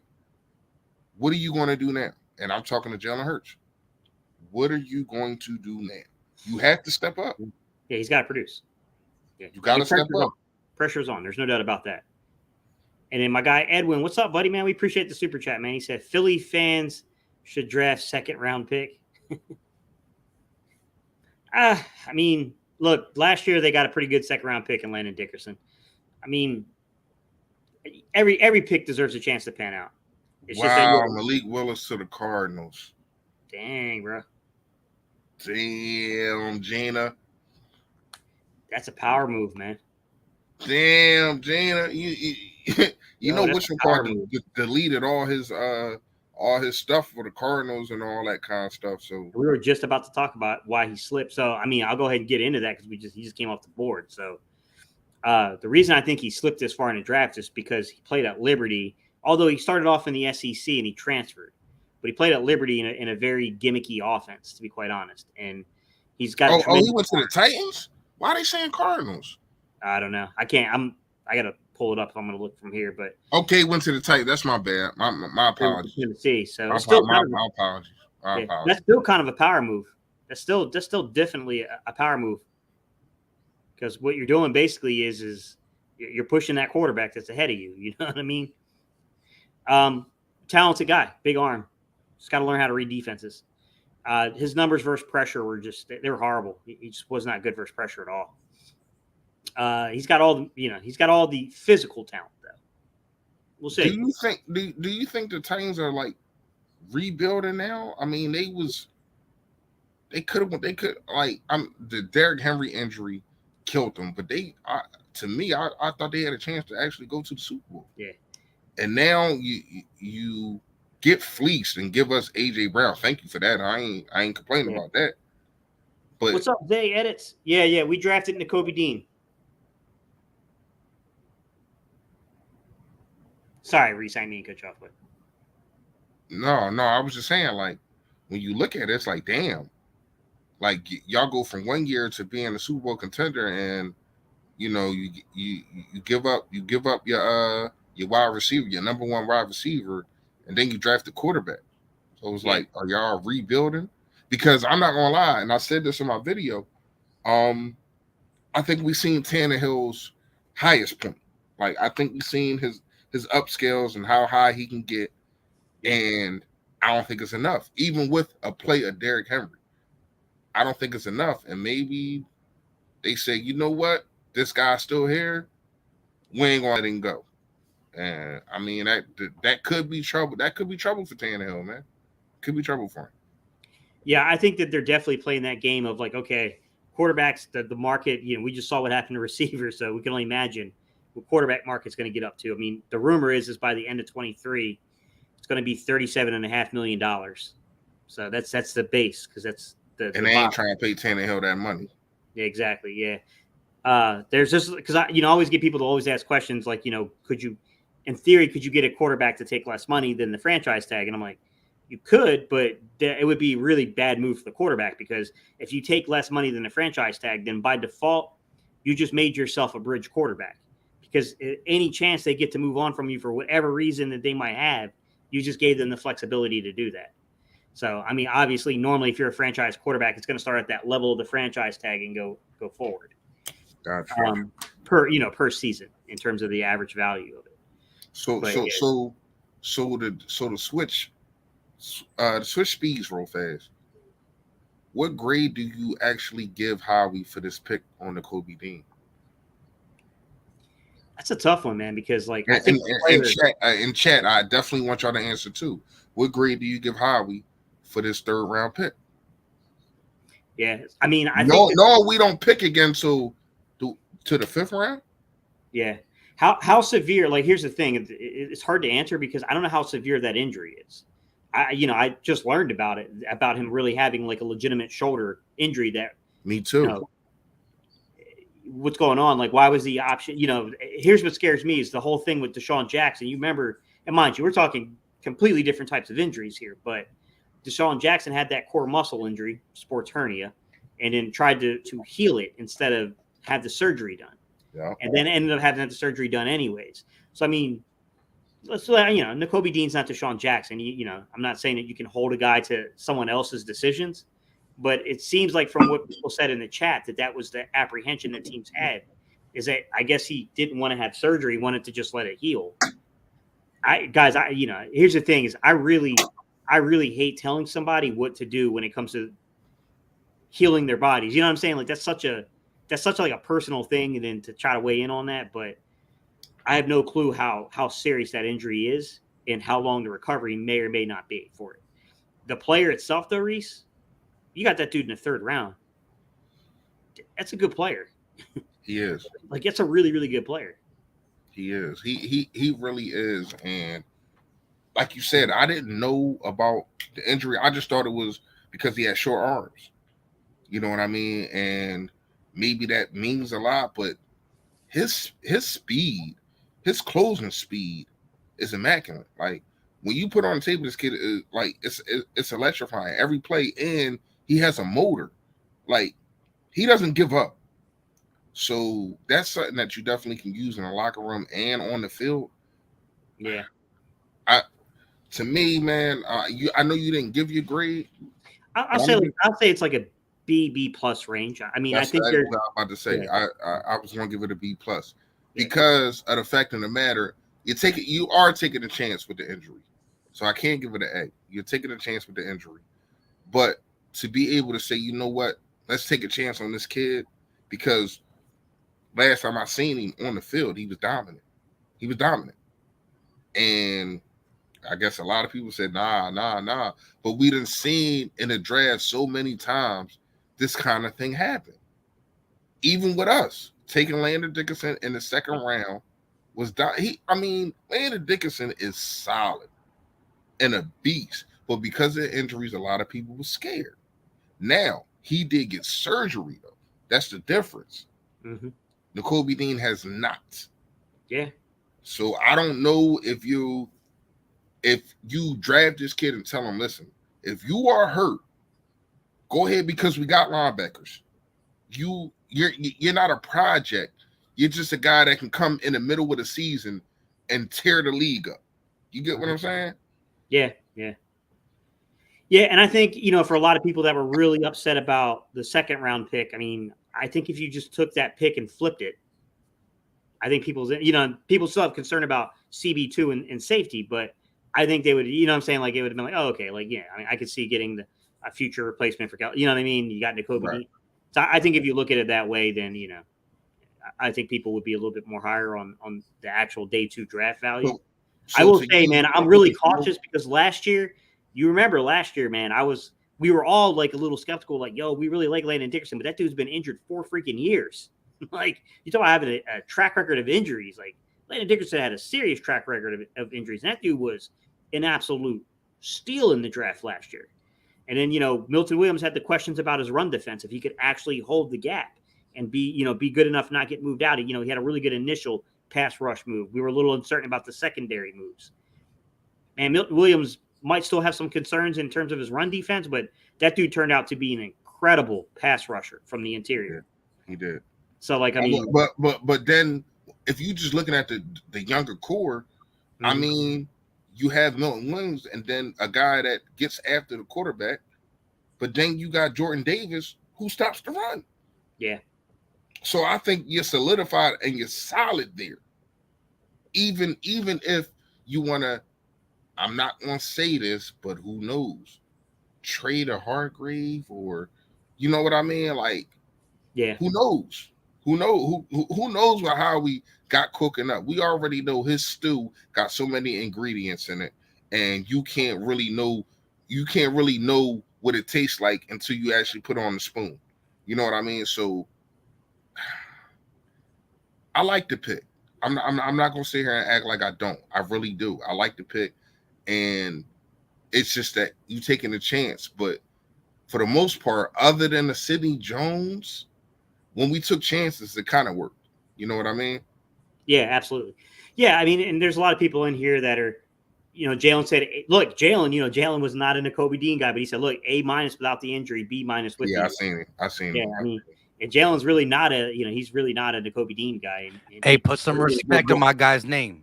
But real fast, he back there creeping. but real fast though. So Gates, are you just totally out on him playing the safety position? I don't know. I'd have to see it, Reese. You know what I'm saying? It's hard to say. I'd have to see if he's got any film from going back to high school to early stages of Georgia doing that. He strikes me as kind of a Tampa 2 type linebacker, a dude that can drop back in that deep zone. You know what I mean? Know what you mean. Kind of like that Derek Brooks type role. I mean, I know Mike doesn't know. That's before his time, but we got Google. I looked it up. He said I looked it up. He said I got Google. I got Bing. Yo, Google Google is the word of the day today. Yeah. Mike, No, you know what my Mike, you word out? is? Are you out on that? I still want to just let him play his natural linebacker position for now.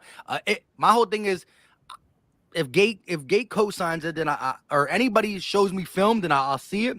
But I think that he could fly around at the linebacker position and still be helpful in coverage. You know what I mean?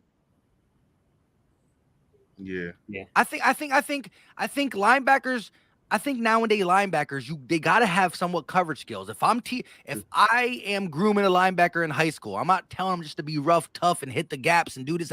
You gotta be able to drop back in coverage nowadays. It's just the way the NFL's going, and I like that pick 6 that Nakobe Dean has. You know what I mean? And So, I'm not gonna lie, it's looking like some sets we might have 4 linebackers out there, and one of them is going to be a pass rusher in the high side. We're going to run the true 54. Yeah, and one of them is going to be a linebacker, but it's high side Reddick rushing the quarterback. Yeah, I can see that. You get what I'm saying. So, but to do that, you know who you got to have to do that, to be able to do that. You know what you got to have, Gates? A CB2. You cannot run. Right. You cannot run that system without a CB2. Yeah, we're still. I agree with you. We are a solution away at CB2 and safety from having probably a really good defense right now. Really good yes. Yeah. And like again, shout out to the chat because I didn't forget about it, but I was caught in the moment. But if you go get Xavier, if you get Xavier Rhodes and you get the Honey Badger, I'm good. I got no complaints at all. I think this defense is solidified. Seriously. Yeah. Y'all agree? T. Will Port. Yes. I do. I actually do agree with you. T. Will Port said that Dean was a 5-star linebacker and safety in high school. So I'll try. Look, guys, I'll try to take a look at his high school film. But here's the thing: without really getting proper camera angles and not being there in person to scout it myself, it's tricky to scout high school film. I did it one time before. Does anyone remember when I did that, Mike? I keep forgetting about Joe Hayden. Dang. Remember old dude that played defensive tackle? It was a while ago, right? Yeah, it was a big dude. It was a big dude that played D tackle. Yeah. He went on to like the Raiders or something after he left the Eagles. But yeah, I only did it like one other time. It's really difficult if you're not there in person. It's incredibly difficult. Irish Steve, I like this point, although I think I get where you're going with that. I absolutely understand where you're going with this. He said, I want your true opinion on this because I think this is something to discuss. To me, it was like passing on Metcalf all over. Even though Metcalf didn't have an injury, he had the neck thing. Remember? But that scared teams away. Yeah. He said, but I'm still salty. We needed wide receiver and chose JJ over Metcalf.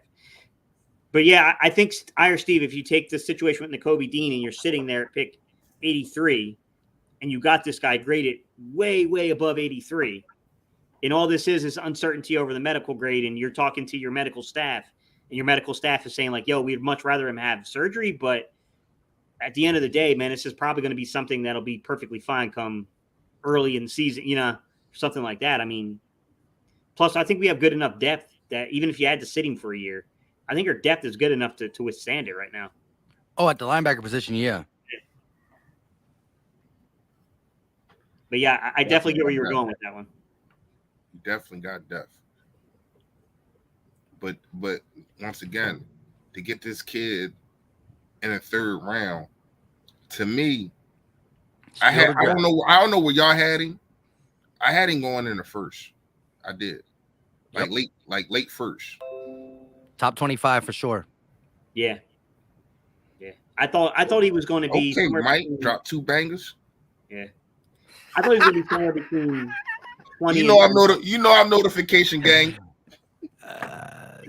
Shoot. Yeah, listen. I had to get up. I had to woo-saw on Nakobe Dean. I had to talk my talk. It's only a 4-minute quick video. You know what I mean? Something like I could tell that Jalen be doing nothing but watching everything we post, man. Because you're right. It was Anthony Rush, by the way. You're right, Jalen. It was Anthony Rush. Is who I ran the film on. He was out of Cary High School. Cary High School. Wow. Yeah. I got into interesting side note. The only time I ever got kicked out of a game was at first year of high school. I got into a fight. I don't know. Yeah, any of y'all ever Jalen, I played need you to before DM they me. make you- So hold on real fast. I need you to DM me Jalen so I can get you your keychain. I keep forgetting. But now that you're here, DM me, send me your address, get you your keychain, man. Go ahead. Side note. Yeah. Nah, man. I don't know if you ever done that before, Reese. I would assume playing running back you probably have, because that's what happened to me. I was playing running back that game, and bro, What? you know how it is at underneath the bottom of a pile, bro. They was getting shots in, man. As soon as they let up, bro, they start pulling people off the pile. I reached up, grabbed all dude's face mask, pulled him back down. They made me sit on Yo, the I used to do nut stuff under that pile, yo. Yeah. Because people used to do nut stuff like people get dirty under that. They punch you in your ribs and it get crazy in that pile, man. Like bro. It was good. I mean, I was getting hit by like 2-3 people, man. Like they were getting shots in under there. And I ain't gonna lie. You got all this weight on you. I ain't gonna lie, Gates. I poked somebody in the eye on purpose before. Yeah, a little Three Stooges drawn. You know what I mean? Like I didn't. Yeah, because it's like enough is enough. You're not gonna keep trying to hurt me because I'm killing y'all. You know what I mean? So I'm gonna throw it back, man. Gotta throw that in there. Yeah. Yeah. You gonna take a hamstring one time on a run. I pulled a hamstring one time on a run, Reese. I couldn't get to the sideline. Man, when I say I made this man's highlight reel, I made this man's highlight reel. I couldn't do nothing but tuck and hold, man, because I couldn't get away. It's like, yo. You lucky it ain't how it was today, because you definitely would have been on been on Instagram. I'd have been YouTube famous. I probably have been, they'd have me everywhere. Hey, real quick, Irish Steve, Emerson is off the board already, but the rest of the people you're talking about, I think, are still available. Yeah, that sucks, man. I like Emerson a lot, but they're still available. They're still decent talent though. I haven't been looking at the last couple picks though. I ain't gonna lie to you. I know somebody just got a wide receiver. I can't remember who it was. Who the hell is this dude? Yeah. Tyron Davis Price, LSU running back. No, I'm talking about the dude that's at the podium. Oh. He looked like Gardner Minshew. Gardner Minshew's brother? Deal of the century, AJ Brown, man. I still love that pick as well. Like, look, let's just be honest. Look, we came into this draft, right? Off season, we get the Reddicks, the Kaiser Whites. You get a depth piece in Zach Pascal. You bring some guys back. Mm-hmm. We come out with Jordan Davis, AJ Brown. Then you get a center that, some people are high on. Then you go out and get Nakobe Dean. I ain't complaining at all. Yeah. Hey, Jalen, what do you think about the Marvin Leal's fit with Pittsburgh? That's an interesting fit. I ain't complaining at all. What did he say? So we done for the day, right? Yeah. What does it go up to? Let's trade back in. It goes down to 105. Damn, bro. We at what, 94? We gotta wait for San Francisco's like 13 pick. Nah, they do have another pick though. I'm shocked. Yeah, I am too. But here we are in this situation where it's like, well, we could technically trade back up again. We got enough players. Yeah, I guess so. I don't know that Howie's gonna. Like, hey, Jalen, you definitely right. It's always alignment. It's always alignment doing that. First of all, they like to keep their weight on you while you trying to get up. Yes. Like in the NFL, they don't really play that. They own it because people get paid so much. But when you playing in high school and college, they be nah. You got to fight your way, man. And I was small. I'm only 5'9", like, and I was 5'8" then when I was playing. So, yeah, they used to try to do me dirty, man. They used to try to do me dirty under the piles. Yeah, they try to suffocate you underneath the pile.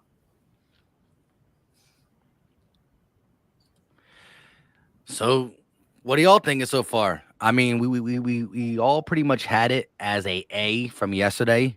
A lot of people said B for the Jordan Davis pick, but then once you put in the AJ Brown 18th overall, 101 overall for AJ Brown, being able to get a contract down for 4 years, we bumped it up to an A. So coming into this day, round 2 and 3, we had it at A. What do y'all got now? Is it still an A? We already kind of did it. So All right, my bad. no. So we're gonna tell we didn't do it over the whole thing. We just was talking about the pick of Nakobe Dean. Yeah, and I gave it a B plus, and I think Gates said the same thing. B plus range. Yeah. The center pick drops it down. Mike said it.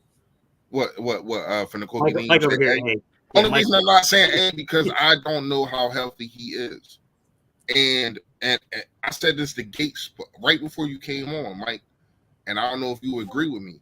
If you are the Philadelphia Eagles and get Howie Roseman and them, are you telling him, listen, how hurt are you really?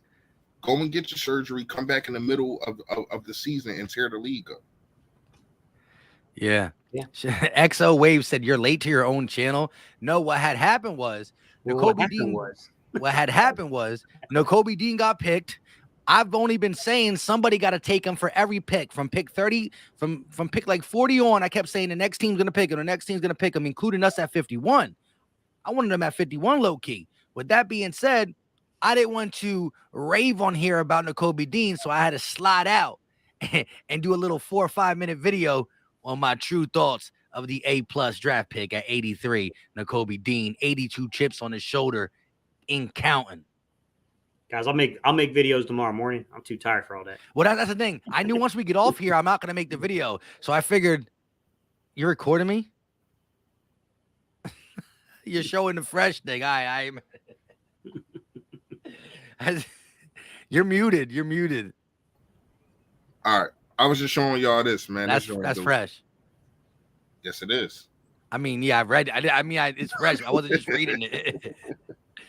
Oh man, when I get tired, I'm just, everything's funny to me. I'm just at that point where I'm like mad tired. Yeah, me too. Everything been funny to me about an hour. I'm definitely tired. Yeah. I drank coffee. I drank coffee when we came on here today. To the Panthers. Oh wow. Mm. So some of the teams that we expected to take a quarterback, well, not Tennessee. I saw, as soon as I went off, I saw Tennessee get Malik Willis. I wanted to get back on and get with you guys real quick, but I was in mid video. I was like, I can't stop now. Matt Corral though, that was, I mean, not saying Carolina wanted him, but we knew Carolina wanted a quarterback, so they're able to get a quarterback with the 94th overall pick. Whether he amounts to something or not, at least you're not really spending too much capital on it. Yeah, it's true. I mean, it's a good pick for them, but I don't know. I don't know, man. I don't know how well he translates to the NFL. I know he got wills. I know he can. His arm to me is not as strong as you would like it to be. And I mean, we can say that about our quarterback too. I get it, I understand it, yes. But it's a good pick for them. That's what I'm gonna say. He's from his film, he's a little bit of a play action shot guy, taking shots down the field off of play action. Wait, didn't he run a lot of but every time when you look at the tape, every time he does that, the ball is sailing. It's not he never leads the wide receiver. It's always behind them or like right there, and they have to stop. I don't never really see him leading the quarterback. A wide receiver down the field. Yeah, I got you, man. Hard to say, man. I don't think he's I think he's got a quick release. I think when you study the advanced analytics on him, like when he faces pressure, he's kind of a quick one read, get out on my hands type, and that's mostly scheme dictated. The scheme kind of puts that out there. I think he's got a long ways to go, and like a lot of these quarterbacks do. I just don't think that they're ready yet to step on NFL fields, to be honest. But I will say guys like Matt Corral and some of these dudes that are being drafted, what they do have is the ability to be mobile. You know what I mean? That's going to that helps buy you time, man. You know what I mean? Like, if you're a pocket quarterback, then you're that growth and development needs to happen very fast. But if you can elude pressure, it's going to give you more time to grow in that fashion. Yeah. But didn't he run? He did a lot of RPOs too, though. You said, right? Yeah. Yeah. He's a runner. He's a runner. Yeah. He's definitely a runner. He's So also you said small, he's really small. The draft goes to what? 100 and what? 105. Yeah. 105. Yeah. 105, right? 10 picks. I don't know if my wife's going to keep it. Zachary Carter, Florida, went off to Cincy. D tackle for Florida. I'm kind of shocked at how he wasn't tempted to try to go back after a 5 technique. I like what he did in this draft, but I'm kind of shocked just knowing how they value things. But I think that they really are looking at like Hassan Reddick and saying, like, it's not the greatest of needs this year. We can definitely. They calling him a D tackle with all these plays. He's on the outside. Yeah, he's on the outside. They said he can play inside and outside, so we'll see how that translates. I don't see no place for him from the outside. Kobe Bryant, he's still on the board, right? He was on the board before I dipped out, so yeah, I believe he's still on the board. Oh my gosh, names there, but yeah. Huh? No, I'm looking at these highlights. So wait, what is our next 2 picks? What are our last 2 picks?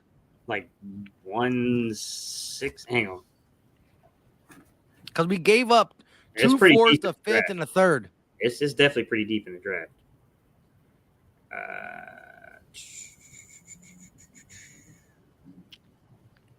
Nick Cross going to the Indianapolis Colts. 154 and 237. Yeah, wow. I'm not doing a draft tomorrow, probably. I'm not. I can't. I gotta go. Shout out to my aunt, man. She had a stroke. They said she wasn't going to be able to walk again, but now she's starting to move. They said she wasn't going to be able to move her body at all, but now she's starting to move. So yeah, I gotta go see her tomorrow. So I definitely. Hey, prayers out to her. Are you doing the draft, Gate? Probably not, man.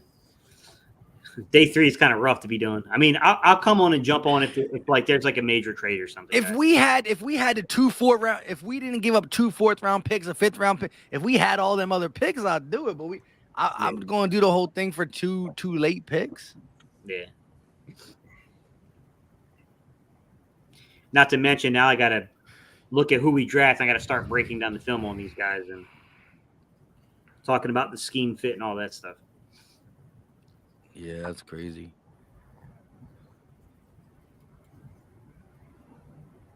You got some prayers. I'm just. You got some prayers in the chat. Can I say something though? After you say to the prayers in the chat. Oh damn! Thank y'all, man. She getting better. She getting better, man. I appreciate y'all seriously.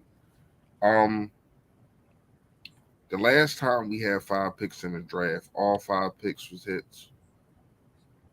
Yeah. Except for Matt Pryor, who you traded. It was a hit though. It was a hit if you look at what he was able to do. Yeah. So I'm gonna trust Howie on this. I'm in a better mood. Go. Howie we trust. He's back. I'm in a better. Getting a Kobe Dean definitely put me in a better mood. I still gotta see what you. I'm still looking and got. I got these on. What do you call them yesterday? The goggles. I still got them on, and I'm looking to see what you're gonna do. And Xavier Rhodes or even Joe Hayden. I ain't got no problem with Joe Hayden either. Somebody brought that up in the chat. I ain't got no problem with that neither. And you already know the icing on top. The icing and the cherry on the top is the honey badger.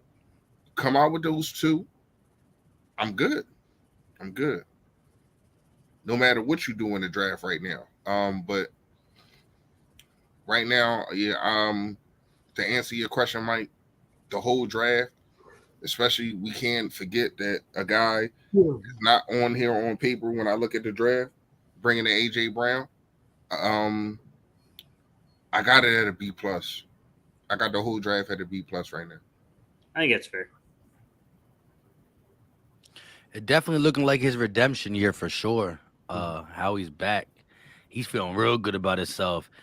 My man said what? He just gave up the only reason I give him a B+, he gave up a whole lot to move up 2 spots, man. I'm not used to how we doing it.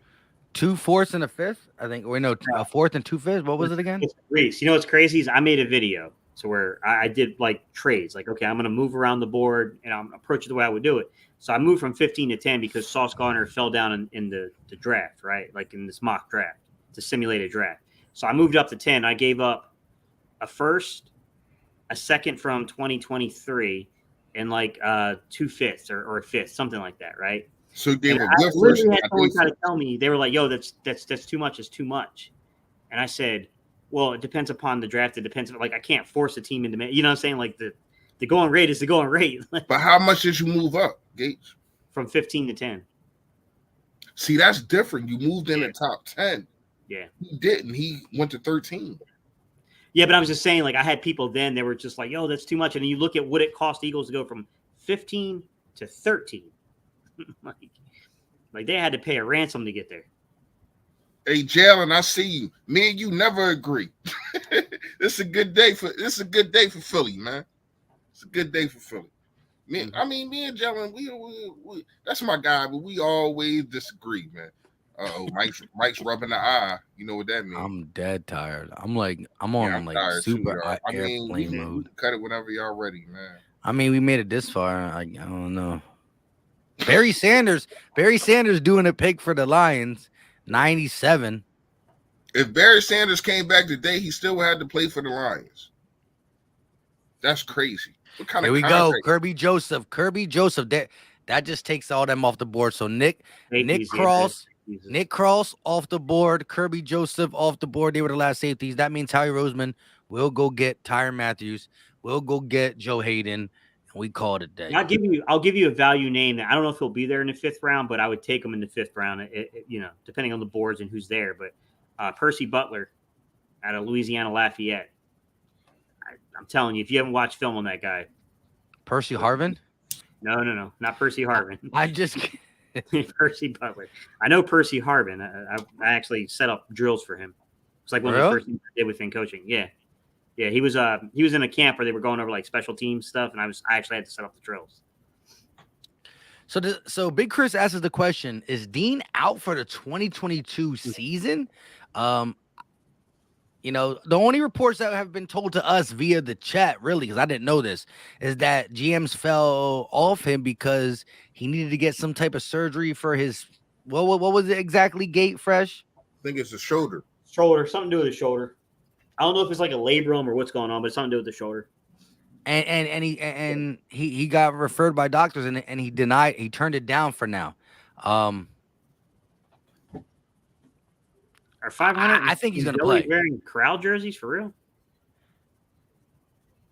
But is it an injury that you can just heal naturally heal like Wolverine, or do you have to get surgery for it? just saying. I don't know that. Like, I'm not big with injuries. No. I'm not asking you. I'm just rhetorical question. You know what I mean? Yeah. I'm just saying, like, it is a question mark there, and that's probably another reason why I gave it a B+. But if he's ready to tell me Nakobe Dean at 83, bro. If he's ready to go, what? Nakobe Dean at 83, bro. I would have never, bro, JOK fell on the draft last year, and that was at what, like 40 something or no, 60. I was like, 60 JOK? He had some type of injury, some type of off-field injury. Oh, you can't touch JOK. Well, he was one of the best linebackers, the best young linebackers last year. So I'm glad. What was that linebacker Baltimore got? What was the linebacker Baltimore got? 2 years ago, they got Queen. Patrick Quinn, yeah, Patrick Quinn. That was 2 years ago. JOK was last year. That was never mind. My bad. I'm tired. It's cool. But yeah, we all know we got to address safety and cornerback. I just think that Howie Roseman has to have a veteran Band-Aid plan for at least both positions. Maybe he has a good plan for the safety. We'll see. Wait, who did Washington just get? They got Brian Robinson. Yeah. Davis and Dean. Let's hope this UGA chemistry carries over to the NFL. I hear you. I called them the Georgia Eagles for a second. I called them that on the stream, and I called them that in my quick 5-minute video. And it's crazy though, like because I wanted to just record my reaction, but with all doing that and my I get too many notifications on Twitter now, so I was just like, nah, we ain't about to do all that. But I liked my reaction because I was listen. Eagles The chat fans ruined said it for me though. Dean has I can never say that word. I know what it is, but I can't ever say it. He got a tear too. Who? Meniscus. So Who let me does ask you know? guys a question. So even at Dean this has a point, meniscus there? oh wow, I hope it's not that. Let me ask you guys a question. If we look at CB number 2, so even if we say we trade whatever, name a player, we trade them, we gain a 4th round pick, whatever. 5th round pick, you take 2 5th round picks, you package them, you get back in the 4th round. Even if we took a corner at this point in the 4th round, I'm not saying that by talent, but by status of the pick. You know what I'm saying? Like you might still have to be in the free agency market for a veteran at corner, or you might have to be in the trade market. You know what I mean? Is no corners left. Well, I mean, there's corners left, but they're not guaranteed. No. You know What I'm saying, no. What I'm Yeah. saying is Yeah. no corners left that you can just plug in and say that's my CB2. Yeah, I agree. Yeah, just by pick status alone, it's going to be kind of controversial. You know what I mean? Yeah. They would have to definitely earn it in camp. And I still think even at this point, it seems like you have to either go by trade or go by free agency and maybe pluck a veteran. You're going to have to plug somebody in. I like this kid. Young guy that beats him, a Browns young guy selected beats too. David Bell, did some tape on him. Speed, got good catch radius, even though he's small. Can high point the ball and very good. He's very good. I like him. And just think, Small. if some way the AJ Brown trade was not the 101 compensatory 3rd round pick and it was the 83 overall pick, we wouldn't have Nakobe Dean. All right, Mike. Washington's really starting to get on my nerves, bro. They just took Brian Robinson Jr. No, that was smart. Out of Alabama. No, every time I say that I'm high on a player, it's like Ed Oliver watches my videos and sends it to like Snyder and them. I swear. I swear to God, bro. Every time I say I'm high on a player, like the last 3 drafts in a row, the minute I say I'm high on a player. Not that we were in position, we weren't going to get them anyways, but I mean, still, like it's like, yo, what the? Get who? Who you talking about? Brian Robinson Jr., the running back out of Alabama. Okay. Yeah. Oof. I'm about to sleep the whole day away tomorrow. I can. I got work. I got kids, but I can't either. I got 7 of them. But my youngest is 2. I pray for you, brother. I'll take 4 10-year-olds over the 2. Just you ain't. I ain't got no damn 10-year-olds, man. I didn't know what age. I just picked the age. I think you just be like, hey, go do your thing for a second. You know what I mean? My youngest 5. Oh wow! So I got a 6. I got a 2, 6, 11. Majai Sanders just went to Arizona. Hey, shout out to everybody who's still rocking with us. Like I'm like, we're like low key just. Yeah, we here, but a question got to be asked. Xavier Rhodes, and I'm asking the chat too. Xavier Rhodes or Joe Hayden? Which one would you want more? That's tough, man. They're both. I would say Xavier Rhodes is very similar in age to. Neither one of them are really young. But Xavier Rhodes, I don't know. See, the thing is, Xavier Rhodes' ability is predicated upon his athletic talent. You know what I mean? So I feel like he'd be the one. But he's bigger. He's bigger though. He is bigger. He's and he's got experience playing with Gannon. So that definitely helps. Joe Hayden's like a bigger version of something else. He's a bigger, stronger, better athlete than Steven Nelson. Yeah, he's a small dude, 5'10", 5'11", with like 32-inch arms, which is ridiculous for that size. You're right. And yeah, he's tough, man. But I don't know. I'm not too sure if he has retired or not. That's the thing. You know what I mean? Like, I'm not too sure if he, like, you know what I'm saying? Like, he hasn't officially filed paperwork to my knowledge, but I'm not too sure what it would take to like entice him out of doing that. But Haney, how long you been in the league? Like 8 years? Yeah. Haney been in the league that I mean, He's been in for a while. He's been in for a little while. I don't think he's been in it. Let me see when he got drafted. I'm using Google. He been went to sleep.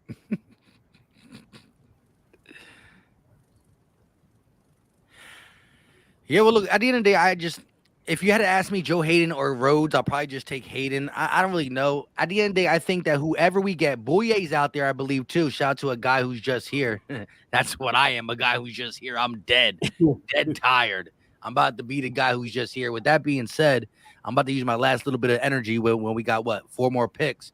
I think that the Eagles will – look, I still think Tyrann Mathieu, Honey Badger, is still in play. You're like, how? We're broke. I don't know. Ask all the other people that just garner up $28 million out of nowhere. So I think you could finagle something with him. If he wants to come with you, he's going to look at what happened in the draft. He'll say, dang, the Eagles ain't dressed safety. I got you, bro.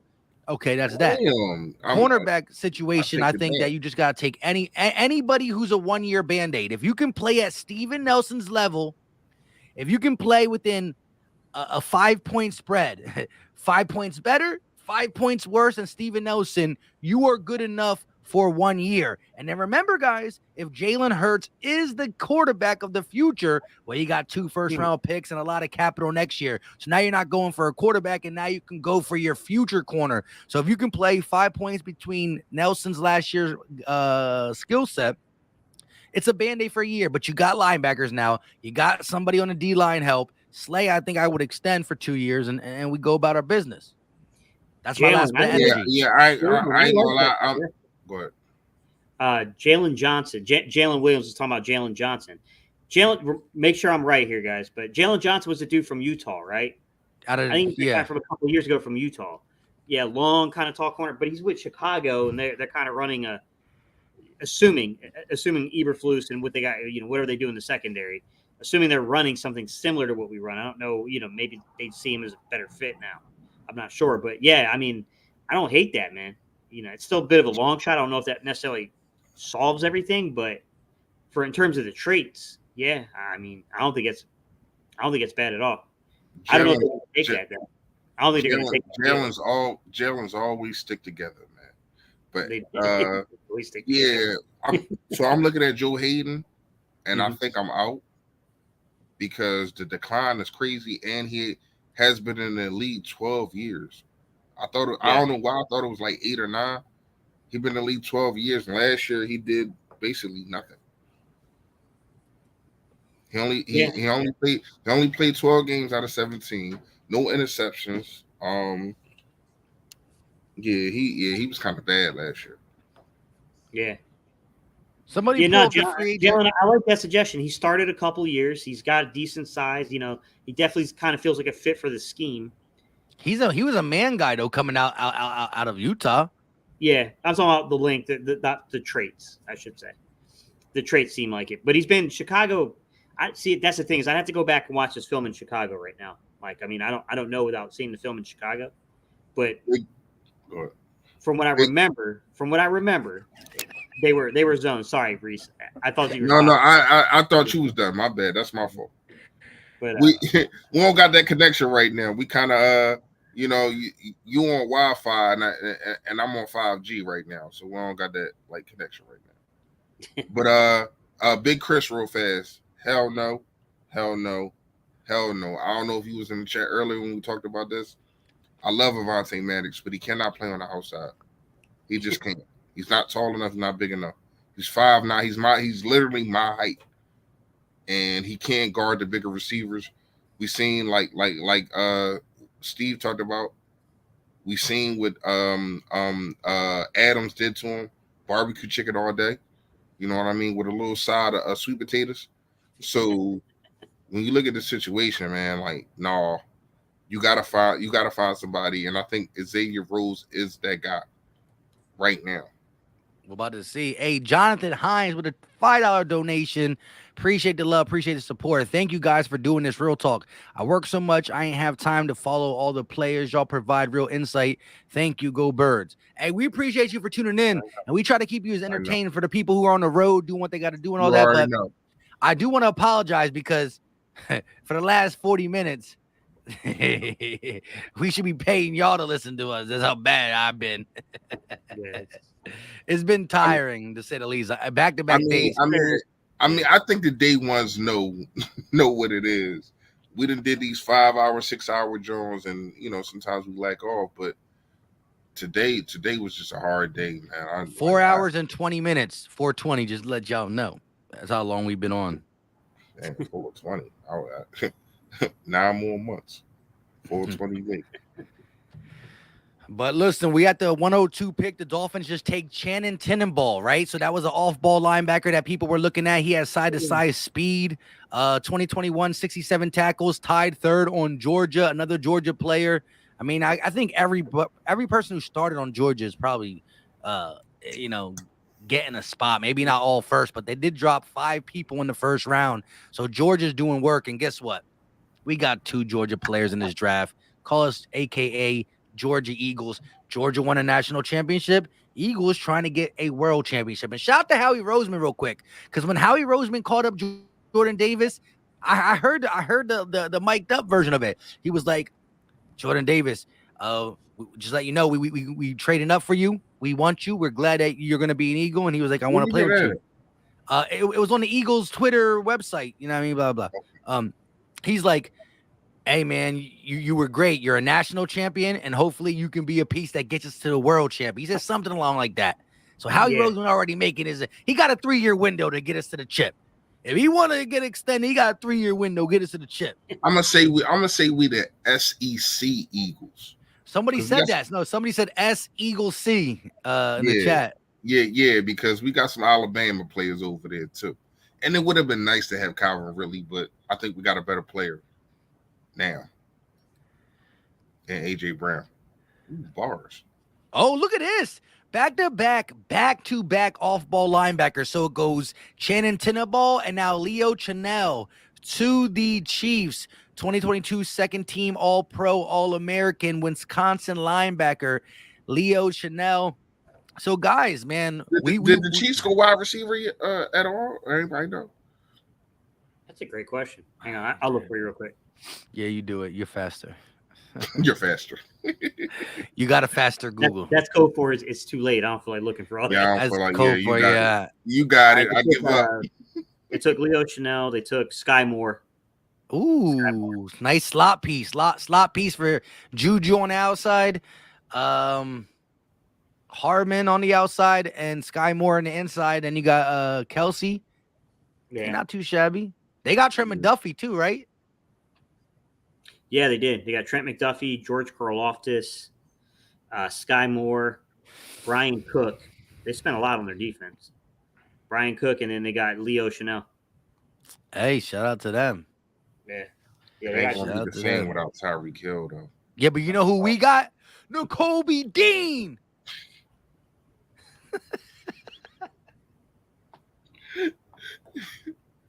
Yo, it's so crazy, right? When you talk about AJ Brown, and I had to think about it. The kid is only 24, man. Yes, sir. Only 24. Like, that means his prime, his ceiling is in Eagle time. He's 1 year older than Devontae Smith, or a year and some change older than Devontae Smith. Like, wow. Yeah. Like when you talk about him, it seemed like he's been in the league for like 4 years. So you got him at like 27 or 28. This is the reason why. This is one of the biggest reasons why this I give. The Rams actually get the pick. They get pick 104 for the first pick. The Los Angeles take at 104. I mean, they got a Super Bowl out of it, so I can't be clowning them. They did get a Super Bowl. It'd be really funny if they forgot when they weren't in the building. Yo, wait. Yeah, they're like, oh, we have this pick. Yeah, they pulled a Minnesota. Yo, but did you see what they did to the Bill Belichick's first round pick? Did you see it? Chat, No. let me know if you saw it. Chat, let me know if you saw it. So I'm watching Undisputed, or not Undisputed. I'm watching First Thing First in the morning, right? And I didn't hear this because we were doing a draft and I have it quiet and we were only worried about the Eagle stuff mainly, right? So I guess, since the Rams don't have a first round pick, they were doing an interview. Talking to Rams media. It was Wes Snead, the owner, or the GM, not the owner, whatever he is, the owner GM, and it was Sean McVay, right? And they are at the table, and the Chiefs were on the board, and the Patriots traded up to the Chiefs spot, and they took this player. Somebody in the chat, let me know who the player was, but yeah, Sean McVay stopped the interview and said, "Bill Belichick took him." He started laughing and said, "Wow, he took him at 29. I was thinking about taking him at 104," and kept laughing. Damn. He did Belichick so dirty, bro. He said because their first pick is at 104, but they literally said that, huh? Cold Strange. Yes, they literally, watch the little clip. He's literally stopped and says, "Did he just take?" Like starts laughing at him. Is like, we were doing send research. me that, Mike. You gotta send me that. I gotta see that. Yeah, McVay got one Super Bowl. Now he clowning a goat coach. Like he straight up said, "Bro, we were doing our research to draft him at 104, and he took him at 29." I don't know who's right. I guess that would be your research because you don't have no other draft picks. Yeah, but he was saying like we were looking at him at 104 and Bill Belichick taking him at 29, like trying to clown him. That's crazy. Throwing shots. Well. Here's the thing. Here's the thing. Sean McVay can't really talk because when you talk about the best players, they were drafted there before you got there. That's number one. And number two, obviously you can't draft that good because you got to go out because he keeps trading for players. Exactly. So you can't talk about the draft.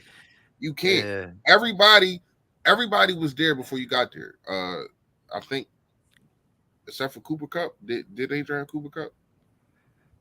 Yeah, they drafted. I don't know nothing right now. I'm tired. The Rams. Huh? Are you talking about New Orleans or are you talking about the Rams? The Rams. Yeah, they drafted Cooper Kupp. No. What I'm saying is that Sean McVay drafted. Excellent question. I don't know who was in charge. Everybody else was there. Yeah. What I'm like saying. It happened while McVay was the coach, but I don't know if he was. I don't know how much decision he had over it. You know what I mean? Yeah, I'm just saying when he was the coach. Yeah, it happened underneath his coaching. Okay, it did happen, but when you talk about everybody else, like you had to trade for everybody else. Aaron Donald was already there. You know what I mean? Robert Woods was already there. So it's like finally done, guys. Hmm? Danny Gray, the 105th pick, wide receiver, SMU. Wow, that's to the 49ers? Yeah, so now they can easily let go of Deebo Samuels. They got Danny Gray in the building. Yeah, bro, they golden, bro. Why you need Deebo when you got Danny? Look at Reese's face. All right, we got to cut it off. We got to cut it off. It's over now. With that, I'm all like, let go of Deebo. You got Danny. Yeah. Is that Danny Green or Danny Gray? Let me. I'm all like, wait, he on the Sixers. Yo, I gotta go. I gotta go. Wait, I thought you said there was only 105 picks. Why are we on 105? That says 106. There better not be no 106, bro. They better chill out with all that. No, it is Tampa Bay on the clock at 106. What the? Nah, that's gotta be for the fourth round, bro. They tripping. I guess for tomorrow. Oh yeah, it is for round 4 again. Yeah. Listen, shout out to everybody in the building. I say I'm not gonna go live for the draft, but you never know. I might just do it. If you do, I might come in I hit the hospital, man. Gates like, well, maybe. What time is it? 2 o'clock? I don't even know. So, I don't hey, know. chat. Let us know what time to draft tomorrow. They're like, we don't want you to do it. After midnight. I'm dead tired, bro. Well, first of all, I don't know who the hell Philly Mile is. So He meant Philly Mike annoyed. I know what he meant, but everybody talk about us messing up. So Oh, damn, yeah, can I yeah. get my moment? I got you. But with that being said, listen, we'll find out. We got Google. We'll find out when the draft is Somebody tomorrow. said But listen, 12 o'clock or 12 1. o'clock. Somebody said 11 o'clock. See, everybody. I'm talking about Eastern time zone. You got to remember it. It's a lot of people. Yeah. You know, we kind of worldwide. Freddie Tiffany. You know what I mean? But, hey, don't worry. I'll look it up on Microsoft Edge when we get off of here, bro. Hey, shout out to everybody in the building. Whether you just joining in, whether you've been rocking with 4 hours and 30 minutes of this. 4 hours and 30 minutes. And I did a side video. I did 2 side videos. I talked about Joel Embiid midstream, and I talked about the Kobe. Oh, you got nigga tired. I'm tired too, man. Hey, y'all, we appreciate y'all for real, man. Y'all hung in here for 4.5 hours with us. Y'all already know, man. Stay Philly, stay fresh. Y'all appreciate all of y'all, man. It's 12 Eastern tomorrow, guys. Draft's 12 Eastern tomorrow. I confirmed it through, Google and a couple other search databases just to be sure. The word of the day is Google. All right. Peace. We out. Yo, that. Later, guys.